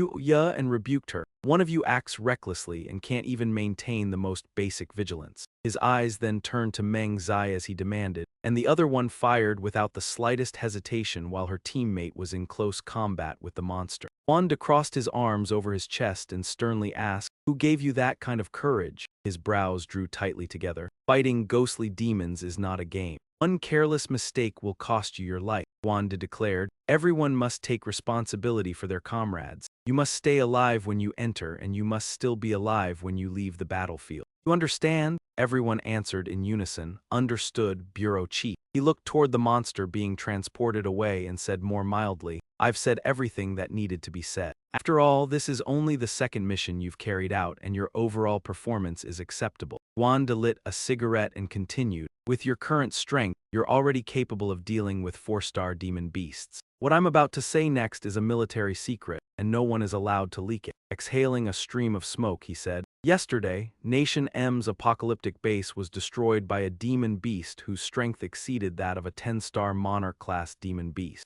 Understated, the government swiftly raised its threat level to 11 stars and officially defined it as the New World class." Hearing that, Zongwen could not help stammering in shock. "Apocalyptic class?" Manhwa was just as stunned. "This is the first time I've ever heard of a demon beast with a level like that." He went on to say that Nation M had lost more than 17,000 evolved humans in a single night. In the end, the authorities had no choice but to use tactical nuclear weapons to barely force back the tide of demon beasts. Wanda's voice turned heavy. "According to the intelligence I received, no demon beast corpses were found in the ruins at all. The government's battle report only states that they were suspected to have been driven back." Zongwen asked in bewilderment. Even after using tactical nuclear weapons, they still couldn't completely wipe out the demon beasts. He affirmed, because of this incident, all 17 apocalyptic gates have experienced different degrees of upheaval, along with the spread of even more dimensional tides. The impact of the apocalypse over the coming dozens of days will far exceed expectations. With your current strength, it will be extremely difficult for you to resist the invasion of strengthened demon beasts. Roya's worry show.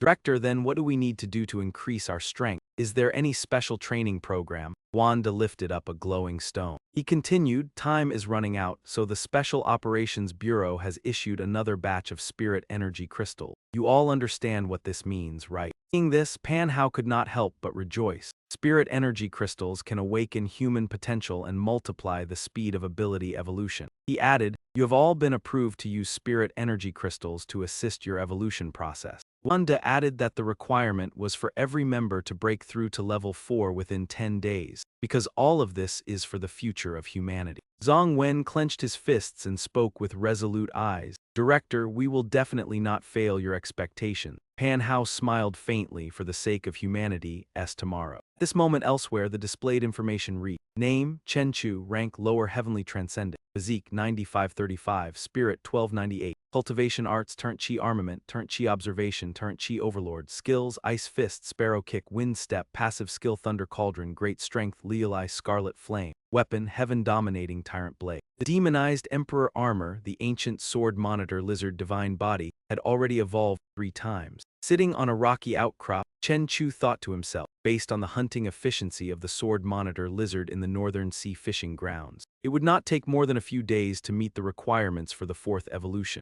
Leaning back on his hands and looking up at the sky, he laughed aloud. "Next, I only need to focus on Tian Tian's evolution process." Just then, a tearful voice stammered out, "Where am I?" All around was Sidu Tiantian's dreamscape. A dragon-like monster with blazing eyes was staring at Tiantian. It opened its huge mouth wide, preparing to swallow her whole. Terrified, Tiantian cried out, "No, don't come over here." Her whole body returned to reality as she jolted upright and shouted, "Don't come over here." Tiantian was drenched in sweat, gasping hard after that horrifying nightmare. It suddenly started when Chen Chu, sitting not far away, spoke up and asked, "How does it feel?" Pulling the blanket up over herself, she stammered back in reply, "Senior, what do you mean, how does it feel?" He said nothing and directly flung the cup on the table toward Tiantian. She quickly reached out and caught it. What was more, the cup shattered the instant it struck Tiantian's hand. Countless broken glass shards burst apart and scattered through the air. Chen Chu rose to his feet, slowly walked over and asked, "How does it feel to become an evolver?"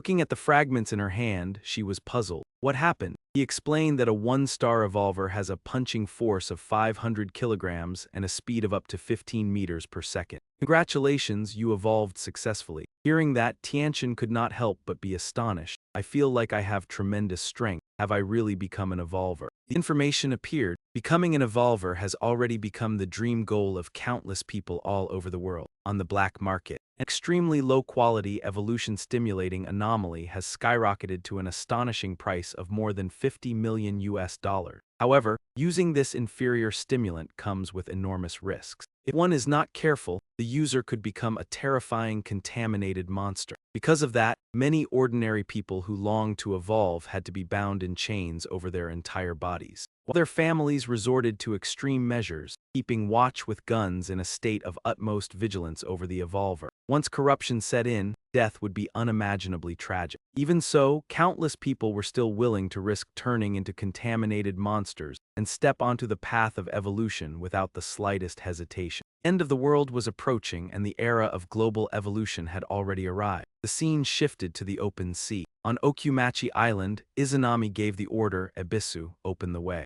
Ebisu immediately answered, understood, Great One. As soon as he spoke, he dove downward at once, stretching out both hands to form a covering sphere of light. Ebisu plunged down like a ball of fire into the whirlpool in the sea. He continued descending deeper into the ocean, and everyone followed the path Ebisu had opened as they went down. Izanami landed below with eerie skulls surrounding her. After that, the others also descended and stood behind her. Suddenly, from within, a kind of sound wave emerged, along with the form of a monster deep inside that dark cavern. At that moment, a girl named Ben 10 flew upward, leaping up and shouting, The giant beast is unleashing Overlord Tyrant Chi. No one must look directly into its eyes. Another girl named Inari removed her cat mask and said, It is only a juvenile, yet its presence is no weaker than a 9-star demonic creature. Has it already reached king level? The man named Susano said, Inari, are you sure your sensing is not mistaken? She judged that this giant beast was even slightly stronger than the king-level demonic beast that attacked our base last month, and my sensing ability does not make mistakes. Izanami chuckled softly. What a magnificent ancient giant beast. She judged that it would surely produce a massive amount of origin essence for us to use.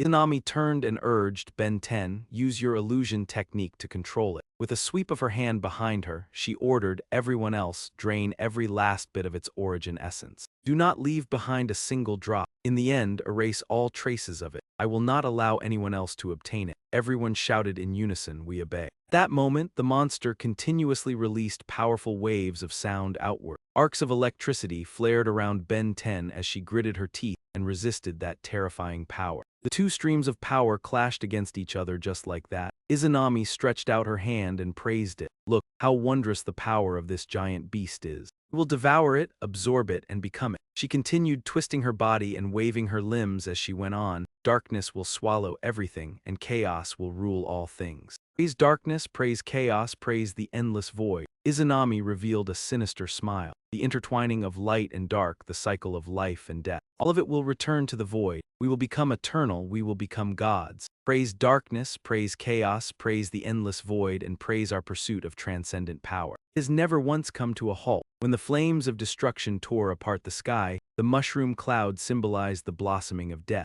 Violent shockwaves swept across the earth like the lash of an angel, tearing civilization and order to pieces. The world returned to the primordial chaos of creation. After 30 days and nights, the dust finally settled. The once majestic mountains had been flattened into wasteland, and the rushing rivers had been severed and turned into dead waters. When the cracks in the earth were exposed, the survivors were horrified to discover the remains of a giant beast as tall as a mountain. Its bones gleamed with an eerie metallic sheen, even after enduring destruction. It still maintained a battle stance, as though silently recounting the epic of a lost age. Deep within its crystallized marrow, we discovered a mysterious substance shining like a star. When light shines upon it, this material vibrates as if alive, refracting colors beyond the visible spectrum. After 700 days and nights of research, we have finally unraveled the mystery of this substance. It could reconstruct the molecular structure of living beings, allowing carbon-based life to break through the barrier of evolution.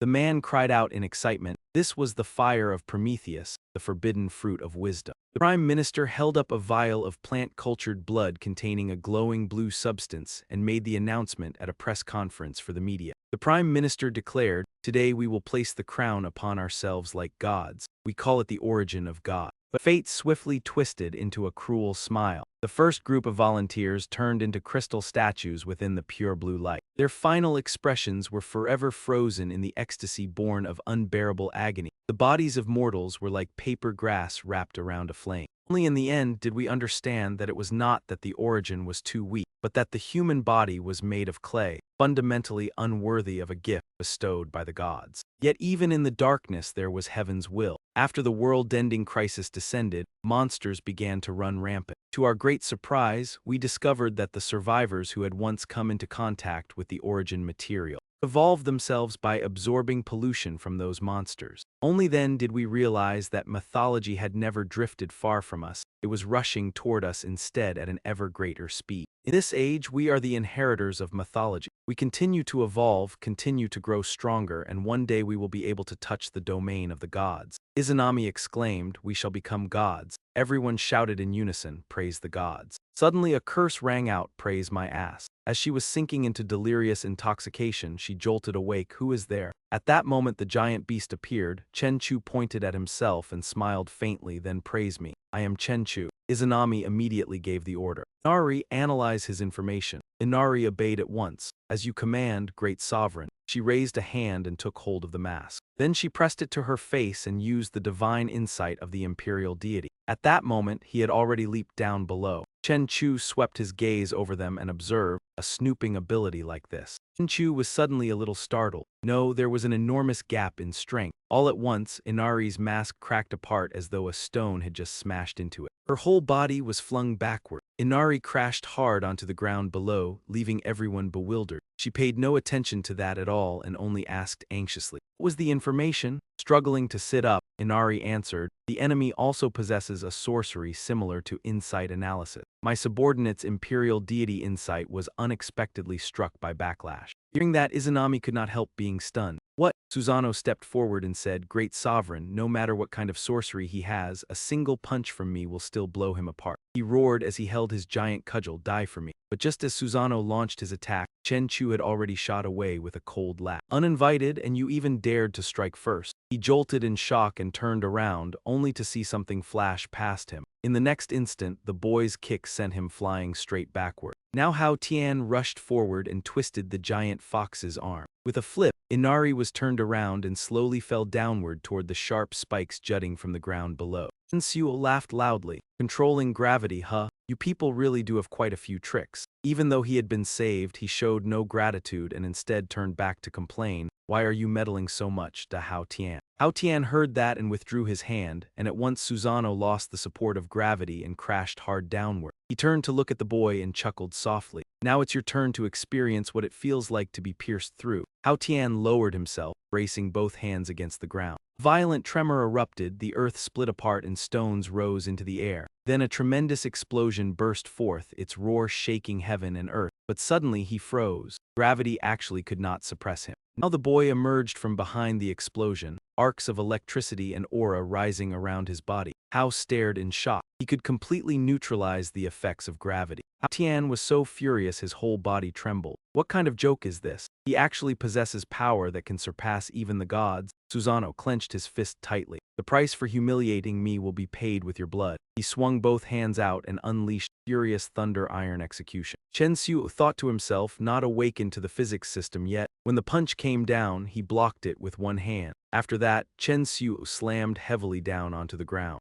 Susanoo was utterly stunned. This monster. The boy said nothing and only gave a faint smile. Hao Xiu twisted his hand and snapped his wrist joint outright, the crack of breaking bones ringing out sharply. Then Susanoo was violently flung backward by Chen Susanoo. Before he could regain his senses, he saw Hao Tian charging over with a giant palm raised, while he could only murmur softly, "This won't do." He rushed forward at great speed and brought both fists down, but Chen Xio was one step faster and smashed a powerful punch downward, sending both of them recoiling hard. White dust billowed thickly through the air. The smoke gradually dispersed, his figure slowly appeared from within. Fierce energy surged from Chen Xuo's entire body. Crimson flame blood burst. The two Izanami gave their orders. "Gods of Chen, join forces and deal with our enemy." Everyone obeyed at once. "Yes, great sovereign." Xuo gave a sly smile and clenched both hands against the ground. Divine creation, rock-binding chains. Instantly, countless sharp stone masses shot toward Chen Xuo. They surrounded him completely,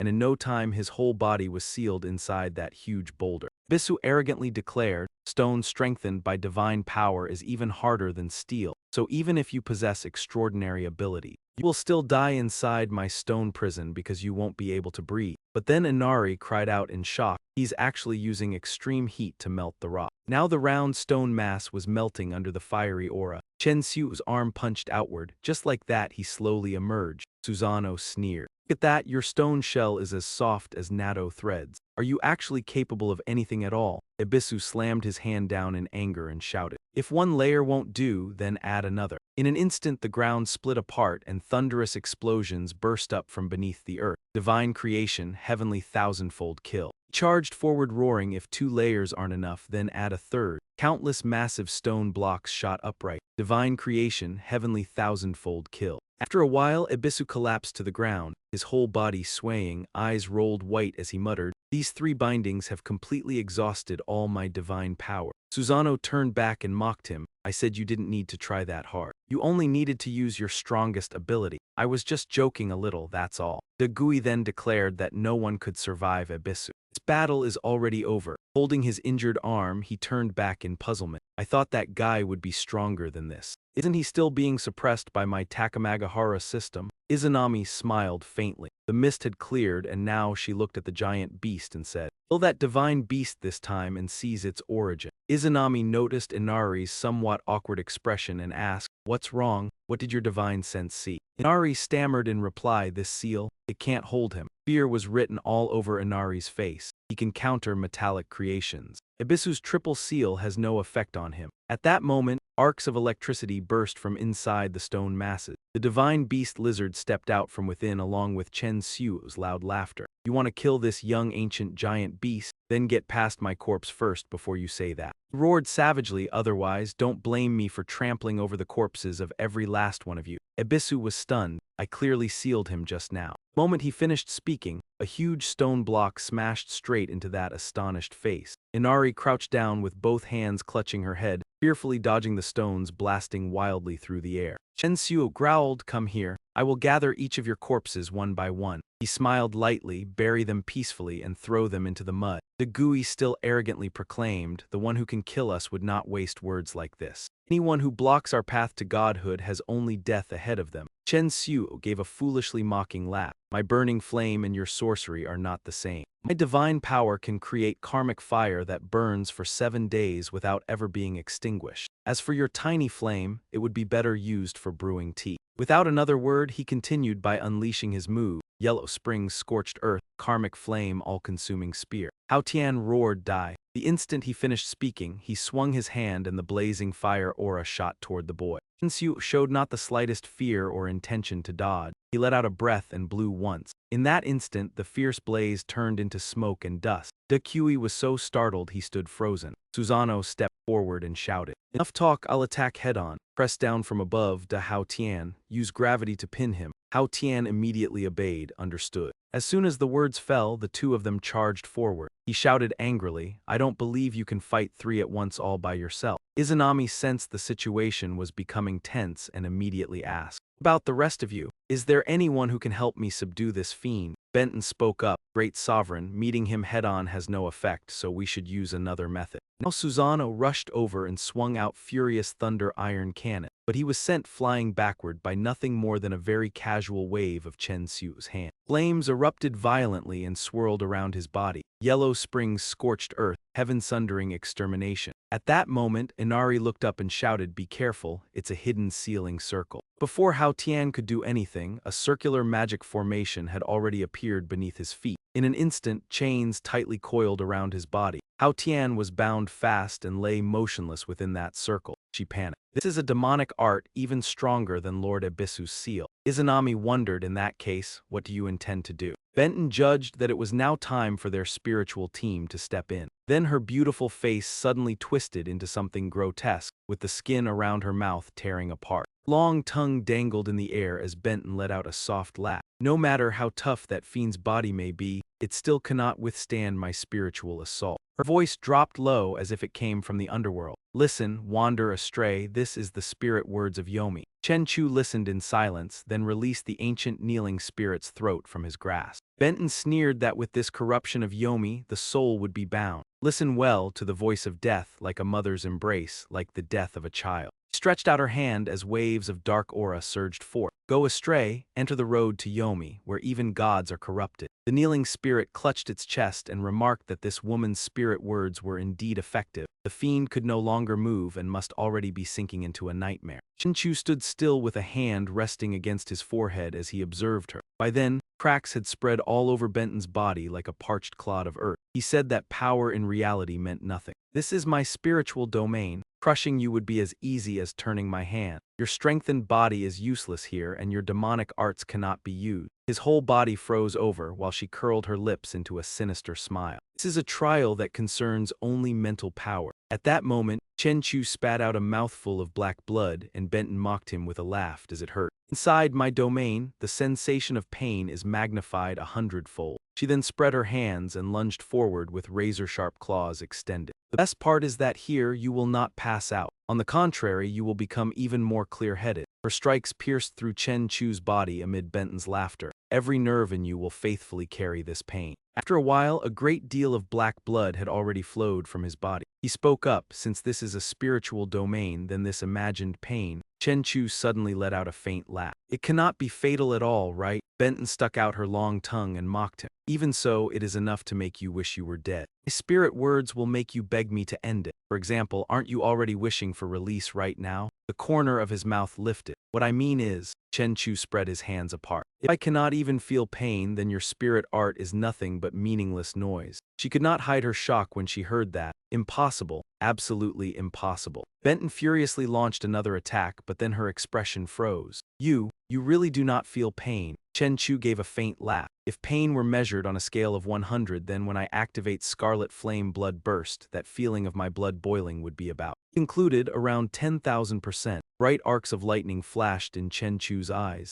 Your imagined power is actually quite interesting. He declared that from this moment on, her soul would forever remember one fact. She had lost. Benton's body suddenly lost all weight and toppled backward as she murmured, I lost. Izanami stood there silently watching her collapse to the ground when Chen Chu urged, get up. In the next instant, Benton shot upright. Izanami could not hide her astonishment, so he can actually turn her into a puppet. After spirit words rebounded on her, by then she had already been subdued. He lowered his sword and said, leave this place. This is cursed land. Izanami snarled angrily, rebellion. So you have even learned how to kill your master. He let out a faint laugh. Let everything that happened today end here. You may take her away. Tyrant control will automatically be lifted after 3 days, as long as from now on, you stop targeting the Divine Monitor lizard. She refused to accept it, her hand twisting upward as she continued. You think this is over? Anyone who dares oppose the will of the gods must pay in blood, Izanami declared. Shin, you can go die now. The moment she finished speaking, Tengu rushed forward and sliced off Benton's head. Chen Chu was slightly taken aback. This is the first time I have seen someone so vicious, killing even your own people. Inari spoke up, Great One, why? She is clearly one of us. Izanami only sneered. A useless creature has no right to become a god. Izanami's eyes narrowed tightly. The hollow shell of a loser is unworthy of being offered as a sacrifice to the gods. She tilted her head back and looked upward. Light and darkness, life and death and reincarnation all shall return to nothingness. We will become eternal, we will become gods. Izanami spread both hands wide. Light and darkness, life and death in reincarnation. This is Takamagahara's supreme dance. His lips parted slightly. Scarlet flame blood burst. In that instant, his entire body transformed into a different demon. Third form, Izanami's shock became obvious. No, that is not right. The source energy inside him is extremely similar to that divine monitor lizard behind him. What exactly is your connection to it? Then Chen Chu, now in his third form, charged forward with overwhelming force. He attacked straight at Izanami. At that moment, Tengu rushed in and spread his wings to shield her. Chen Chu immediately unleashed a direct strike at him. Tengu's spirit seemed nearly blasted out of him as he counterattacked. He invoked the divine eight-finger mirror and the divine eight-sun wheel. Chen Chu's feet skidded across the ground. Steam-like smoke rose all around him, and his whole body cracked open like a dried desert stone.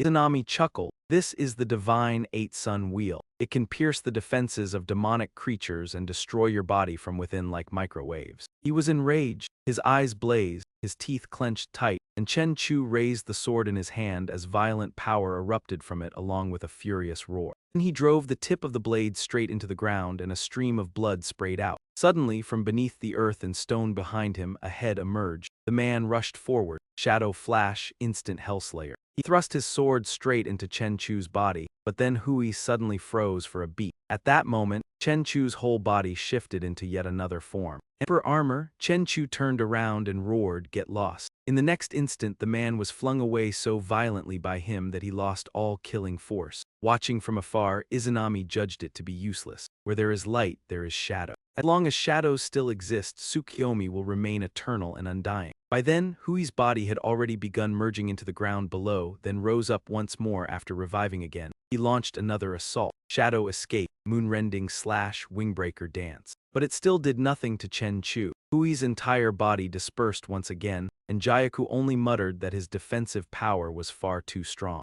Behind them, the power on Tengu's side had also been extinguished. He charged forward in fury, his face savage beyond measure. Without another word, Tengu used H. His arm had already been split open by that slash. She rose into the air and concluded that Tengu's strike could break through an opponent's defenses. No matter how strong the shield was, it would be destroyed in a single blow. Chen Chu showed no reaction, slowly lowering himself as a faint smile tugged at his lips. It had come at just the right time. Chen Chu swung his sword in a horizontal arc at Tengu, while Hui seized the moment to charge in from behind, launching earth-devouring serpent strike. Their slashes surged forth together in a chaotic flurry. Chen Chu stepped forward in quick succession to intercept the attack, shadowless strike. He swung his blade with force, knocking Hui's sword away with ease. Useless trash! The man dissipated once more, making Chen Chu chuckle. So as long as the shadow remained, he couldn't be killed, huh? He shouted, then I'll erase even the shadow itself. As soon as he finished speaking, Chen Chu swung his sword, sending Hui flying backward with a painful scream.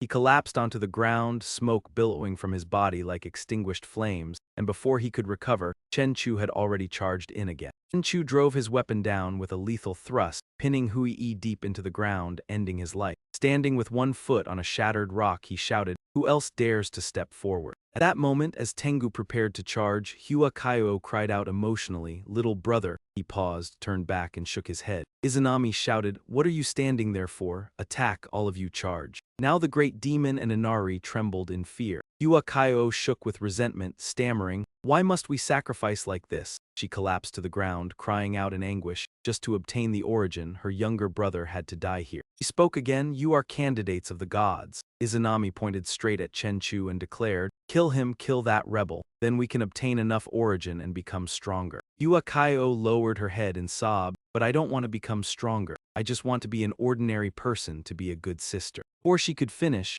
Izanami grabbed her by the throat and lifted her up, cursing, "Pathetic coward, betrayer of the eightfold oath. This is a capital offense." Her gaze grew distant as she continued, "We are heirs of myth. We must keep evolving, keep growing stronger. Until one day we reach the realm of gods." But Hua Kaio no longer cared about power, only about Hui's death. She cursed bitterly, "Get lost, get the hell away from me." Enraged by the provocation, Izanami turned and ordered Tengu to kill the traitor. Her mind is wavering. She is unworthy of possessing a god's body. Tengu hesitated as he turned back. She glanced at the two trembling figures behind him and cursed, "Damn it." Chinchu planted his sword into the ground and rested his arm on it, smiling faintly. I have no intention of fighting you to the death. Drop your hostility. You can leave now. Izanami, consumed with fury, let out a twisted smile. You expect me to admit defeat? Impossible. He transformed into a multi-headed serpent, coiling around Hua Kaio's neck and forcing her down. Absolutely not. One of the serpent's mouths opened wide toward her beautiful face, slowly swallowing her whole as Izanami chuckled.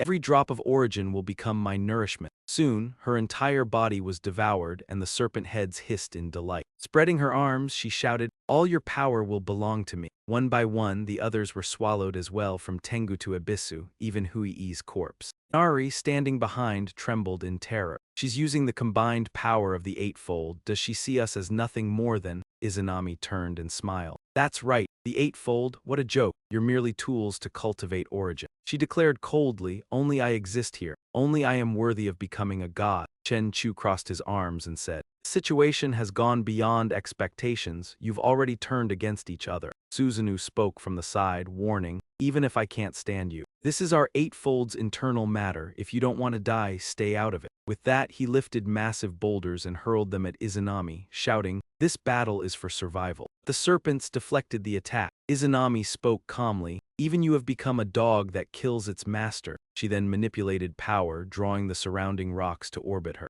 Tian roared, "We were once orphans, test subjects, survivors of disaster." Memories surged back. Izanami had once said that becoming a god would free them from mortal suffering. The children had been struck again and again, their hearts and minds shaped by her words. Izanami laughed, "From now on, you are the Eightfold." Back in the present, he clasped his hands together. "We gathered here as the Eightfold for one reason only, to live on." As he finished speaking, Izanami sent the rocks hurtling toward Hai Tian, and the space erupted in blinding light. As he shielded his eyes to regain his vision, Izanami appeared behind him. "I now possess both light and darkness. Don't think you have the right to defy me." Spread her scaled arms, Eightfold shadow prison. In an instant, Hai Tian was bound tightly by the serpents. Though he could barely breathe, he remained resolute. "I will never submit." Izanami waved her hand, tightening the serpent's coils around him. She laughed in delight as a black serpent opened its jaws, its stones glowing brightly. Chinchu stood still, watching Izanami like a madwoman, laughing endlessly. She raised her hand to the sky, manipulating gravity as rocks began to float. The vacuum destabilized Susanoo, sending him drifting upward, and Inari and the great demon suffered the same fate. Standing below, she shouted, "Hand over your power." At that moment, Chen Chu's hand shot out, grabbing Inari's ankle. She gasped, "You what?" The great demon seized the chance, gathering flames and charging at Izanami. "I'll stake my life against you." On the other side, Susanoo raised his fist. "Even if it costs me everything today, I won't let you succeed." Izanami smiled coldly and summoned 2 serpent heads from the ground to counter their attacks. Susanoo was bitten in half at the waist, losing half his body. The great demon pressed on, charging forward and shouting, "Even if I can't resist, I'll take you down with me." He plunged straight into the serpent's mouth. Moments later, its belly swelled and glowed red as the great demon self-destructed, causing a massive explosion before Izanami. The serpent's head split in two. She looked at the crystal left behind and smiled faintly. "You'd rather self-destruct than let me devour you." Izanami then controlled a serpent to seize the crystal left by the great demon. Her eyes flashed as she sneered, "You're thinking far too simply." Izanami stood there brimming with smugness. "Your body is nothing more than a vessel for the origin. Even if you kill yourself, the origin inside your body will not disappear." The giant serpent slowly swallowed the blazing red crystal into its belly, and instantly its whole body burst into flames like the great demon from before. He rose into the air, and now Izanami had gained the fire attribute as well. She laughed with eerie delight. She had already devoured 7 of them. Witnessing this, Inari was somewhat horrified. She gripped the weapon in her hand tightly and muttered, "Even suicide is useless. There's no way left now." Tengu stiffened, his gaze fixed to the side, speechless. Looking down, Izanami continued, "Now only the 2 of you remain." Tengu swiftly raised his hand and formed seals, murmuring a spell under his breath. Then he mysteriously vanished right before everyone's eyes. She remained utterly calm. She curled her lips and asked, "Ran away?" Izanami gave a cold laugh and said, "Smart, cowardly, a very practical choice indeed." Inari frowned in deep worry and pleaded with Chen Chu, "With your strength, you can definitely destroy that origin crystal of mine." She stepped closer and said to him, "Please kill me and then destroy it. I don't want to become Izanami's power. Only you can do this." That request left Chen Chu momentarily stunned. Behind him, she continued speaking in disdain. "You want to borrow the power of a fiend to destroy the origin. You have betrayed the will of the gods above the heavenly source. You are a traitor as well." With no other choice, Inari wept and begged. "Hurry, kill me now, quickly destroy the crystal inside my body." She pressed the dagger into Chen Chu's hand and continued, "Otherwise, it will be too late." Seeing that, Izanami looked down and asked, "You want to die?" She smiled with complete confidence. "I will swallow you as well, together with that fiend's origin and that lizard's all in one go." Her eyes flashed with murderous certainty. "Then I will ascend and become a god." Below, Chen Chu snatched the weapon from Inari's hand, stepped past her and advanced toward Izanami, saying, "Inari, you no longer need to die." She unleashed the serpent heads to attack and shouted, "The two of you shall become sacrifices for the new god together." Chen Chu coldly hurled his long blade forward, striking straight into her head and knocking Izanami backward. Amid the cloud of dust over there, he added, "Originally, I had decided not to get involved in your troublesome affairs anymore. But just now, you intended to drag my crystal stone into this, so I changed my mind." Izanami was no ordinary opponent. She directly pulled the blade out of her own head. Blood spurted out and a gash appeared in the middle of her forehead. She replied, "This level alone isn't enough to kill me." No sooner had she finished speaking than Chen Chu appeared before Izanami with his fist ready. He threw an immensely powerful punch, smashing her straight down into the ground. Dust billowed everywhere and the earth shattered apart. She trembled in fear, tears streaming down her face, not daring to raise her head. He asked, "How does this strike feel to you?" Now from within the haze of dust, Izanami's vague figure emerged, swaying unsteadily. Then came violent booming sounds from the force of the impact, and she twisted as she rose to her feet and answered, "Not even enough to scratch an itch." At that moment, arcs of lightning surged all over Chen Chu's body, and his entire form shifted into another state again. Thunder tempering the body, flame refining the bones, scarlet flame blood burst forth. Izanami's eyes widened at the sight. Chen Chu was now incomparably powerful, crackling with lightning and overflowing with force. He said nothing more and launched his attack. She swiftly twisted and flew upward. Chen Chu gave a faint smile. "So you managed to dodge." Holding the body in his hand as it turned to dust, he said, "If you still have any moves left, bring them all out now." Izanami pressed her palms together and activated her technique. Shadow Devour, Endless Shadow Prison. Chen Chu raised a hand and snapped his fingers, and rings of lightning instantly appeared, spinning around his body. Her face clearly showed disbelief. Endless Shadow Prison is actually useless.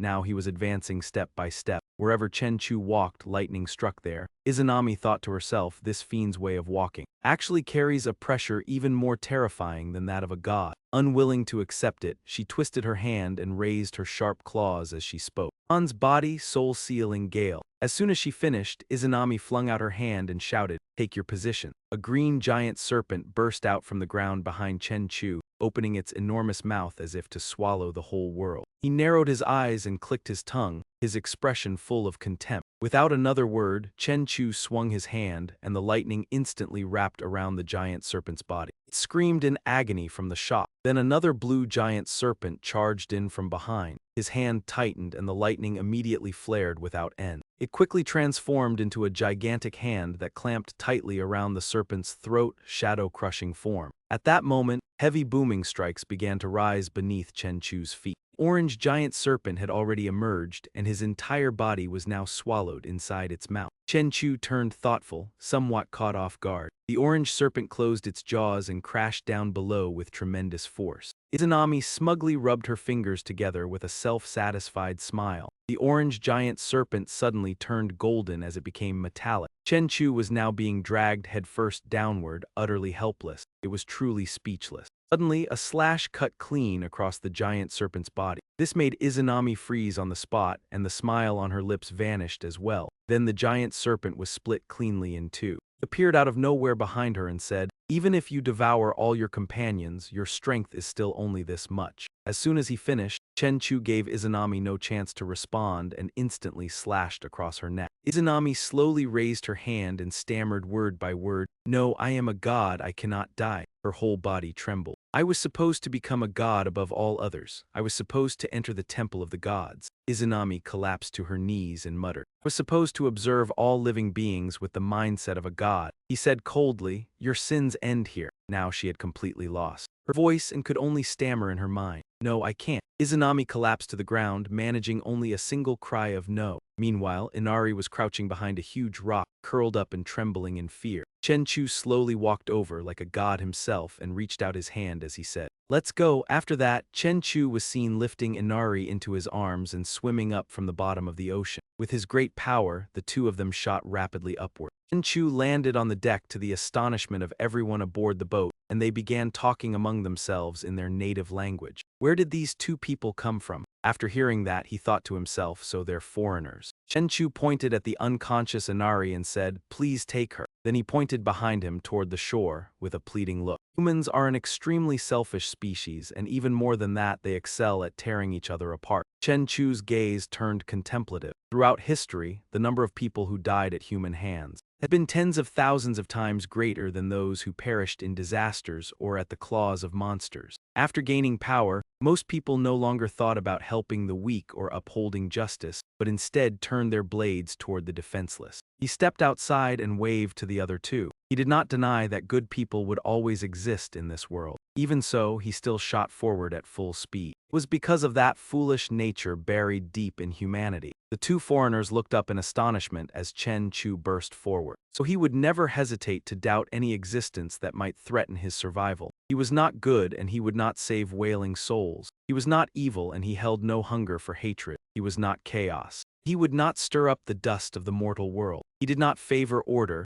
nor did he wish to be bound by the roots of heaven and earth. He was not light that would illuminate a city gone astray. Nor was he darkness meant to conceal the lamp of scrutiny. He was not real and would not create an eternal form. He was not false and would not leave behind a fading shadow. He was the blade suspended between good and evil, and he would cross the chaotic dawn and dusk alone. The scene shifted to a branch of the Special Bureau. Wanda raised a hand toward the footage on the screen and said, "This is the video of Chu's battle." He stated that, according to the latest data, Chu's strength had been confirmed to have broken through to 5-star. Everyone hearing this could not help being stunned. What? He broke through to 5-star? Wanda projected an image of Chu launching an attack and continued. A high-strength concrete pillar with a diameter of 100 centimeters was shattered by a single punch. Preliminary calculations show that the impact force of that blow exceeded 1,500 tons. After hearing that, Panhao nearly spat out the mouthful of water he was holding. He blurted out, 1,500 tons? Is he even still human? Bai Lun stared at his clenched fist in confusion. The limit of my 5 punches is only 1.5 tons,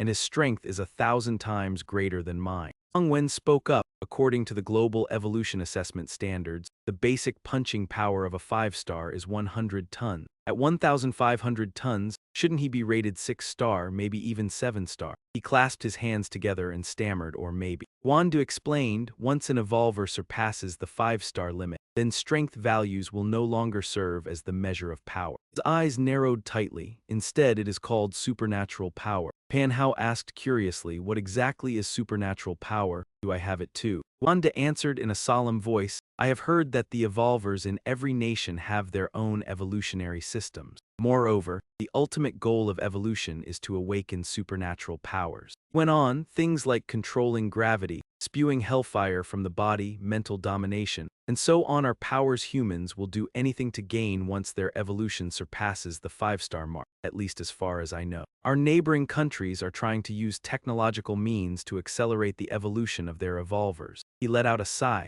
You clueless rookies have not even reached 4-star yet, so stop daydreaming all day long. Everyone instantly turned into obedient little chicks and raised their hands in response. Understood. Captain Guan elsewhere, Chu lifted the crystal stone in his hand and judged, speaking of origin, this is nothing more than a more advanced kind of spiritual energy crystal. The scene shifted to Chu's home, where he was lying stretched out on the chair, lost in thought. Even in her dreams, Izanami would never have imagined that this thing would become such a bargain for me. Chu clenched his hand, crushing the stone fragment. The system notified him that his physique had increased. Seeing this, he was somewhat surprised. Its physique points had been stuck at 9,999, already at the limit. Could it be that the time had come to begin the fourth evolution? Suddenly Xiaozai appeared and called out Chu. Her voice startled Chen Chu. Chu, are you okay? He sat bolt upright and replied, Xiaozai, I'm fine. The little girl pouted adorably. Xiaozai is hungry. Chen Chu opened his palm. Perfect timing, I have some energy crystals here. Do you want to eat them? Seeing that, Xiaozai agreed without hesitation. Okay. She then took the finger of his that was covered in crystal residue and put it into her mouth. Watching Xiaozai eat so eagerly, Chen Chu found it oddly satisfying too. Eat a little more. Once your ability restores the door, then we can go inside together and hunt monsters. The little girl beamed with an extremely delighted and adorable smile. Now, inside the laboratory, warning lights began flashing non-stop. Alert, there is an anomaly in the global contamination concentration. Repeat, all nearby bases are to activate Level 1 defense protocol immediately. Helicopters flew high overhead as the loud announcement blared. Warning, contamination energy has exceeded the critical threshold by 20 times. Energy fluctuations are still rising. All personnel are required to prepare immediately. The alarms rang without pause. Attention, evolvers below 4-star are strictly forbidden from leaving the purification force field. Repeat, once exposed to the contaminated zone, irreversible mutations will occur. Hurried footsteps pounded rapidly forward. All warriors, take your position. The first wave of contamination is expected to reach the defense line within another 72 hours. The scene shifted to Huenshan Villa. Chen Chu's eyes suddenly flew open and gleamed brightly as he sprang up from the bed, his scalp tingling as if ants were biting it. Chen Chu lowered his hand and thought to himself, it looks like a major disaster is about to happen. At that moment, a motorcycle rode over from somewhere and a pair of slender legs stepped down. Hearing the engine, he turned to look outside. It was Xian. She removed her helmet, shook her head, and let her long, smooth pink hair spill free. Chen Chu walked out, braced a hand against the door, and said, could you please stop waking people up this early in the morning like that? Yungfu Zai, what was it again? Ian slowly walked over and pointed at him, pronouncing each word clearly. Huang Fu Zai ran. Your delivery has arrived. He scratched his head in puzzlement. These past 2 days I have not ordered anything at all, so where did this package come from? She opened the box and continued, you have not ordered takeout for 2 whole days, and I was worried you would starve to death in your room.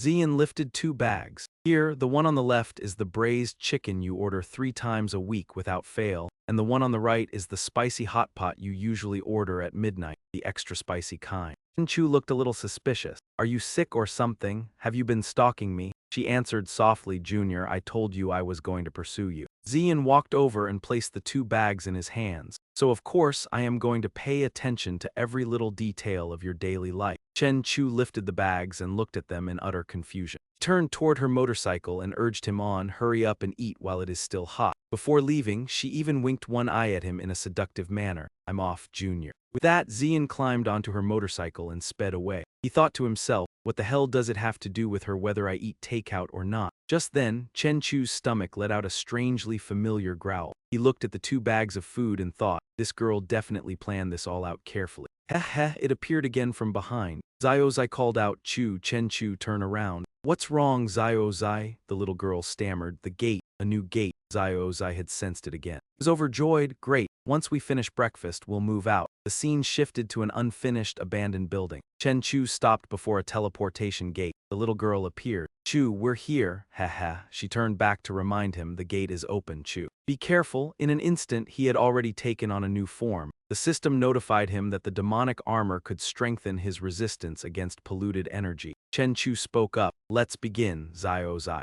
Little girl obediently waved her hand at once, creating surging streams of aura. Layers of air swept out and blasted a powerful force toward him. Chen Chu judged that the pollution level was truly intense. So intense that even the enhanced resistance of the demonic armor could not withstand it. Suddenly, the entire space plunged into darkness, leaving him wondering. Why can't I see anything at all? Chen Chu's eyes lit up. Observation sense activate. At that very moment, a massive boulder came hurtling down toward him from nowhere. But Chen Chu swiftly swung his sword and slashed across the boulder. The strike split it into countless separate chunks. Chen Chu sprang up from behind the cloud of dust and laughed loudly. We've only just met for a second and you're already fighting me? Good, that's exactly what I wanted.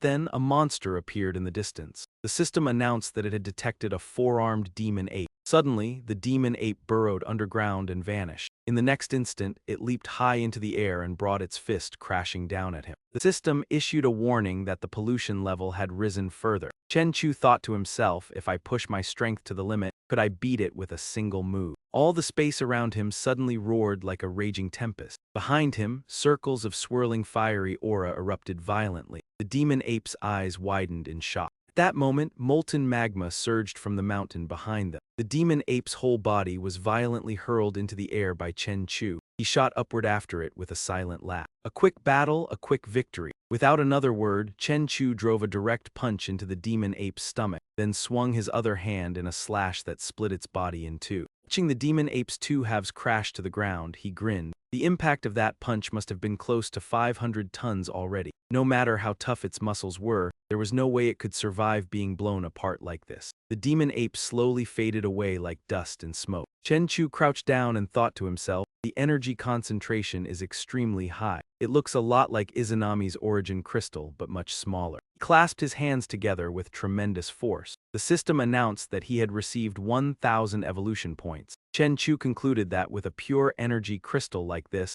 absorbing just one was enough to directly gain evolution points. His eyes turned to the screen. Evolution progress. He still needed another 10,000 evolution points. Unexpectedly, he had actually found a way to speed up evolution. A few minutes later, Chen Chu continued deeper into the dense forest. Before him appeared a breathtaking scene, like a heavenly paradise. He stood on tiptoe atop a rock and surveyed the land. This tropical forest had never been developed. Just how many evolution crystals were waiting for him to hunt here? Chen Chu let out a laugh. I can hardly wait any longer. After that, he headed straight into the depths of the forest. His eyes brightened as he deployed observation sense to its maximum level. In that instant, the beautiful space from moments ago became dark and gloomy, while gigantic beasts closed in from every side. The system announced that observation sense visual alertness had been deployed at maximum. He thought to himself, the demonic crystal energy inside those demon ants is much murkier than the demon apes. Could it be that they feed on those primordial demonic crystals? Interesting.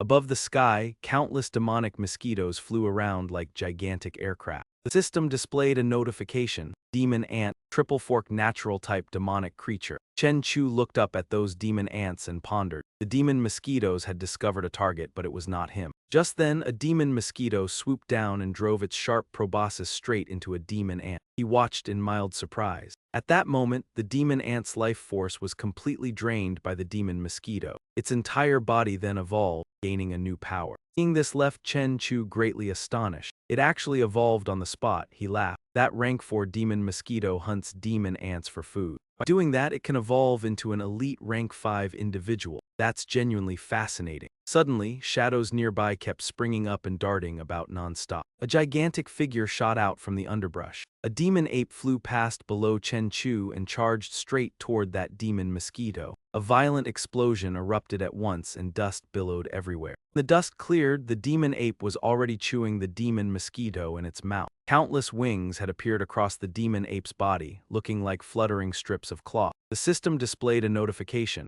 Natural type rank 6 demon ape. He thought to himself, every hunt is another evolution. This is a crude method of purifying energy layer upon layer. At that moment, the demon ape's entire body had been further empowered, and it let out a thunderous roar. Chen Chu sank into thought. These high-level monsters reach the very end of their lives. They all return without appointment. They kneel beneath the tree of life and crawl into the hidden depths among its tangled roots. Then their bodies gradually decompose, and the essence of their demonic crystals, refined throughout their lives, ultimately returns to the great tree's roots and becomes nourishment that sustains it forever. The tree of life remains silent, relying only on its roots to caress these loyal laborers. Then new demon ant eggs, raised within the ant nest, and the next group of demonic crystal miners is about to hatch. And so the endless cycle of circulating energy continues, over and over again, born as slaves, dead as food for all eternity. He paused for a moment, but Chen Chu looked at the surging current of aura and judged that this perfect cycle of circulating energy would come to an end here today.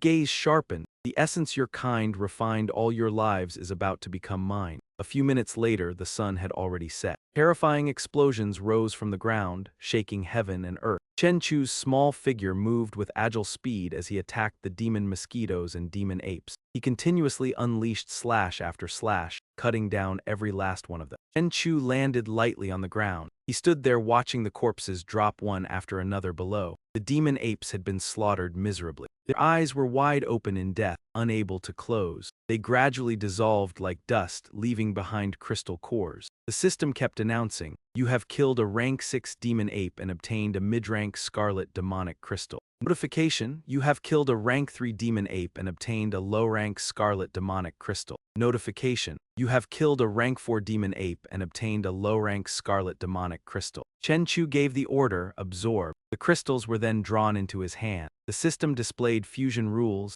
8 low-rank scarlet crystals equal 1 mid-rank scarlet crystal. 8 mid-rank scarlet crystals equal 1 high-rank scarlet crystal. Chen Chu issued the command, "Fuse." A notification appeared, "Evolutionary power has condensed into crystal form." A high-rank scarlet demonic crystal not only grants enormous evolution value, but also carries a 1% chance of triggering a random domain of super evolution during the evolution process. Once successful, you will gain breakthrough power far beyond the normal level. Judged a random domain of super evolution. So something this good actually exists, Chen Chu thought to H. In that case, this precious crimson high-tier demon crystal is basically nothing more than scraps. Turning back on his heel, Chen Chu became certain that there had to be something of an even higher grade than the crimson high-tier demon crystal. Now that he was surrounded by ape demons and spear demons, the corner of Chen Chu's lips curled faintly. "Come on then." But almost at once, he casually unleashed a slash that struck all the monsters at once. They were cut down one after another, and the notifications kept appearing without pause.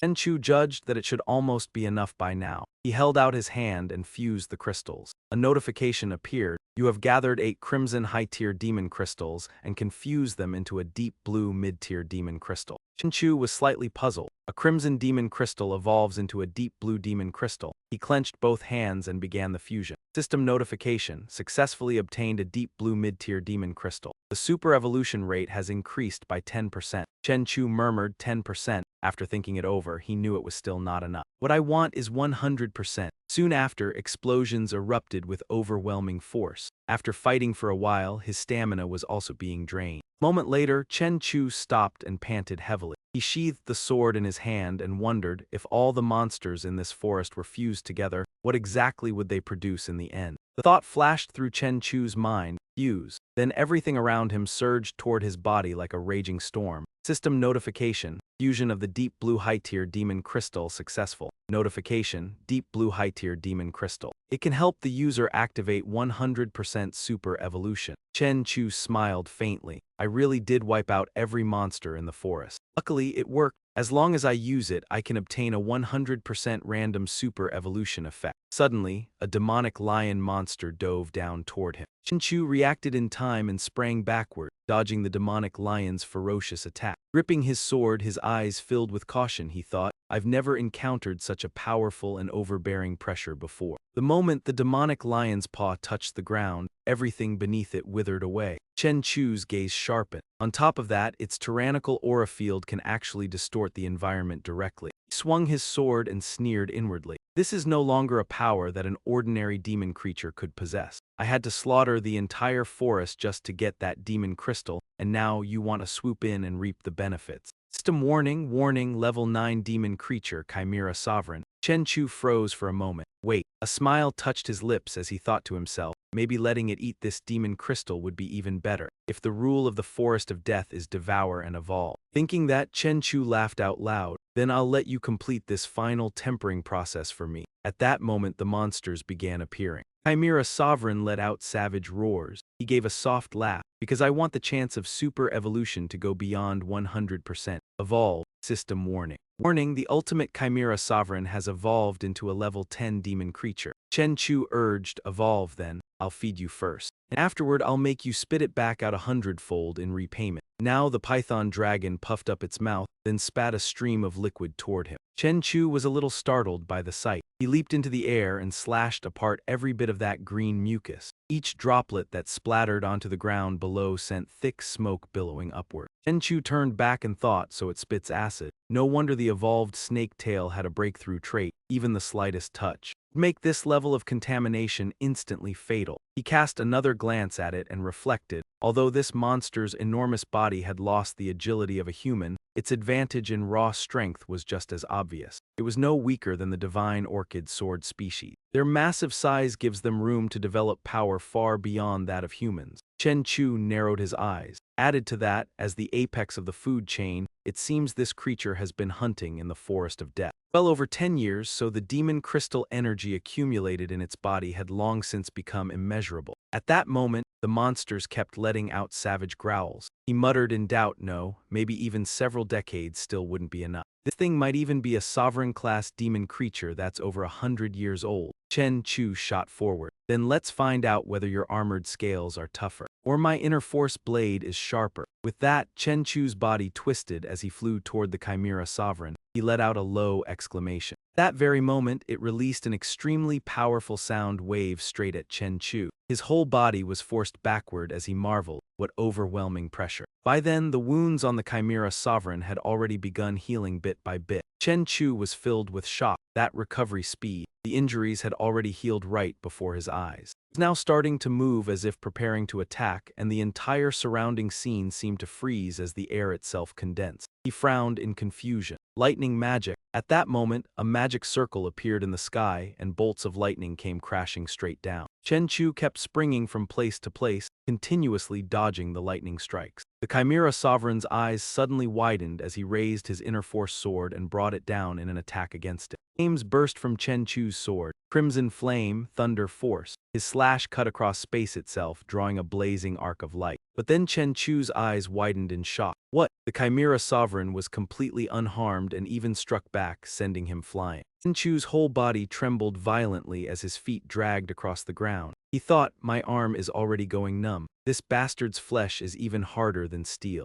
While lost in thought, Chen Chu suddenly noticed something. Purple blood was dripping down from its face at that moment. The corner of his mouth lifted slightly. But if I can make you bleed, then your end isn't far off. Yet suddenly, the Chimera Sovereign released another surge of immensely powerful sound waves toward Chen Chu. He lifted his eyes and looked up. This is... Chen Chu gave a faint smile. So this time you're not even leaving me room to dodge. Inwardly he thought, then I can only fight head-on. System notification. Warning, the durability of the demonic Emperor armor has dropped to 0. Chen Chu judged that's enough. A slight smile touched his lips. Chimera is a demon creature with intelligence. In close combat, it would definitely abandon lightning magic. After all, wide area magic attacks are ineffective in close quarters battle. Chen Chu considered it carefully because even it would get caught in the blast. Now the Chimera Sovereign's vitality had already been reduced. It quickly anticipated what was coming and folded its wings shut to cover its entire body. Seeing that, he praised it. Not bad.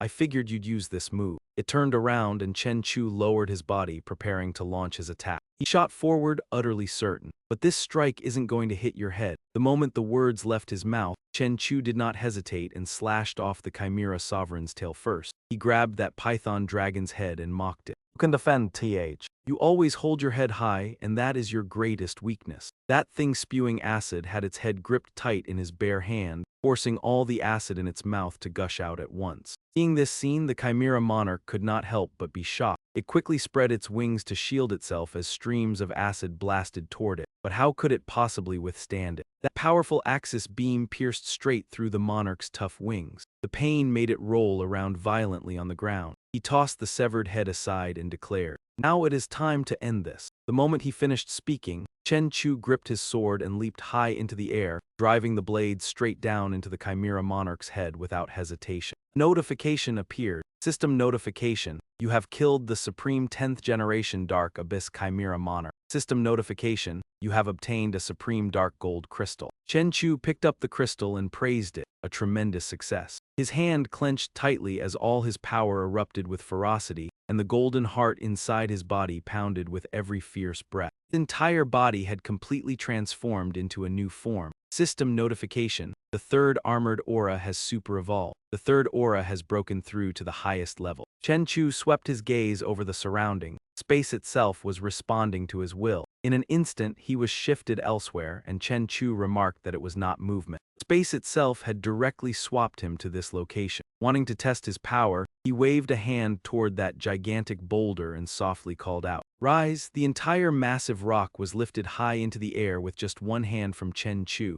The corner of his lips parted slightly. Shatter. In that instant, the boulder exploded like a delayed bomb, bursting apart as fragments of stone flew everywhere. Chen Chu judged that the density was astonishingly high. Pointing at that sphere, he wondered if its power should be quite impressive as well. The sphere rolled forward with tremendous force, carving out a deep trench like an irrigation ditch. Soon after, an explosion erupted not far away, shaking the surrounding space. Chen Chu slowly rose off the ground. Looking down below, he seemed somewhat bored. This world is no longer interesting anymore. Watching the explosions below, Chen Chu concluded that it was time to leave this place. With that thought, he swung his hand and slashed across space. A gate opened and another space appeared. The scene shifted to Chen Chu's home. He trudged inside with heavy steps, yawning again and again, then collapsed onto the bed in utter exhaustion. Just as he was about to drift into sleep, Haihei appeared. "Chu, your body has an issue." Chen Chu replied softly, "Your body has already begun entering the evolution stage. You need to sleep for 2 whole days." He instructed, "During these 2 days, you are not allowed to run around." "Understood. If you want to eat, then use." Chen Chu's eyes slowly closed. "If that does not work, then wait for Huangfu Zuren to bring food over.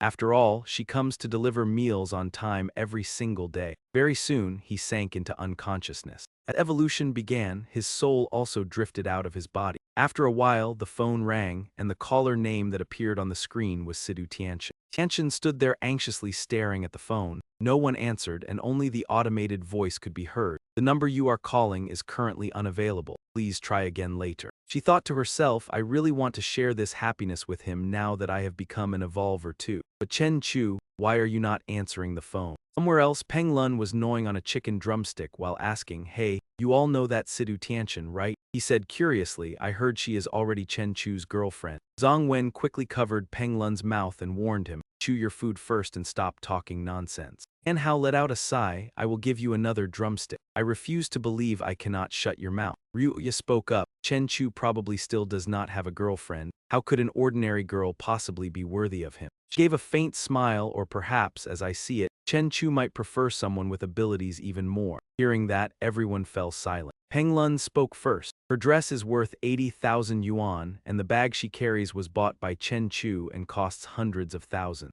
Turned to Pan Hao and added, "Ever since Chen Chu brought Sidu Tianchen back, she has been telling everyone that she is Chen Chu's girlfriend." Something in Ryuya clearly snapped, and she slammed her chopsticks down before abruptly standing up. "I am full, you all enjoy yourselves." He grabbed Peng Lun by the collar and pulled him closer. "Lunzi, why did you suddenly bring this up out of nowhere? You nearly scared me to death just now." Peng Lun asked in confusion. "Everyone at Ning University knows this. It is not any kind of secret. Why can it not be said?" Pan Hao analyzed, "It is true that everyone knows, but saying it like this is no different from throwing a spark into oil right in front of Lin Ryuya in the upcoming live combat sparring." Mengzai also stood up while holding her food tray. "A highly gifted evolver is coming here to register. Have you all met her yet?" Pan Hao was clearly startled when he heard that. "Did you say?" Peng Lun looked bewildered. "How have I never heard that some highly gifted person was joining?" She looked at them helplessly after hearing that. "What were you 2 idiots even talking about just now?"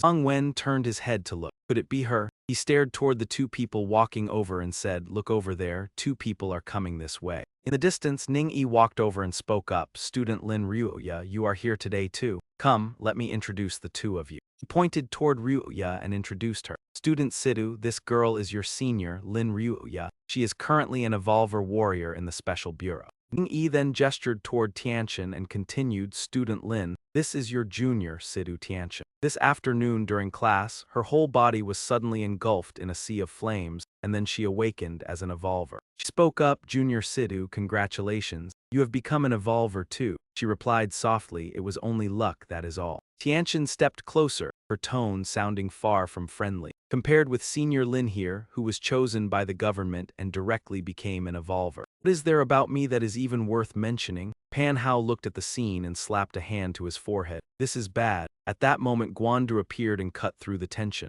Student Sidhu. Before registering you as an evolver, we need to examine your data and determine your rank as well. He urged her, if you have time right now, then please go for the test. She turned around and left. No problem, Director Guan. Ryuya stepped forward and said, Director Guan, both of us are students of Ling University. Why not let me take Junior Sidhu for the examination? Guan praised her, that works too. You understand the testing process best, so I will leave this matter to you. Manhwa rested his hand against his chin and remarked, now Lin Ryuya finally has somewhere to vent her anger. Sidhu Tianchen is really out of luck. The scene shifted to the Evolver testing room, where Ryuya slapped the punching bag and said, testing strength is very simple. Just use your maximum power to strike the machine's impact zone, and it will measure your strength value from that hit.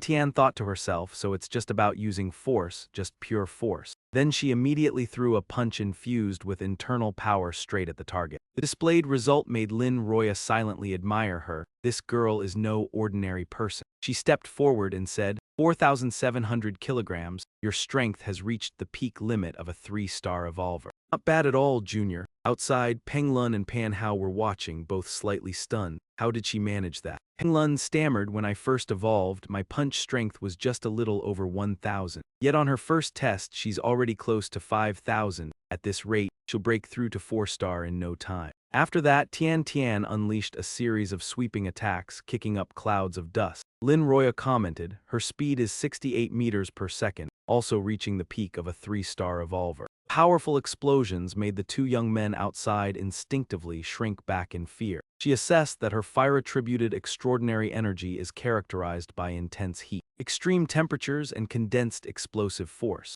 Lin Roya continued, manifesting power as a flexible, explosive fireball with a maximum throwing range of 20 meters and destructive power equivalent to a high-explosive grenade. She raised her hand in approval. Overall evaluation, peak 3-star extraordinary evolver. Pan Hao couldn't hide his shock. She just evolved and is already at the limit of 3-star. Sidhu Tianchen's talent is simply too high. Peng Lun agreed, exactly, we've encountered another genius. Mengzai spoke up, you two only just broke through to 3-star today, right? And you even relied on Captain Wu Kaimai's spirit crystals, so don't compare yourselves to us. Isn't it the same for you, having just reached 3-star as well? Peng Lun rested his chin in thought, something's not right. The higher-up said our evolutionary talent is the highest in city, and his eyes widened. But now there's Chen Chu ahead and Sidhu Tianchen behind. Does that even make sense? Zhang Wen walked over and reminded them, don't worry about others. Talent only determines the starting point. How far you go depends on your own effort. His gaze turned cold. Besides, our evolution must be a natural product. Zhang Wen thought of Tian's case. Some people may have taken shortcuts, relying on external intervention, strong or weak. It's impossible to know.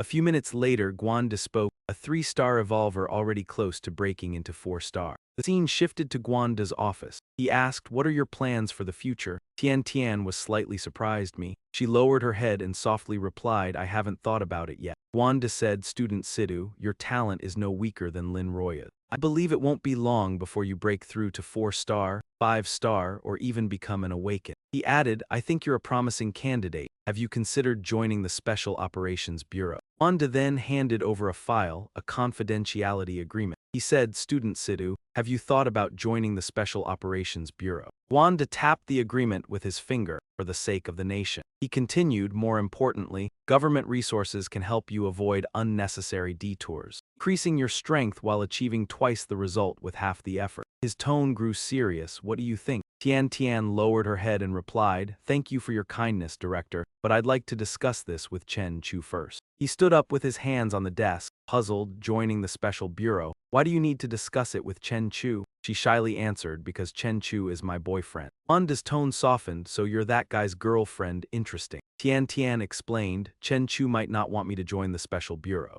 Before she could finish, he took out a card and interrupted, I understand, it's fine. Wanda raised the card. The Internal Affairs Department has already prepared your Evolver certification. Take it and you may leave. She happily stepped forward, thank you, sir. Just as Tian reached for it, he pulled it back. Wanda added, by the way, please tell Chen Chu that the Hangcheng Chamber of Commerce matter has been resolved. He said all 3 involved corporations have been eliminated. Thank him for providing the intelligence. She responded enthusiastically, I will definitely pass on Director Guan's message. Watching Tian Tian leave, Guanda let out a sigh, thinking she probably won't join the special bureau. The scene shifted to Chen Chu's home, where he was leaning over watching him sleep. The little girl looked puzzled, strange, his temperature is rising. He reached out to touch his forehead, then instantly recoiled, it's so hot. Chen Chu lay motionless, sinking deeper into unconscious sleep. His entire body seemed completely insensate. He curiously wondered, is Chen Chu dreaming? At this moment, Chen Chu had been asleep for 3 days. On the screen, announcements from a broadcaster were playing. The apocalypse shockwave will arrive in 6 days.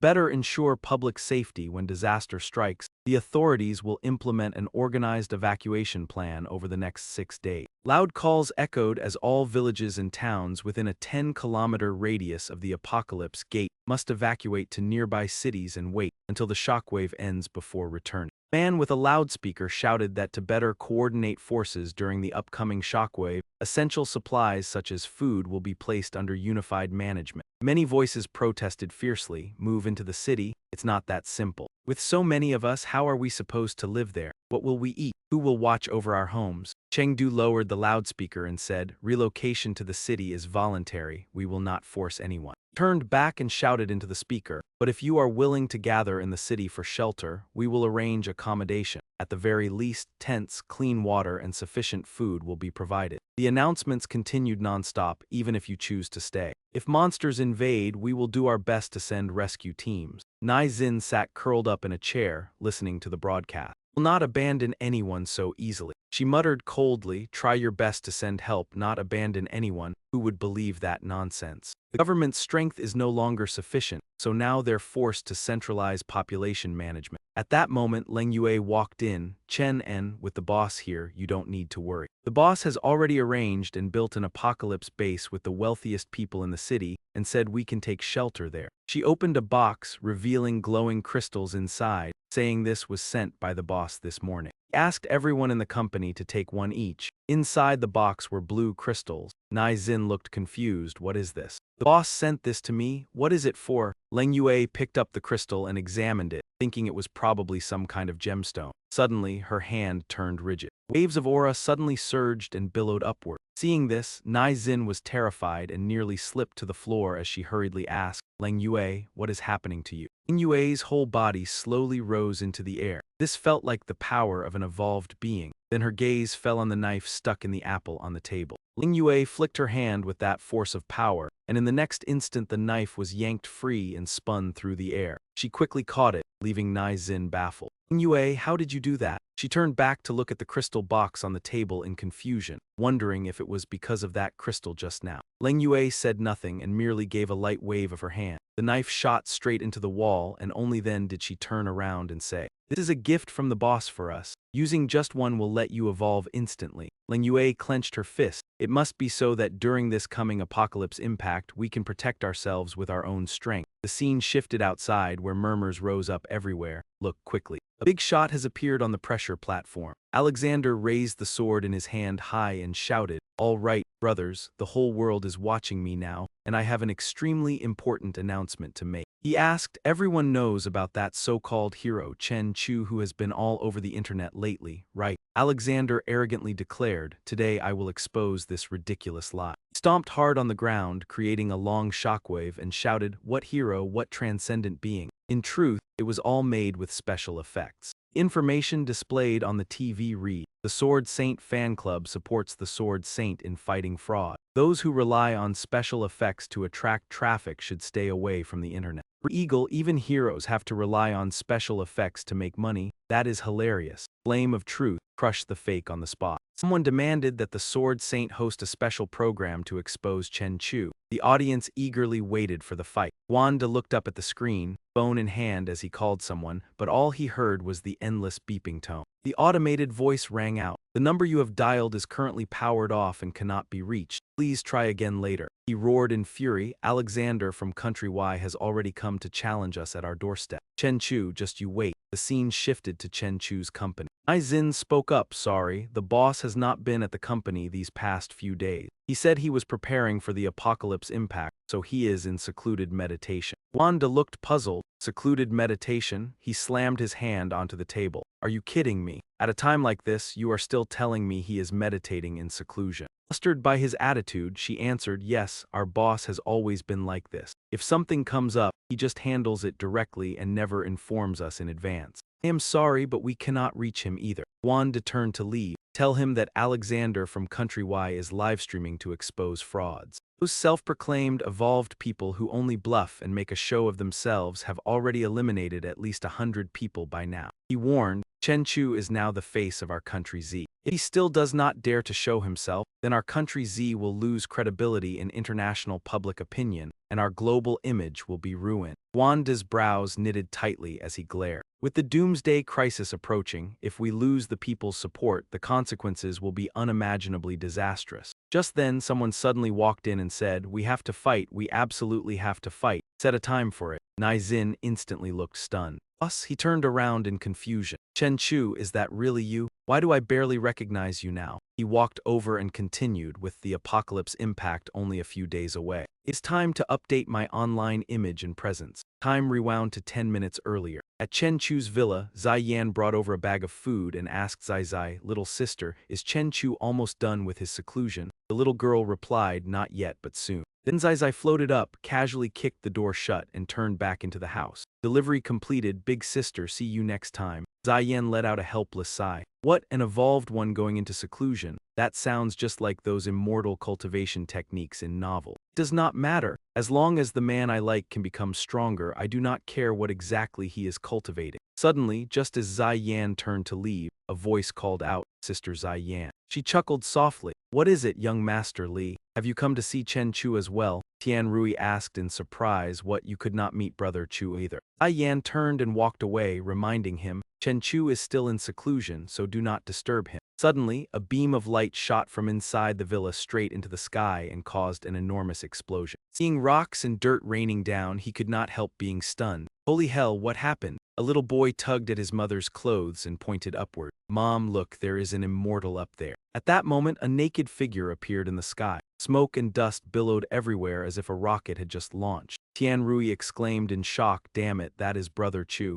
Has he ascended to immortality? Zai Yan judged calmly, what ascension? This is evolution. Chen Chu continued spiraling upward like a twisting cyclone. He threw himself into outer space and spoke in comfort. This feeling of rebirth is truly not bad at all. The system announced, the sword lizard has evolved into the Black Destruction Giant Kingdom, ruined dragon, and obtained Emperor Gene, allowing it to steal gene fragments from slain monsters and learn their ability. After reading it, Chen Chu could not help letting out a surprised sound. At this moment, his entire body was lying on top of the lizard. Looking down at his hand, Chen Chu praised himself. Very good, next comes testing this new body after completing this metamorphosis. He clenched his fist. At that moment, back in Chen Chu's office, Wanda stood there and said, I have to remind you, Sword Saint Alexander is a major star in the International Evolution Alliance. He warned, if you capsize in the gutter, then the face of our special bureau on the international stage will be thrown away completely. Chen Chu slowly rose to his feet and replied calmly, no need to worry, it is only a small matter.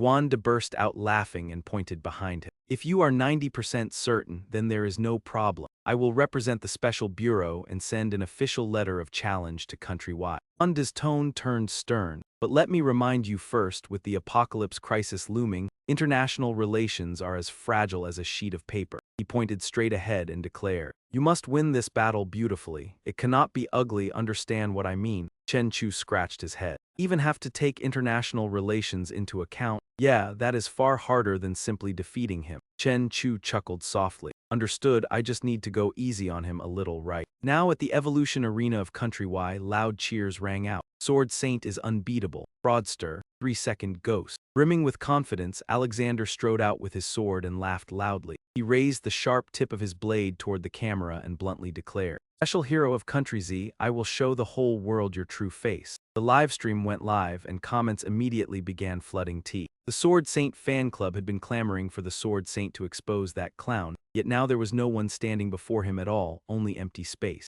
Alexander burst into loud laughter. So after all, you are too cowardly to accept the challenge. I never expected the strongest evolver in Country Z to be such a useless wretch. Time turned back several hours earlier. Chen Chu looked at his phone and asked, "The battle site is in Country Y and the time is tomorrow morning." Wanda told him that he had only 6 hours. He said sternly, "The capital of Country Y is at least 10,000 kilometers away from us. One crucial factor in determining an evolver's strength is speed rank. I think he clearly intends to use this test of maximum speed to measure both your speed and your endurance. Judge, just as I thought, he is truly scheming. If I cannot get there in time, then he will have succeeded in exposing me." Wanda nodded in agreement. "That's right. The Special Operations Unit will arrange a special aircraft to pick you up. A jet transport can reach Mach 2, and including the time needed for aerial refueling, we can arrive within 5 hours." The moment he said this, Chen Chu's brows drew tightly together. "You have to trust our mobilization capability." Chen Chu turned around and waved his hand. "Forget it, no need. 5 hours is still too slow." Wanda shouted, "This is special operations business, don't mess around." The instant he finished speaking, Chen Chu had already shot out through the glass window, shattering it to pieces. He growled darkly, just as expected. The stronger they become, the harder they are to control. Damn it. He streaked through the sky just like that when Chen Chu suddenly sensed something. In City M, he thought to himself, there is a violent energy fluctuation. Chen Chu landed below the central bank tower and first used his observation ability to assess the situation. Looking at the crowd below, Chen Chu saw a bank robbery in a foreign country, but he did not care much and simply flew on, telling himself, "What a waste of time, better not meddle in other people's business." One robber stood above, observing, and had already spotted Chen Chu. He turned back and shouted loudly, "That's right, right now. The evolvers have all been sent to guard the gate, so no one is left to stop us from robbing this place." Then the robbers ran off carrying their suitcases full of cash. The police shouted, "Our guns are useless against these evolvers. Request headquarters to send heavier weapons immediately." The robbers were overjoyed as the bullets failed to penetrate their barrier. Suddenly their smiles vanished at once when a bullet pierced through. They looked up, eyes wide with shock, and asked, "What is that?" At that moment a streak of violet lightning flashed across the sky. He stammered, "He's back, the evolver from before has returned." Before he could finish speaking, a violent explosion erupted and shook the very air. As the dust and smoke dispersed, Chen Chu slowly emerged and said, "I really did not want to meddle, but forget it, I'll just treat this as a warm-up." The robbers threw down the money and shouted, "Fire." Bullets poured out non-stop along with loud cries of fire. The bullets shooting toward him were like stainless steel needles. Chen Chu gave a foolish grin. "Is that all you've got? Too weak." The moment those punks looked over, his gaze sharpened and blazed, and in an instant all the bandits dropped unconscious as if struck by electricity. One after another, they fell to their knees and vomited. A black-skinned robber stepped out of the vehicle, clasped his hands, and spoke. "You crippled my underlings with nothing but a glare. So you're an evolver too, with psychic power." He dodged the incoming boulder and roared, "But you picked the wrong target because I'm an evolver too.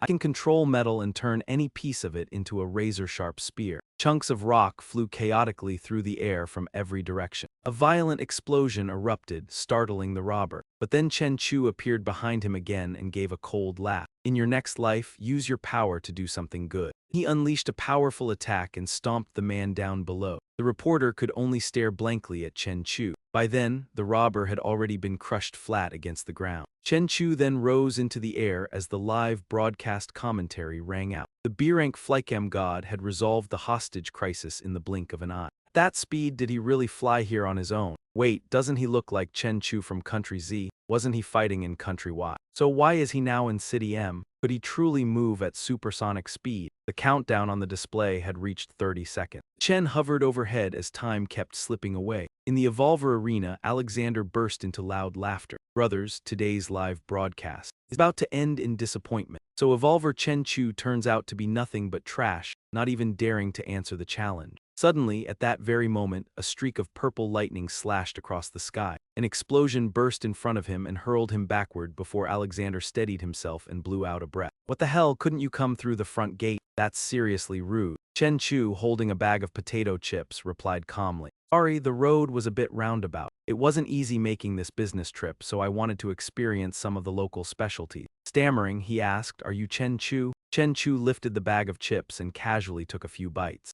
Wearing home clothes, Chen Chu answered without concern, "That's me." Alexander sneered, "You came to answer a challenge in pajamas. You don't look like a top expert at all." He slipped a hand into his pocket and asked, "What's wrong? Do I not look like an expert right now?" Chen Chu's call appeared on the phone screen and Guan trembled with rage. Damn it, I forgot to remind him that the program over there is being broadcast live. This is a total embarrassment on the international stage. He slammed his hand heavily onto the table. I need to remind this brat to pay attention to his international image. Looking at the phone, he thought, Director Guan. Chen Chu turned around and raised the phone. Hold on a second first, let me take this call, 5 minutes. Alexander ground his teeth in anger. This guy was answering the phone right in front of him and before a global live broadcast. It was simply treating everyone like they didn't exist. Meanwhile, Chen Chu was reassuring him, don't worry, I'll go easy on him. Furious, Alexander grabbed his sword. Go easy on me. A moment later, Chen Chu came back and said, sorry to keep you waiting. Clenching his fists, Alexander replied, it's fine.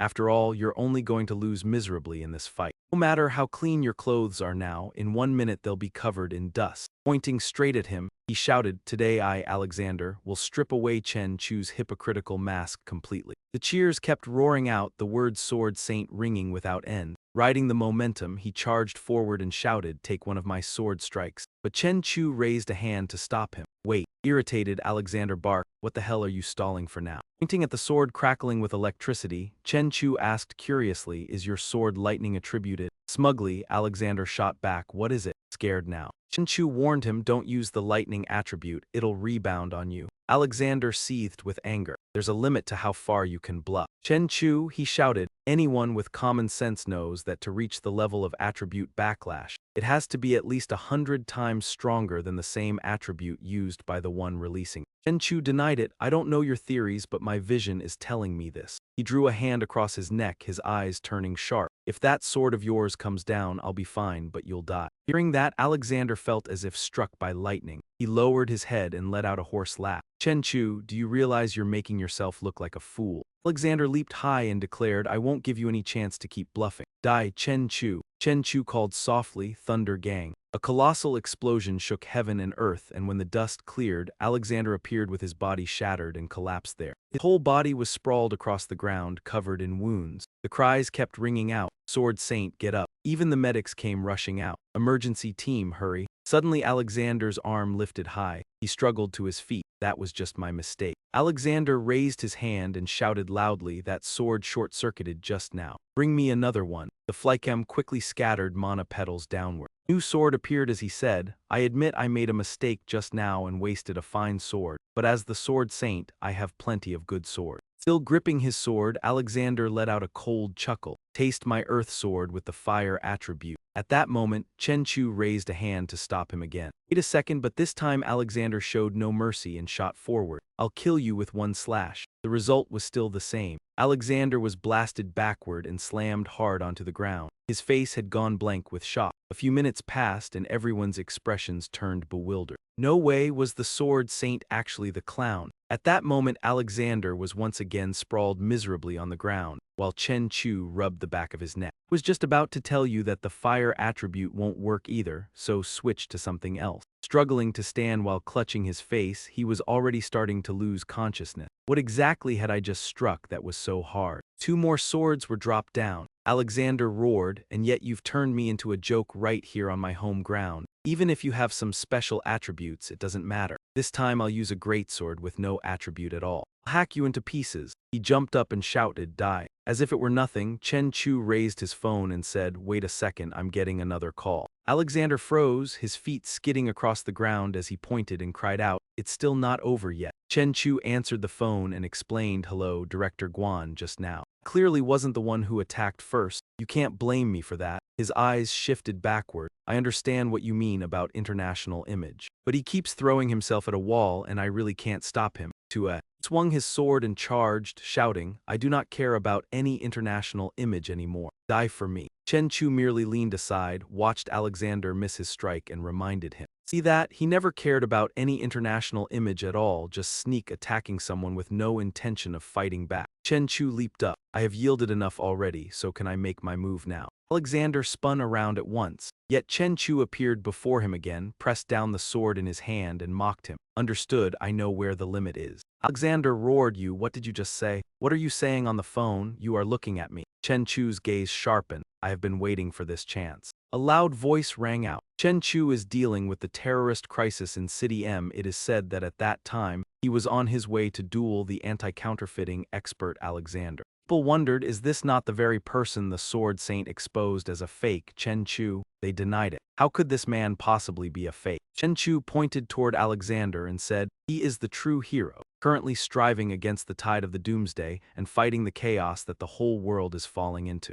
As for the fake hero, he is here acting like a clown, claiming to fight imposters while actually stirring up conflict again and again to seize traffic for himself. He said coldly, now let me ask you, who exactly is the fake? Another loud cry rose up. Sword Saint, were you not going to expose the counterfeit? Among all these evolvers, you are the one best at empty boasting, are you not? The fake Sword Saint Alexander could not endure the provocation, rushed forward and shouted, Chen Chu, you are the fake. You are clearly the clown. But as he charged in, Chen Chu flicked him right between the brows. Alexander's whole body was violently knocked backward, and he lay motionless on the ground. His eyes rolled white and his mouth hung open. Wanda cried out loudly. Chen Chu answered calmly, it is done. I will head back in a moment. He turned back and said that the doomsday was never meant to be a live broadcast because the real doomsday was unbelievably bloody. Yet some people were using footage of disasters to draw traffic. Chen Chu's tone turned grave. Today, I want to ask all of you this. When the darkness of the doomsday covers the entire world, who will be the true heroes? He spread his hands and said, I have seen that amid the ruins where monsters run rampant. Only ordinary people silently delivering supplies, along with the old and the young, are using their flesh and blood to block the road to the shelter. Chen Chu shouted, they may not even receive those so-called likes, but these nameless people are striving to protect the final seeds of civilization. Their qualification to be heroes has never been determined by any strategic ranking list. His eyes were filled with resolve. And what stance should we take against those imposters?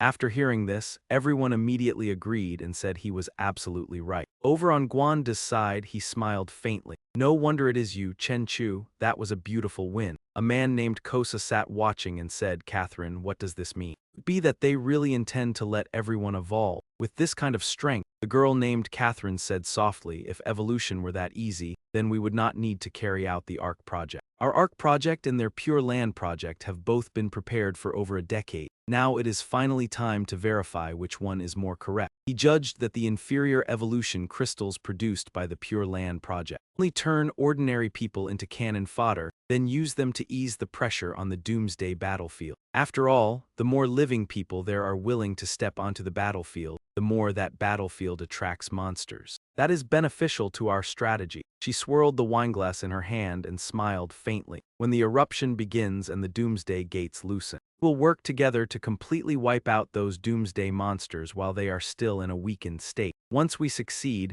we will have a vessel to survive the apocalypse. A sinister look flashed in Kosa's eyes. No, very soon we will have 2 doomsday arcs. Catherine asked in confusion, what do you mean? He replied, we have also detected an enormous source energy signal underwater. Its estimated mass is equivalent to another apocalypse-class creature, and it is at Alexander's anti-counterfeiting scene. Hearing that, she let out a small exclamation of surprise. Catherine asked, the primal power released by a monster is being displayed through a human evolution process. Kosa replied, according to the data, the one who appeared at Alexander's anti-counterfeiting scene. They have been a clone, while the real main body is likely moving near the Atlantic Ocean. She said coldly, no wonder Alexander was defeated by him. Because he is not human at all. Good, very good. If he is not human, then killing him is only inevitable. Catherine continued, Kosa, if you find the target again, kill him at any cost, even if you must use tactical nuclear missile. He obeyed and said, understood. After the battle, Chen Chu simply flew away. He and the lizard swam through the ocean, then both man and beast shot upward into the air. Suddenly the phone rang. Chen Chu picked it up and saw that the caller was Su Lengyu. Lengyu's voice came from inside. Boss. I've arrived, he replied, just come straight in. We will meet in the back garden of the villa in a moment. As soon as he finished speaking, the figures of both of them shot away and vanished. Back at the villa district, a streak of lightning flashed across the sky. His figure swiftly appeared in the back garden of Chen Chu's villa. Ixin said happily, boss, I heard your cultivation has finished. She asked with some confusion, boss, why has your hair grown so long? Nixon held her face and sank into infatuation. He is so handsome. What am I supposed to do if I like him too much? He answered, my cultivation broke through, so my hair growing longer is only natural. She was puzzled. Cultivation really make hair grow longer too? Chen Chu turned and praised her. Leng Yu, I heard you have become an evolver. Congratulations. Leng Yu could not help being stunned. What, sister Leng Yu, you became an evolver? Since when? What is your ability?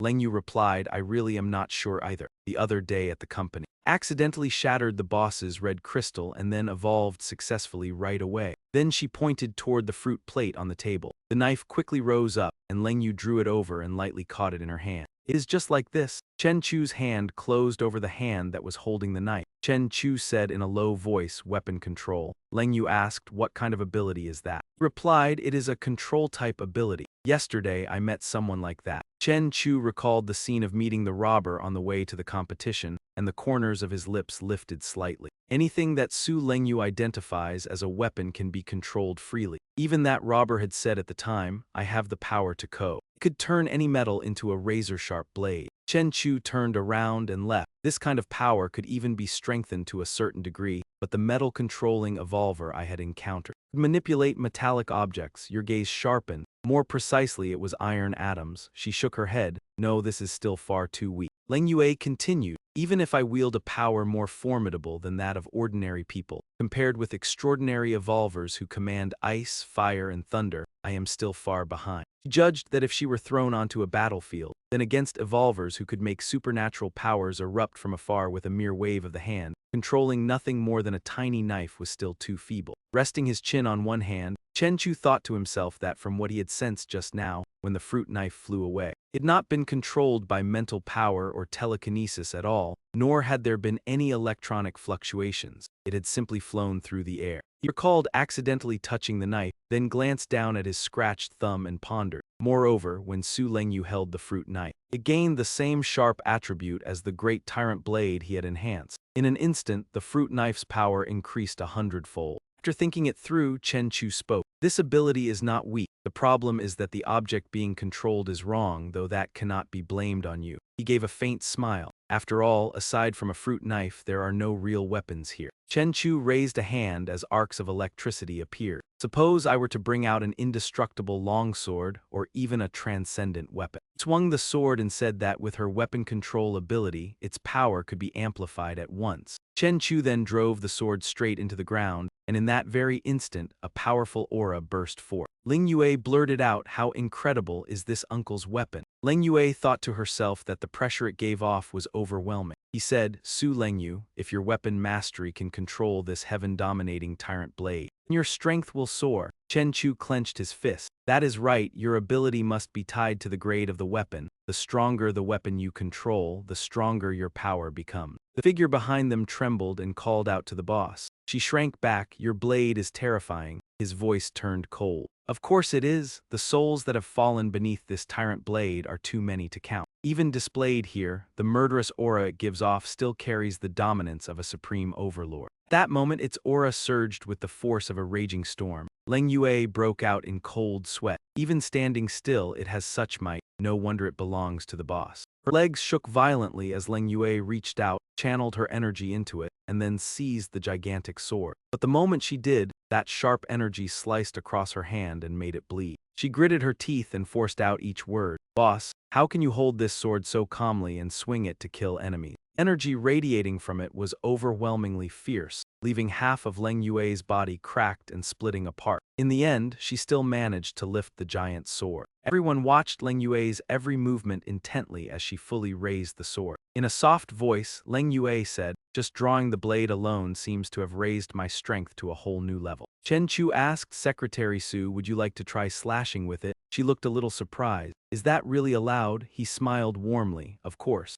Leng Yue then swung the sword, preparing to strike. Her brows knitted tightly and her gaze turned sharp. Leng Yue raised the sword and slashed, sending dust billowing into the air. The two girls cowered in fear behind Chen Chu's broad frame. Her knees buckled with cracks and Leng Yue panted heavily. I am sorry, boss, I cannot handle it. This weapon is still far too powerful for me. He walked over and praised her. You already did very well, Leng Yue. Even if you can only unleash a single strike, it is enough to produce a heaven-destroying, earth-shattering effect. Suddenly, a loud shout rang out from the house across the way. "Bastard, what the hell is this? Who dared split my roof open in broad daylight?" She looked up at that slash mark. "Was that really the move I just used? Did I actually do it?" Chen Chu judged, "That is right, but your mastery is still a little lacking. You need a transcendent weapon that suits you better." He continued, "All right, let us not talk about that for now. At noon, your boss is treating you girls to a feast." The two girls answered in unison, "Yes." Chen Chu reminded them after lunch. "Secretary Su, come with me alone." Leng Yue asked in puzzlement, "Boss, what do you mean by going alone?" He replied to the Special Affairs Bureau,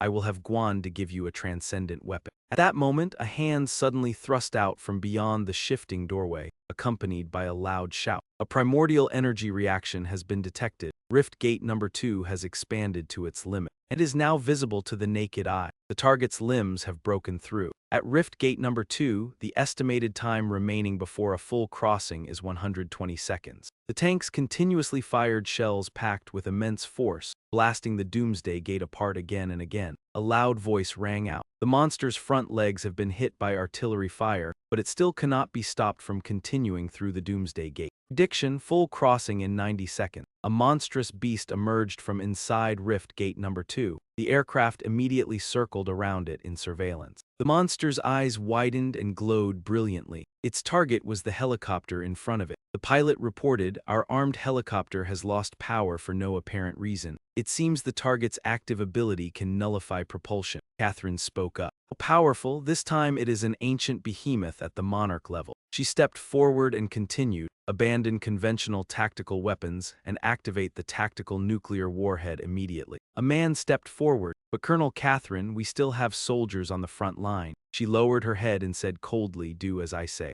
Overwhelmed by the pressure, he obeyed in fear. "Yes, ma'am." The monster kept crawling out while the warhead was already flying toward it. The beast lifted its eyes and stared straight upward. The man hurriedly reported, "The tactical nuclear missile has lost propulsion and is about to fall." Kosu appeared and without hesitation charged upward. He used the force of his leap to kick the missile hard, sending it hurtling toward the gate once more. In the next instant, it flew straight into the monster's mouth. Immediately, the beast exploded, and thick black dust and smoke billowed upward. Catherine smiled inwardly. Ordinary people do not know that when nations face doomsday gates, they have in fact already used many kinds of superweapons to eliminate monarch-level monsters. This was also one of the reasons nations had been able to suppress countless monsters facing the doomsday gates for so many years. With one hand on her hip, she reflected that whenever a massive monster assault appeared over the years, whether it was king-level or monarch-level, nuclear bombs, hydrogen bombs, and the most powerful weapons humanity currently holds are only the best means to delay the apocalypse. But this time, how long can humanity's fate truly be sustained? 3 months, 3 years, or less than 30 years? As the dust slowly settled, she sneered inwardly, "How foolish." Catherine spread her arms wide and shouted loudly, "Now we must do everything possible to retrieve the core essence from that monster's corpse. Even in the face of radiation, we must still create a new future for humanity. Your death will ultimately become the most glorious sacrifice for all mankind." Her voice turned cold, "Because we will board a great ark and together pass through this apocalyptic gate to build a new home for all humanity. This is the grand ark plan." The scene shifts to the Special Bureau. Leng Yue spoke up and asked, "Boss, is this the Special Operations Bureau that manages evolvers?" Chen Chu confirmed, "I'm quite familiar with Director Guan. Here, we should be able to find the most suitable weapon for you." At that moment, a luxury sports car sped past. Tian Tian stepped out and greeted him, "Senior." She glanced toward Leng Yue with curiosity. "Who is this?" He introduced her. "This is Leng Yue, my company's secretary, also a newly evolved individual." "Leng Yue, this is Sidu Tian Tian." The two women sized each other up cautiously, and Leng Yue lowered her head to greet her. "Hello, Miss Sidu Tian Tian." Tian Tian waved with a friendly smile, "Hello." Inwardly, she thought, her figure isn't as good as mine. That works. As Chu turned and said, "You might end up fighting together in the future. So don't make things tense between you now." At that moment, at Guanda's desk, he leaned against the table and spoke, "I have to say, your battle with the Sword Saint directly elevated our international standing. People are saying our evolvers carry the bearing of a great nation. All of this is thanks to you, Chen Chu," he replied. "Save the compliments for later, I'm here for something else." Guanda asked, "Go on, what is it?" Chen Chu snapped his fingers and the door opened as the two women walked in. Tian Tian spoke, Director Guan, we meet again. Leng Yue followed behind. Hello, Director Guan. He straightened up and examined them. Sidu Tian Tian, and this face looks familiar. I feel like I've seen it somewhere before. Was it in your logistics company? She introduced herself. My name is Su Leng Yue. I am our boss's personal secretary. Wanda teased Chen Chu, you really know how to enjoy yourself. Chen Chu reminded him, cut the nonsense. I'm here to register evolver identities. Wanda gestured toward Tian Tian.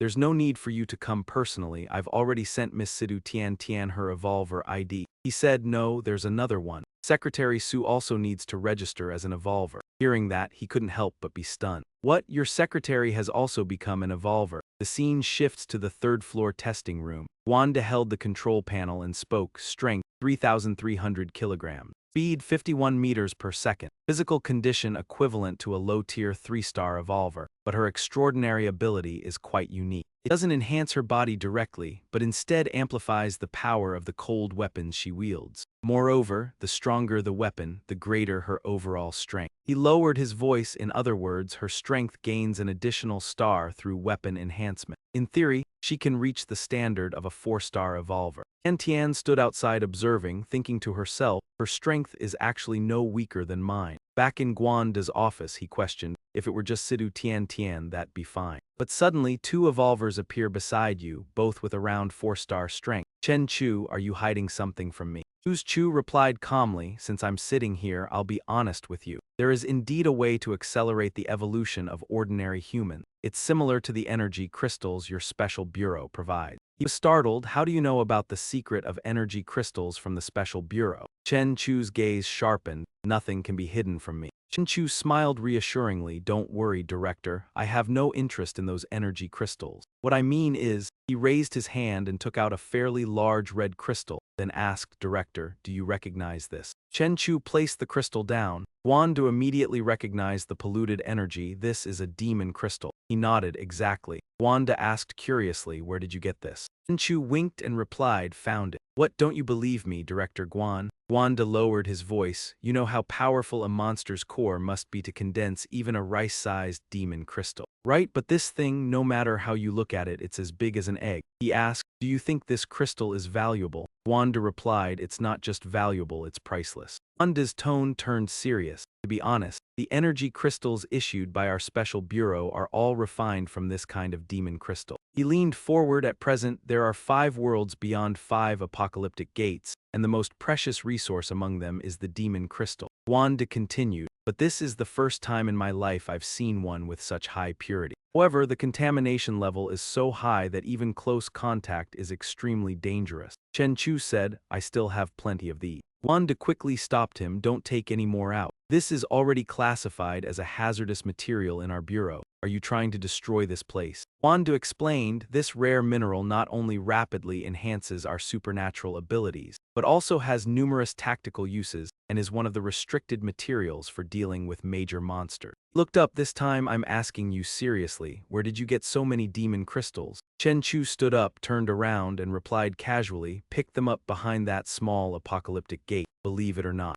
Wanda thought to himself, no wonder this kid's strength has been growing faster than a rocket. It turns out he's been relying on demon crystals. Chen Chu added. But that small apocalyptic world has already been destroyed, and its gate has been permanently sealed. He turned back with a faint smile. Luckily, I managed to collect a large number of red demon crystals from there. Wanda spread his hands and asked, tell me, how much money do you want? Our special bureau is more than willing to pay you a generous price. Chen Chu replied, we both know very well that in this apocalyptic world money is worthless. Wanda asked, then what do you want? He answered without hesitation, weapons, the most powerful weapons your special bureau possesses. The hero squads your bureau has formed combine evolvers with suitable equipment, and the squad I'm about to build will also need support from your armory. Chen Chu continued, I'm willing to use the demon crystal in my hand as a bargaining chip for a fair trade. At this moment, in the third-floor testing room, Wanda pointed and said, this wandering dragon blade was forged from meteorite iron taken from a collapsed world in the post-apocalyptic realm.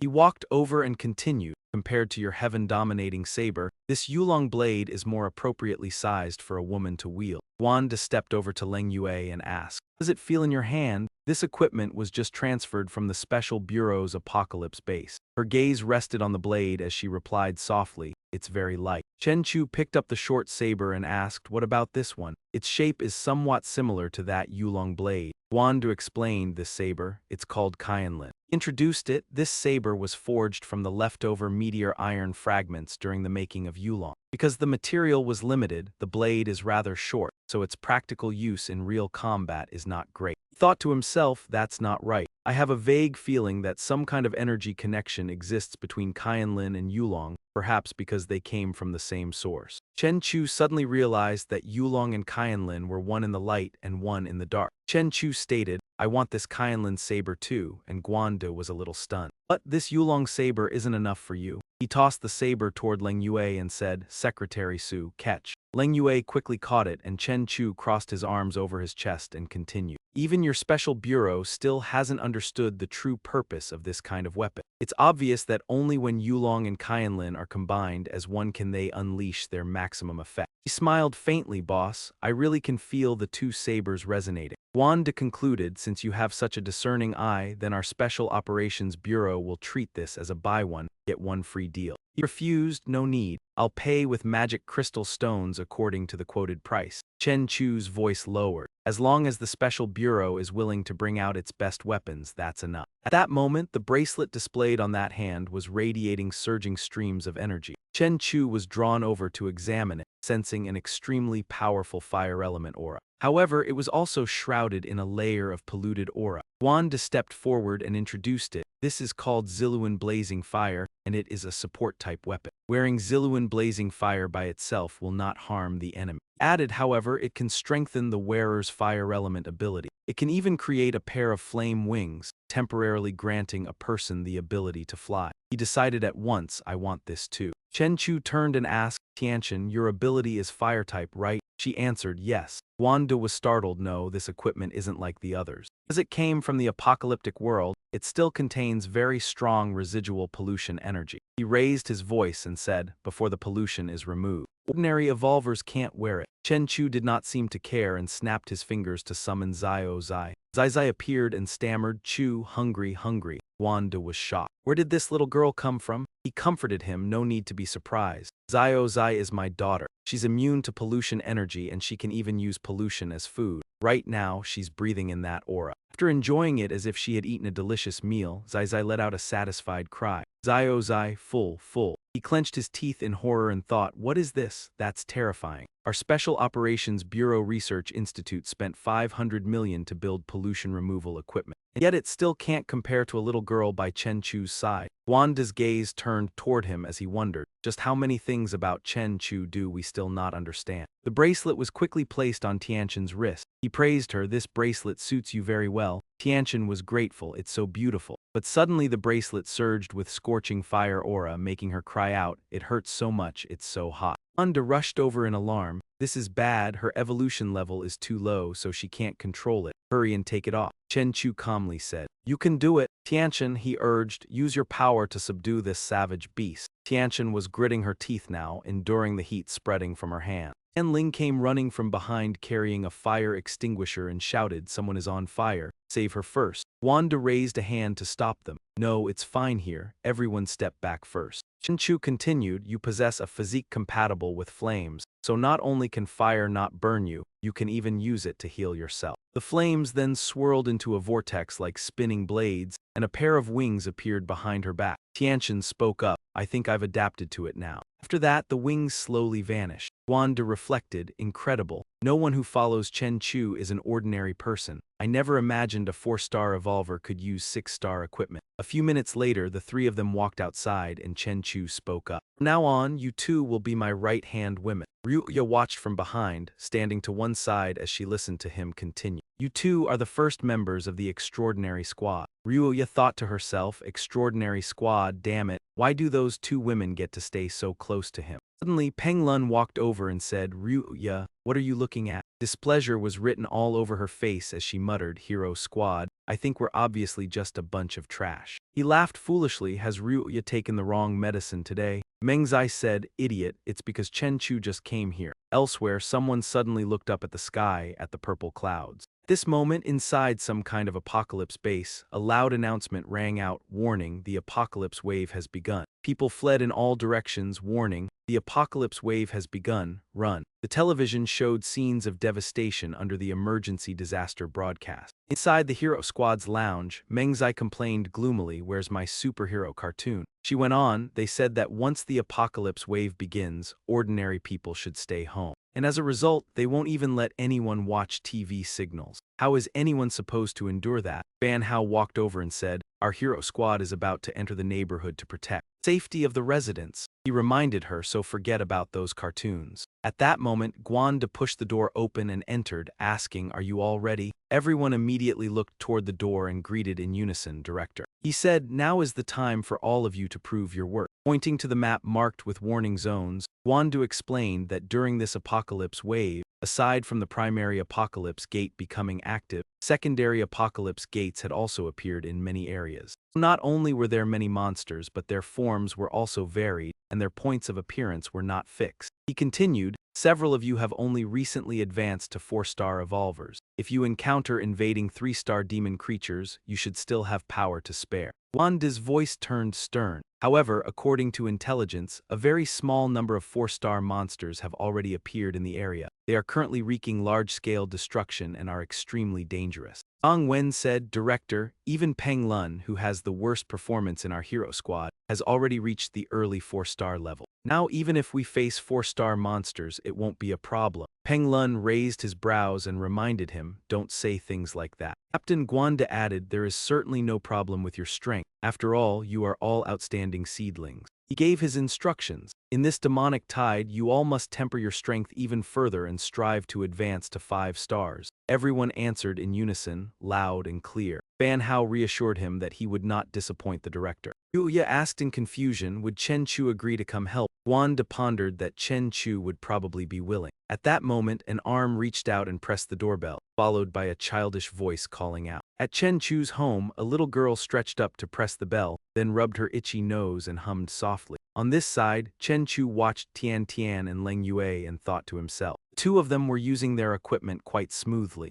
Zio Zai appeared and pointed as she reported, "Chu, there is a guest, a child." Then, outside the door, the little girl spoke up, "So this really is Lord Chen Chu? It really is Lord Chen Chu." He observed the little girl for a while and recognized the mask on her head along with her beast-like hands. Chen Chu recalled Inari and asked, "Are you that Yamada Orachi girl?" The little girl replied, "That's right. My name is Yuko Inaba, and my code name in that organization was Inari." He pointed at her. "You are a fox deity with the ability to analyze information, right?" Yuko answered shyly, "I was lucky that Lord Chen Chu saved my life before. After I returned, I tried hard to learn more about you. I never expected that Lord Chen Chu would actually be someone so famous here." Her voice softened as she added that because of this, Yuko had quickly found Lord Chen Chu's address through her connection. Chen Chu cursed inwardly, "Damn it, I wanted to hide my identity, but now that is completely impossible." He asked in confusion, "Why did you come all the way here? Is something the matter?" Yuko blinked and said, "I came to join you, my lord." Chen Chu rubbed the little girl's head, then introduced her to the two girls. "That is the situation. I saved Inaba Yuko when trouble broke out on Okumachi Island." He added that he had heard she had no food to eat back home, so she had come here to join them. Tian Tian asked in puzzlement, "No food to eat?" At that moment, Yuko pulled down her mask and activated her skill, Fox Illumination Divine Insight. After that, she directed her perception toward the two people standing before her. The little girl looked at Tian Tian and said, "A fire element wielder, 4-star mid-rank." Yuko then evaluated Leng Yue, a weapon wielder with 3-star high-rank strength, but after taking up her weapon, her power reaches 4-star high rank. Chen Chu praised her, "Very accurate. Your intelligence-gathering ability is extremely strong. Our extraordinary girls team truly lacks an intelligence specialist."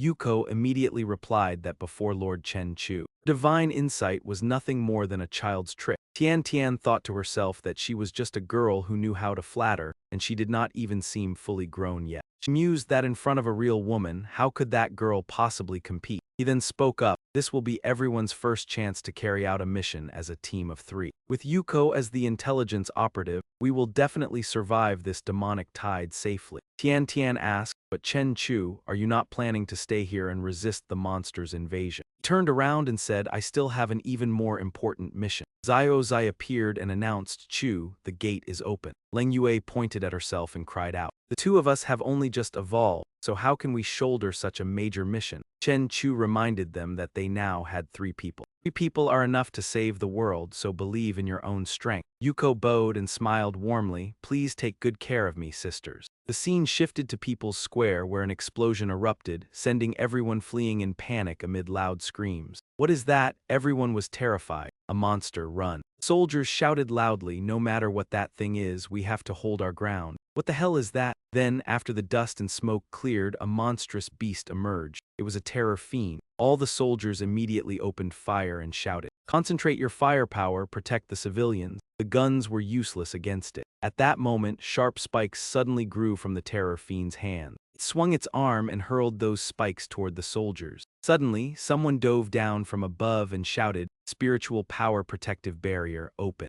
Peng Lun swiftly raised a barrier that blocked all of the sharp spikes. He urged them, retreat at once. Leave this to the hero squad. Soldiers could not help but rejoice. It is the hero squad from the Special Affairs Bureau. Great, we can leave this place to them, Zhang Wen reported. The instruments show that the pollution index here is extremely high, so the gate here must be very powerful. The secondary demonic gate must be nearby. Notify the Special Operations Division that a terror-class demon has been discovered in People's Square. Its power is around 4 stars. He pushed up his glasses and gave the order, Hero Squad, heed my command. Cleanse the polluted zone and close the secondary demonic gate. Everyone in the squad immediately answered, understood. Fan Hao charged forward excitedly, let me test your tricks first. He gripped his staff and leaped high into the air. Brought down a tremendously powerful strike onto the terror fiend below. Fan Hao clenched his teeth and thought, its defense is really strong, even my spiritual spear cannot pierce through it. At that very moment, it swung its arm and knocked him flying backward. Zhang Wen dashed over, quickly weaved the spiritual power again. Fan Hao was caught by the extreme net, so he was not injured at all. He turned back and said, thank you, Captain. Then a curse rang out, idiot, duck your head. At that moment, Mengzai was aiming her gun straight ahead. A tremendously powerful shot streaked horizontally past Fan Hao. The blast knocked the terror fiend backward. Thick dust and smoke billowed up as it slowly raised its head and stood again. A cracked wound had opened on the terror fiend's head with smoke rising from the fracture. He was instantly shocked beyond measure. Fan Hao pointed and shouted, your sniper rifle can pierce its defense. She lowered her gun and said, then I will punch straight through its weak point in one go. Mengzai unleashed another shot packed with force. Suddenly, a violent explosion burst out above. Zhang Wen reminded her, Wu Kaimai, if you keep damaging public property so recklessly, the cost will be deducted from your salary. She shouted back, stop talking nonsense. I was clearly aiming at that terror demon's weak point. He walked over and said, stop making noise. That terror demon most likely has some kind of spatial shifting ability. Weapons that rely on precise bullet trajectories do not seem effective against it. Kaimai's gaze sharpened. Is that so? Precise trajectories are useless. She cocked her gun. If a large number of inaccurate projectiles are produced all at once, then it will not have enough time to alter each trajectory one by one. Zhang Wen said softly, listen to my command. He continued, did the director not just scold us last time for poor teamwork? Before we find the terror demon's true weakness, we should not launch a full-force attack so easily. Besides, let Peng Lun hold its attention. I will find a way to shoot it at close range. Kaimai insisted, if one shot cannot take him down, then I will fire too. Zhang Wen turned and called out, Ryuya, protect Wu Kaimai and strike from behind. Its weak point is the back of its head. A close-range blast can damage its main body. Ryuya raised her sword and spoke with certainty. Song Wen gave the order. Peng Lun and Pan Hao, the two of you make a perfect contrast. Draw the terror demon's attention from the front. Peng Lun answered, leave it to me. Pan Hao agreed, got it. He gripped the net in his hand. I'll use spirit power to bind the terror demon and restrict its movement. Song Wen shouted, Hero Squad, prepare for battle. At that moment, the terror demon opened its huge mouth, split into several parts like a blooming flower, and charged forward with ferocious force. He thrust out his hand and shouted, weave. In an instant, the terror demon's legs were snared by the net. Song Wen yanked it tight, and the terror demon was restrained by him. He let out a faint laugh. My spirit power can transform into all things. Thorn vines bind it tight. Then a series of shots fired continuously around its body. The terror demon refused to yield and swung its arm, hurling those sharp spikes away. Ryu slashed them aside with her sword, while Chi Mei twisted her body to dodge them. On Peng Lun's side, he was forming a defensive barrier to block the spike's attacks. Pan Hao seized the chance and leaped upward. He brandished his long blade and roared, "Take a taste of my spirit-powered spear." The moment the blade drove down, a brilliant light burst forth and flooded the entire area. It pierced deep into the terror demon's jagged teeth. Pan Hao landed and muttered in confusion. How is its reaction so fast? The terror demon was slowly pulling the blade back out. He shouted, "Peng Lun, now's the time, drive the spear in." Peng Lun rushed forward. "Got it," he called out. "I've been waiting to use this move for a long time." The defensive barrier instantly condensed. Peng Lun sprang up and shoved the blade straight down, roaring, "Go in for me." The blade drove clean through the terror demon's head. Landed and watched the green liquid splatter, thinking, did we succeed? Yet it was completely unharmed and simply raised its hand to pull the blade back out. The terror demon only let out a few low noises as it yanked the weapon free. Song Wen was horrified, its head. So that wasn't its weak point after all?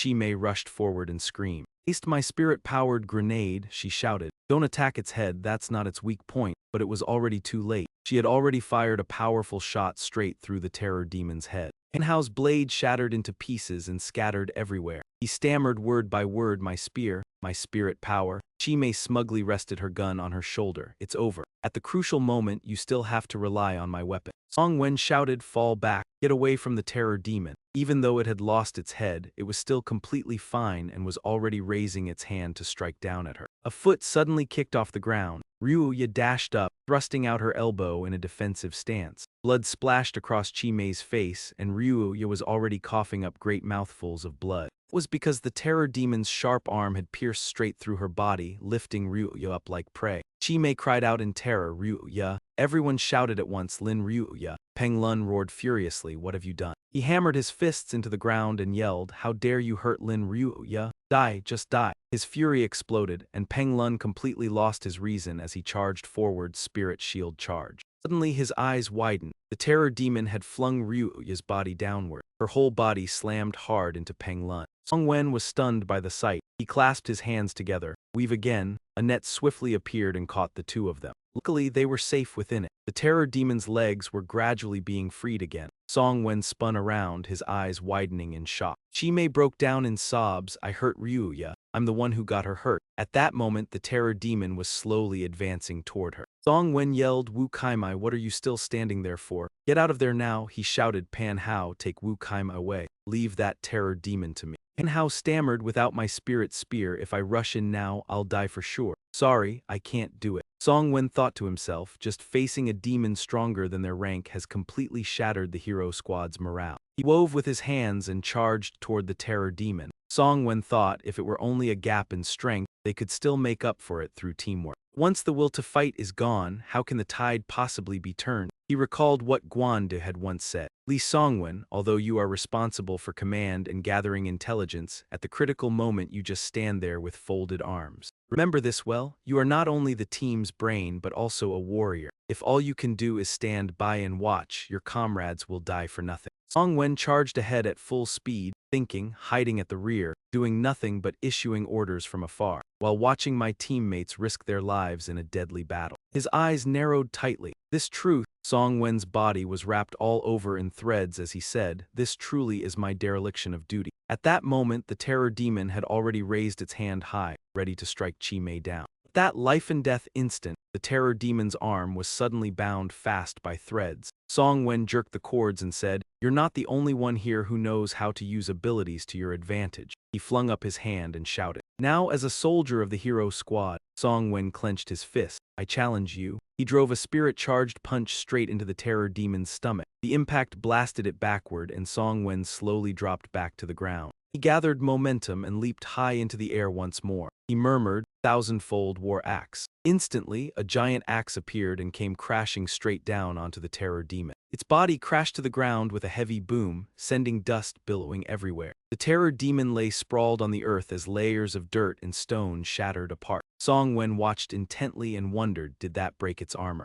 Then the terror demon slowly stood back up. It had not suffered the slightest damage and simply rose and kept walking. Seeing this, he was badly shaken. "No, that's not right. Not only did I fail to break its armor, the outer shell that looked cracked just now, At that moment, another razor-sharp spike grew from the terror demon's hand. It sprang up and lunged at Song Wen. He yanked the thread in his hand, certain that he needed a fiercer attack. In no time, the terror demon was bound tightly by Song Wen once again. He vaulted up and pinned it down. Song Wen's brows drew tight as he twisted downward, slamming its whole body into the ground. The terror demon skidded across the earth. He rushed after it, don't even think about escaping. At that moment, sharp spikes suddenly erupted all over its body like a hedgehog's quill. Then the terror demon fired those spikes toward Song Wen. His eyes widened. I found its weak point. It's at the chest. Song Wen calculated that if he retreated to dodge now, he would lose forever the chance to defeat it. He made up his mind, I can't retreat, absolutely cannot retreat. If I shrink back now, I'll only sink deeper into the abyss. Success or failure will be decided right here. Song Wen immediately crashed heavily to the ground, slime spilling out and spreading across the floor. He landed as well, a little blood trickling from the corner of his mouth, and let out a faint laugh. I found it. Yet Tong Wen groaned in pain, clutching his abdomen as he forced himself up, his whole body trembling in waves. Chi Mei ran over and cried out, "Captain." But then her eyes widened and her face turned pale. Captain, Chi Mei stammered, pointing ahead. At that moment behind him stood countless other fiendish monsters lined up in rows. Tong Wen's face twisted in disbelief. What kind of sick joke is this? Is this really fate's cruel prank? Droplets of blood kept falling endlessly onto the ground. Manhwa dropped to his knees and bowed his head. We're too weak, Captain, we're far too weak. He was overwhelmed with guilt, even though he had already reached 4-star strength. Even when facing a monster only 1 star higher, they still had to pay such a horrific price. Manhwa's voice shook as he added, and there are this many 5-star monsters too. Tong Wen urged them run. He turned and ordered, take Lin Roya and Peng Lun with you. Then his whole body buckled and he collapsed to the ground coughing. Special Bureau still has the strength to protect everyone. If you survive this, all of you, he lifted his eyes upward, there will still be a chance to grow stronger. Chi Mei spoke up, Captain, we can't just leave you behind. Tong Wen spun around and shouted, get out of here. All of you, you can't do anything here, don't throw your lives away for nothing. She was so startled by his harsh tone that fear flashed across her face. At that instant, another fiendish monster lunged down right in front of them. It stretched out its hand and seized his face. Tong Wen forced out his words with the last of his strength. Every person bears responsibility for their own comrade. This is the highest rule the Bureau instructors taught us. If you enter the battlefield alive, then even if you leave it, you must still leave alive. Do you understand? He roared, get out of here. Then Chen Chu appeared with a faint smile. Get out. He slammed down hard, forcing the fiendish monster to release Tong Wen. Chen Chu said coldly, those words should be mine instead. Isn't it a little too early for that? He stammered, Chen Chu.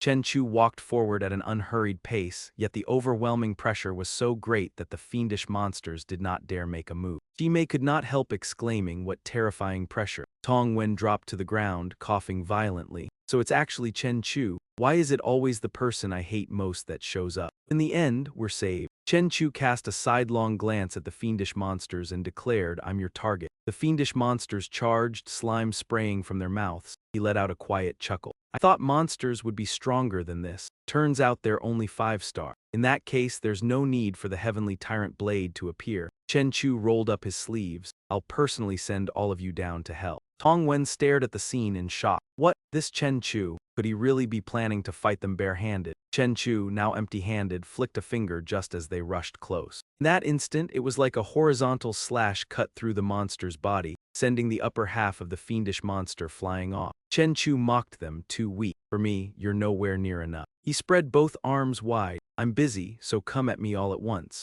Seeing one of their own fall, the fiendish monsters hesitated in fear, and Manhwa could not hide his astonishment as he blurted out. So strong to an absurd degree. He destroyed a 5-star fiendish monster with just a finger flick. That was a target our 5 4-star fighters working together could barely handle. Chi Mei supported Tong Wen as she said, what are you still standing around for? Save them first. Forget about him, go help Peng Lun and Lin Roya. This moment the fiendish monsters were retreating in fear. Chen Chu said coldly, so you know fear too? He leaped straight toward them. Very good, since you can't make up your minds, then I'll just have to. Chen Chu smiled with chilling sharpness, take the initiative for you. Then suddenly he vanished. Then, as if by an invisible force, slashes erupted all at once. Like a giant web, they carved every fiendish monster into countless pieces. Tong Wen was stunned. This was simply outrageous. He could not be understood with ordinary human logic. His eyes of mine could not see at all how he had done it. His whole body slammed heavily to the ground as he muttered, "Thank goodness, Chen Chu is not an enemy."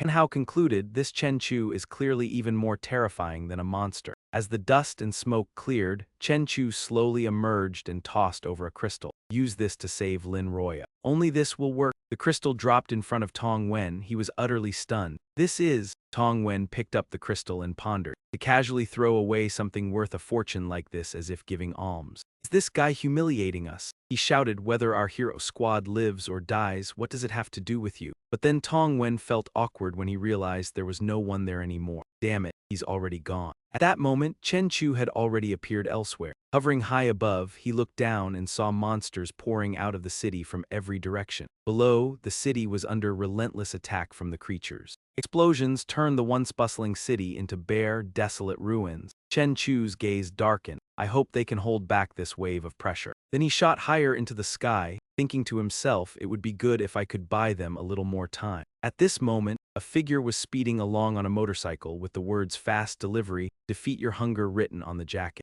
A wolf appeared, bearing its sharp fangs. The scene shifted to the Huenshan Villa district, where the wolf chased after Zai Yan, making her scream in panic. What the hell is this thing? I just wanted to deliver food to my underlings. I have no grudge against you. Zai Yan glanced back over her shoulder. I'm done for, she screamed, don't come over here. Her whole body was knocked down and sent rolling across the ground under the wolf's control. She rolled across the ground like a ball. The wolf landed as well, letting out savage growls as it slowly approached Zai Yan. Zai Yan cursed under her breath. Damn it, only Chen Chu can deal with this kind of bizarre thing after all. She remembered what that man had said back then. You know why we spent so much money to move to this wretched place? He had told her it's because the apocalypse is coming, and here there is someone with the real strength to protect us. Hearing that, Zai Yan's expression turned downcast. Leaning one hand against the doorframe, he continued, look outside. The alarm of the apocalypse is sounding. The roads are full of frenzied monsters, and where is Chen Chu? Where is he now? She denied it. I don't believe Chen Chu abandoned us.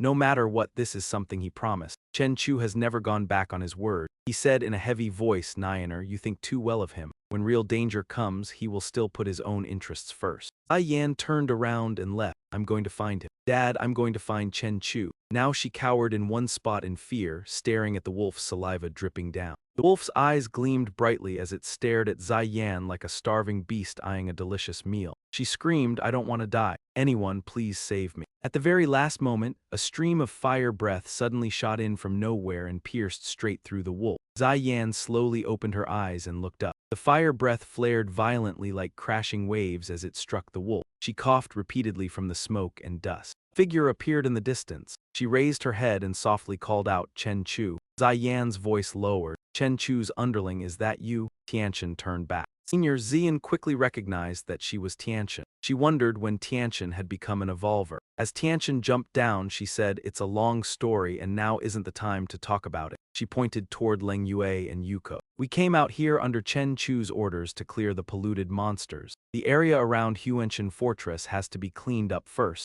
Xian slowly got to her feet and asked, Chen Chu's orders? What exactly is your relationship with Junior Chen Chu? Leng Yue introduced herself. I'm the boss's secretary. Yuko spoke up. Mr. Chen Chu is my benefactor, and I traveled 1,000 miles to repay his kindness. Tianchen said shyly, Senior is my boyfriend. Then Zai's eye suddenly popped out. Chu, 3 women. She rubbed her eyes and said, wait a second, your group really is way too complicated. Xian concluded, no matter what, you're all Chen Chu's people, right? Tianchen said, Senior, since you're here, it sounded like you just called out to Junior Chen Chu, right? She asked curiously, Senior Zuran, what kind of relationship do you have with Senior Chen Chu? She looked a little confused. A relationship? She thought to herself, that's right, what kind of relationship do we actually have? We. Then she recalled what Chen Chu had said, tell me, what purpose did you have in approaching me? Gather intelligence? Xian tugged down her zipper and replied softly, of course I was chasing after you. She remembered their earlier delivery encounter. Remember this, I'm Huangfu Zuran, I live nearby, let's meet again on your next order. Her lips curved slightly. As for me. Hearing that, Tianchen looked somewhat puzzled. Xian turned around. I'm Junior Chen Chu's personal delivery worker. The scene shifted and a voice rang out, Peng Lun. Are you all right? Peng Lun answered, I'm fine, it's just that Roya seems to be badly hurt. At that moment, Roya was lying unconscious on the ground. He asked anxiously, "What do we do now?" "Inform the Special Task Bureau and call for rescue." Kaimai said softly, "I've already contacted them, but no one is responding." Zhang Wen sighed, "It's useless. Ever since the Abyss Gate's warning sounded, monsters have been appearing all over the city." His body swayed as he struggled to stand and continued. "Even the rescue teams are already stretched to the limit. They simply don't have the time to answer any new requests." Zhang Wen's voice turned cold. "In other words, our hero squad can only rely on ourselves now." Peng Lun was worried. "What about Lin Roya? She's bleeding, and if this keeps going, she won't hold on." Just then, Roya coughed up blood. Zhang Wen held up the crystal and said, "According to Chen Chu's plan, if Lin Roya can advance to 5 stars,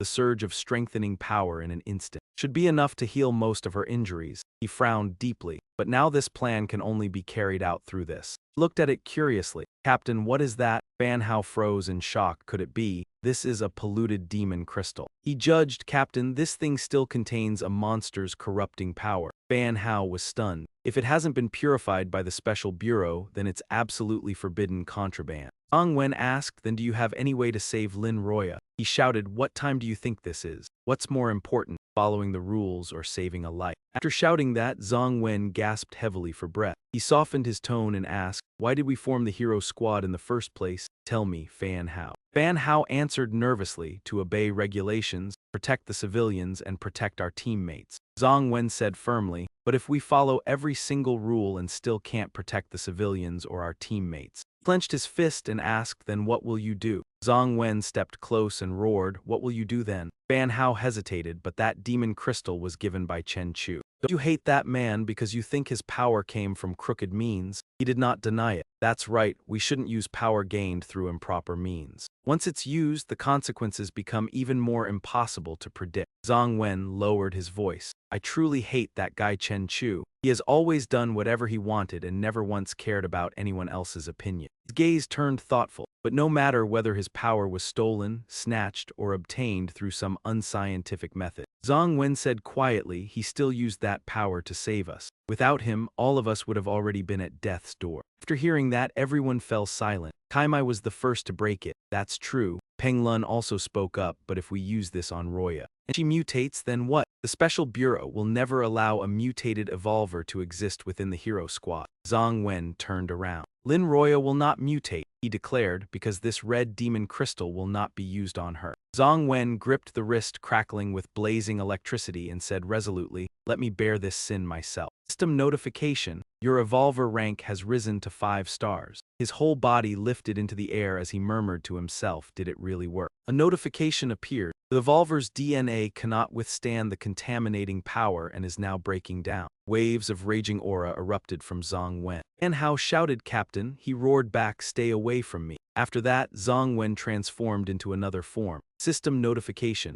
Your evolver rank has become abnormal and has been reset to mutant rank, 5 stars. Kaimai raised her gun, trembling all over. A mutant. This is exactly a fallen, one that walks a path of advancement opposite to that of an evolver. Her face was filled with panic. Driven by greed for the corrupting power pouring from the Abyss Gate, one will ultimately become a slave of the Abyss. Captain. That moment, he raised his hand and cast it over Zhang Wen toward Roya, thinking to himself, after breaking through to 5 stars, I can feel that the spirit thread binding skill has become much stronger. Kaimai was stunned. Roya's wounds, they've actually healed. The injury on her abdomen slowly closed up. Kaimai stammered, "See, Captain." Zhang Wen said softly, "From this moment on, I am no longer your captain. My goal is to catch up to Chen Chu and become the one who replaces him. And for all of you," his eyes lit up, "you must grow stronger. Don't let me end up standing behind you anymore." With those words, Zhang Wen shot away. Sadness filled Fan Hao's eyes. Captain has become a mutant. He can no longer keep fighting beside our hero squad. He's right. Without strength, even following the rules is meaningless. Back at Chen Chu's villa, Xian spoke. "So in other words, with Chen Chu's help, all of you became evolvers." She cursed inwardly in frustration. Damn it, some people really do get the best of everything just because they were in the right place at the right time.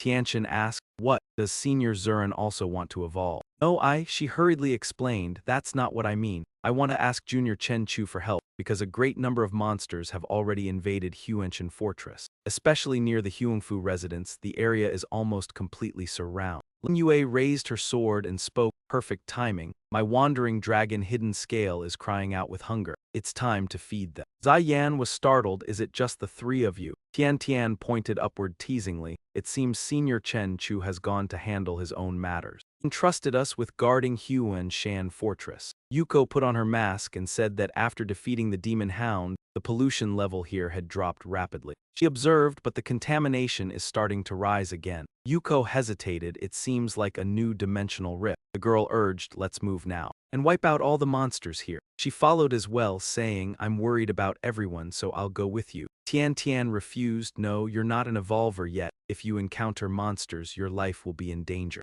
Yan lowered her head and said softly, even if I'm not an evolver, that place is still my home. Her gaze sharpened. My father is still in danger. I can't just stand by and watch. Elsewhere, a violent explosion erupted as black smoke billowed upward. The guards kept firing, bullets infused with energy shooting out. The wolves charged forward relentlessly, yet the bullets did nothing to them. All the guards were utterly shocked. What is this? The bullets are useless against them. Round after round was fired like delayed explosives, but striking the wolves was like hitting them with steel needles, utterly ineffective, and fingers gradually ceased firing. At that moment, the bald man was stunned as his gun ran out of ammo. A wolf lunged forward, opening its massive jaws to bite down. Suddenly, its eyes lit up and it froze for a split second. Out of nowhere, a slash cut across. Ling Yue swiftly stepped in and sliced through the wolf's head, killing it instantly. The bald man collapsed, clutching the massive carcass in shock. He flung others aside in panic as they stumbled into one another like a ball being passed around. Wolves, frightened by that attack, hesitated and stopped advancing.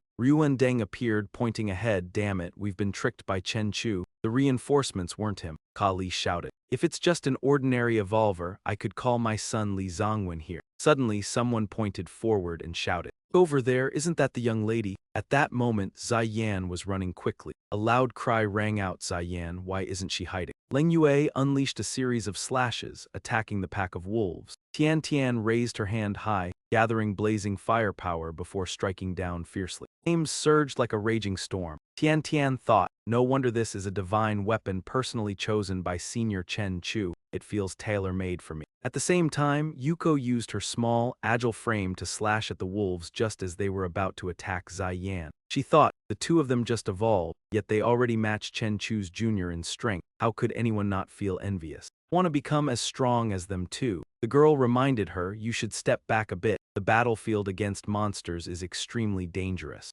No one can protect you here. The three of them then coordinated their attacks to eliminate the wolves. A guard rushed over and shouted, Miss, why are you here? Ziyan stood blankly and said, I want to witness with my own eyes what true power looks like. Ryuan Deng picked up his phone and yelled, you unfilial girl, get back into the fortress right now. If anything happens to you, how can I face your mother in the afterlife? He roared, you useless fools, bring Ziyan back here, even if it costs your lives. The guards stammered in response, yes, sir. At that moment, a wolf suddenly lunged in, startling the guards as it opened its massive jaws and let out a deep growl. Yuan Deng shouted, you incompetent idiots, protect my daughter. The guards panicked and fled one after another, sorry, sir. Ziyan looked up at the giant wolf. This time she picked up a stick from the ground. I won't be bullied like last time. Her eyes were filled with determination as she shouted, come on, you bastard, today I'll teach you a lesson. The wolf lunged forward as Ziyan charged at it. She seemed like a different person, delivering a powerful strike at the wolf. Instantly, it was frightened by the force and turned to flee. Yuan Deng, watching from above, was puzzled. What's going on? A guard shouted, Ziyan can actually attack the monsters. She kept leaping forward, launching another strike. Her eyes glowed brightly as she gripped the stick, preparing to drive it down. Kali stepped forward, placing a hand on his shoulder, remarking, your daughter is no ordinary person, just like my son Zongwen. A natural-born evolver.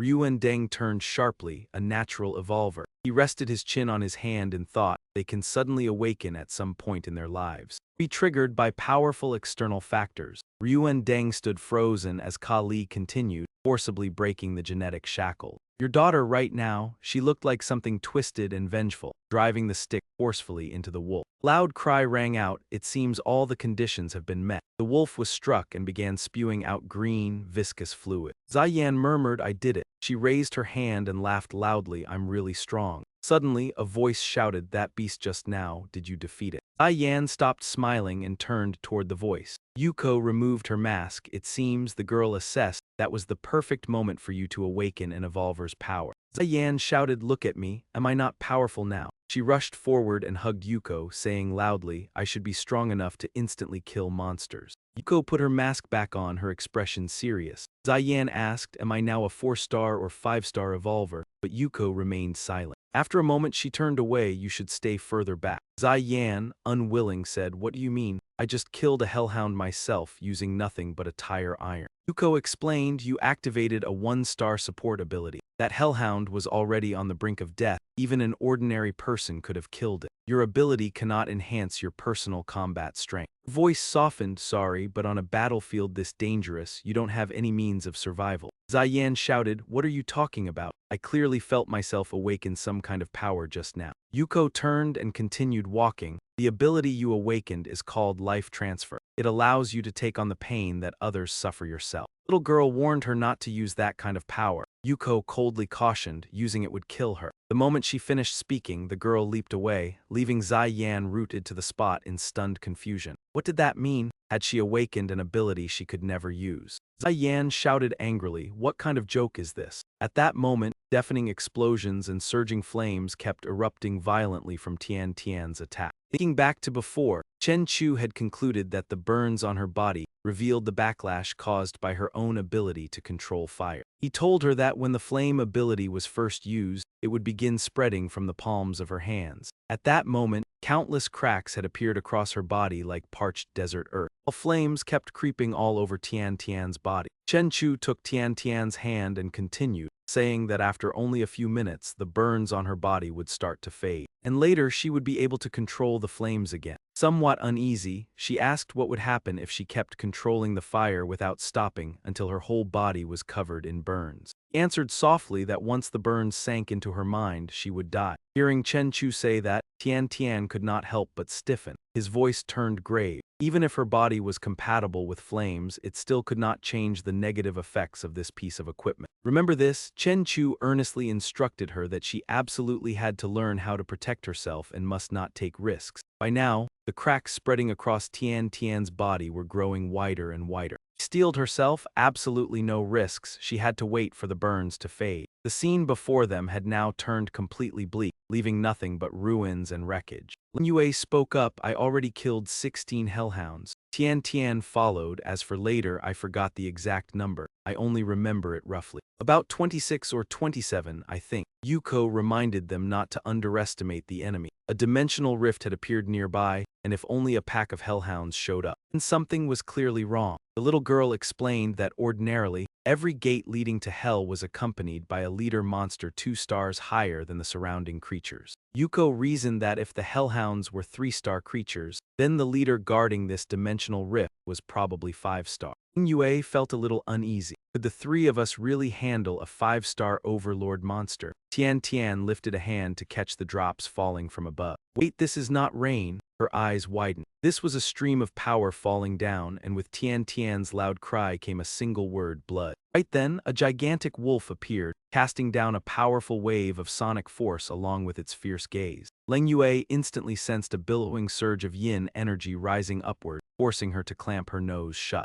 Tian Tian coughed up a mouthful of blood, her hands trembling as her eyes could no longer look straight ahead. Yuko quickly put on her mask and silently called out in her mind, Divine Spider Horse, spread your aura. The mask blocked and protected her from the presence. The little girl stared straight at that demonic wolf. Its eyes blazed crimson. Yuko shouted, everyone, do not look directly at T. Where did this thing come from? This is the hexagram demon, a 7-star Emperor-class being. All 3 of them were stunned. A 7-star Emperor class, how could a few 3-star and 4-star Tiantian like us possibly handle something like this? Tiantian said anxiously, its strength surpasses the combined levels of all 3 of us. Yuko judged that under normal circumstances, 7-star Emperor class would require a weapon with destructive power comparable to a tactical nuclear weapon to deal with it. The girl added that with our strength, even if it undergoes a qualitative change, we still would not be its match. Leng Yue said that the only one who could deal with a level 7 emperor was Chen Xiu alone. The boss is not here, so he cannot help us right now. Tianchen decided that in that case, the only option was to flee. Yuan Deng's voice rang out from above, as long as you bring my daughter back, you can have however much you want. No matter how you look at it, this is like throwing an egg against a rock. A voice came through the phone. Ziyan, can you hear me? Ziyan grabbed the phone and shouted, I can hear you, Dad. He ordered, listen to me, run back to the fortress immediately, and I will shut the gate so no one can get in. I saw something extraordinary over there. It is something ordinary evolvers simply cannot fight. Her hand tightened around the staff. Even knowing she could not do it, Ziyan slowly rose to her feet, her eyes resolute. Even so, I still cannot turn around and leave. Yuan Deng could not help growing angry and anxious. You are doing something foolish, my daughter. She seemed not to care about anything as she stood up and walked forward. Ziyan clenched her teeth and lowered her head. This place is my home, she shouted. I will not allow it. But before she could finish, the hexagram demon slammed a mighty punch down in front of Ziyan. Then it slowly emerged through the dust like a gigantic wall. Ziyan swung her staff down and shouted, do not step into the Huang residence, not even one step. Yuan Deng roared from above like a madman, you useless bodyguards. Stop Ziyan for me. 1 million, no, 10 million. As long as you bring my daughter back, you can have however much you want, the bodyguards shouted. Whoever captures the eldest young lady gets 10 million. I have to risk my life for this. Then tanks rushed out from the underground garage with a loud voice calling, Miss Ziyan. Please forgive us. The vehicles sped quickly toward the two of them. Their gun barrels were raised and aimed straight ahead, ready to unleash powerful shots. But that moment, the hexagram demon's hand suddenly gathered a swirling crimson aura and pierced straight through that bodyguard's body. The remaining bodyguards were dumbfounded in horror. The vehicles behind them kept charging forward, firing powerful barrages in counterattack, but it did not yield at all. The hexagram demon raised another hand and formed a dark magic circle. A surging aura poured down like strands of rope, wrapping tightly around the bodyguards and dragging them upward. At the same time, Tianchen was also pulled into the air. Ziyan was utterly stunned by the scene. Yuko's voice sounded in her mind, this is the finger of death, low-rank evolvers. Be instantly killed by the hexagram demon, but its eyesight seems to be poor. I cannot even see its eyes. Tianchen said worriedly, but you, the girl, spoke softly. Do not speak, this is inner speech. Yuko judged that even without speaking, I can secretly transmit intelligence directly through your consciousness, and I can hear your inner thoughts as well. From now on, all of you listen to my command and slowly fall back. She raised her staff. Is this all there is? If you are facing a demon creature that cannot be defeated, then the only choice is to turn your back and run. Ziyan shot forward, swung her staff, and shouted, I cannot do that. She cried out, because I no longer have any road left to retreat on. In an instant, Ziyan swung a direct blow at the hexagram demon's face, and the staff came crashing down and stabbed hard into the ground. But it was far too strong, and her strike seemed to do no damage at all as the hexagram demon acted.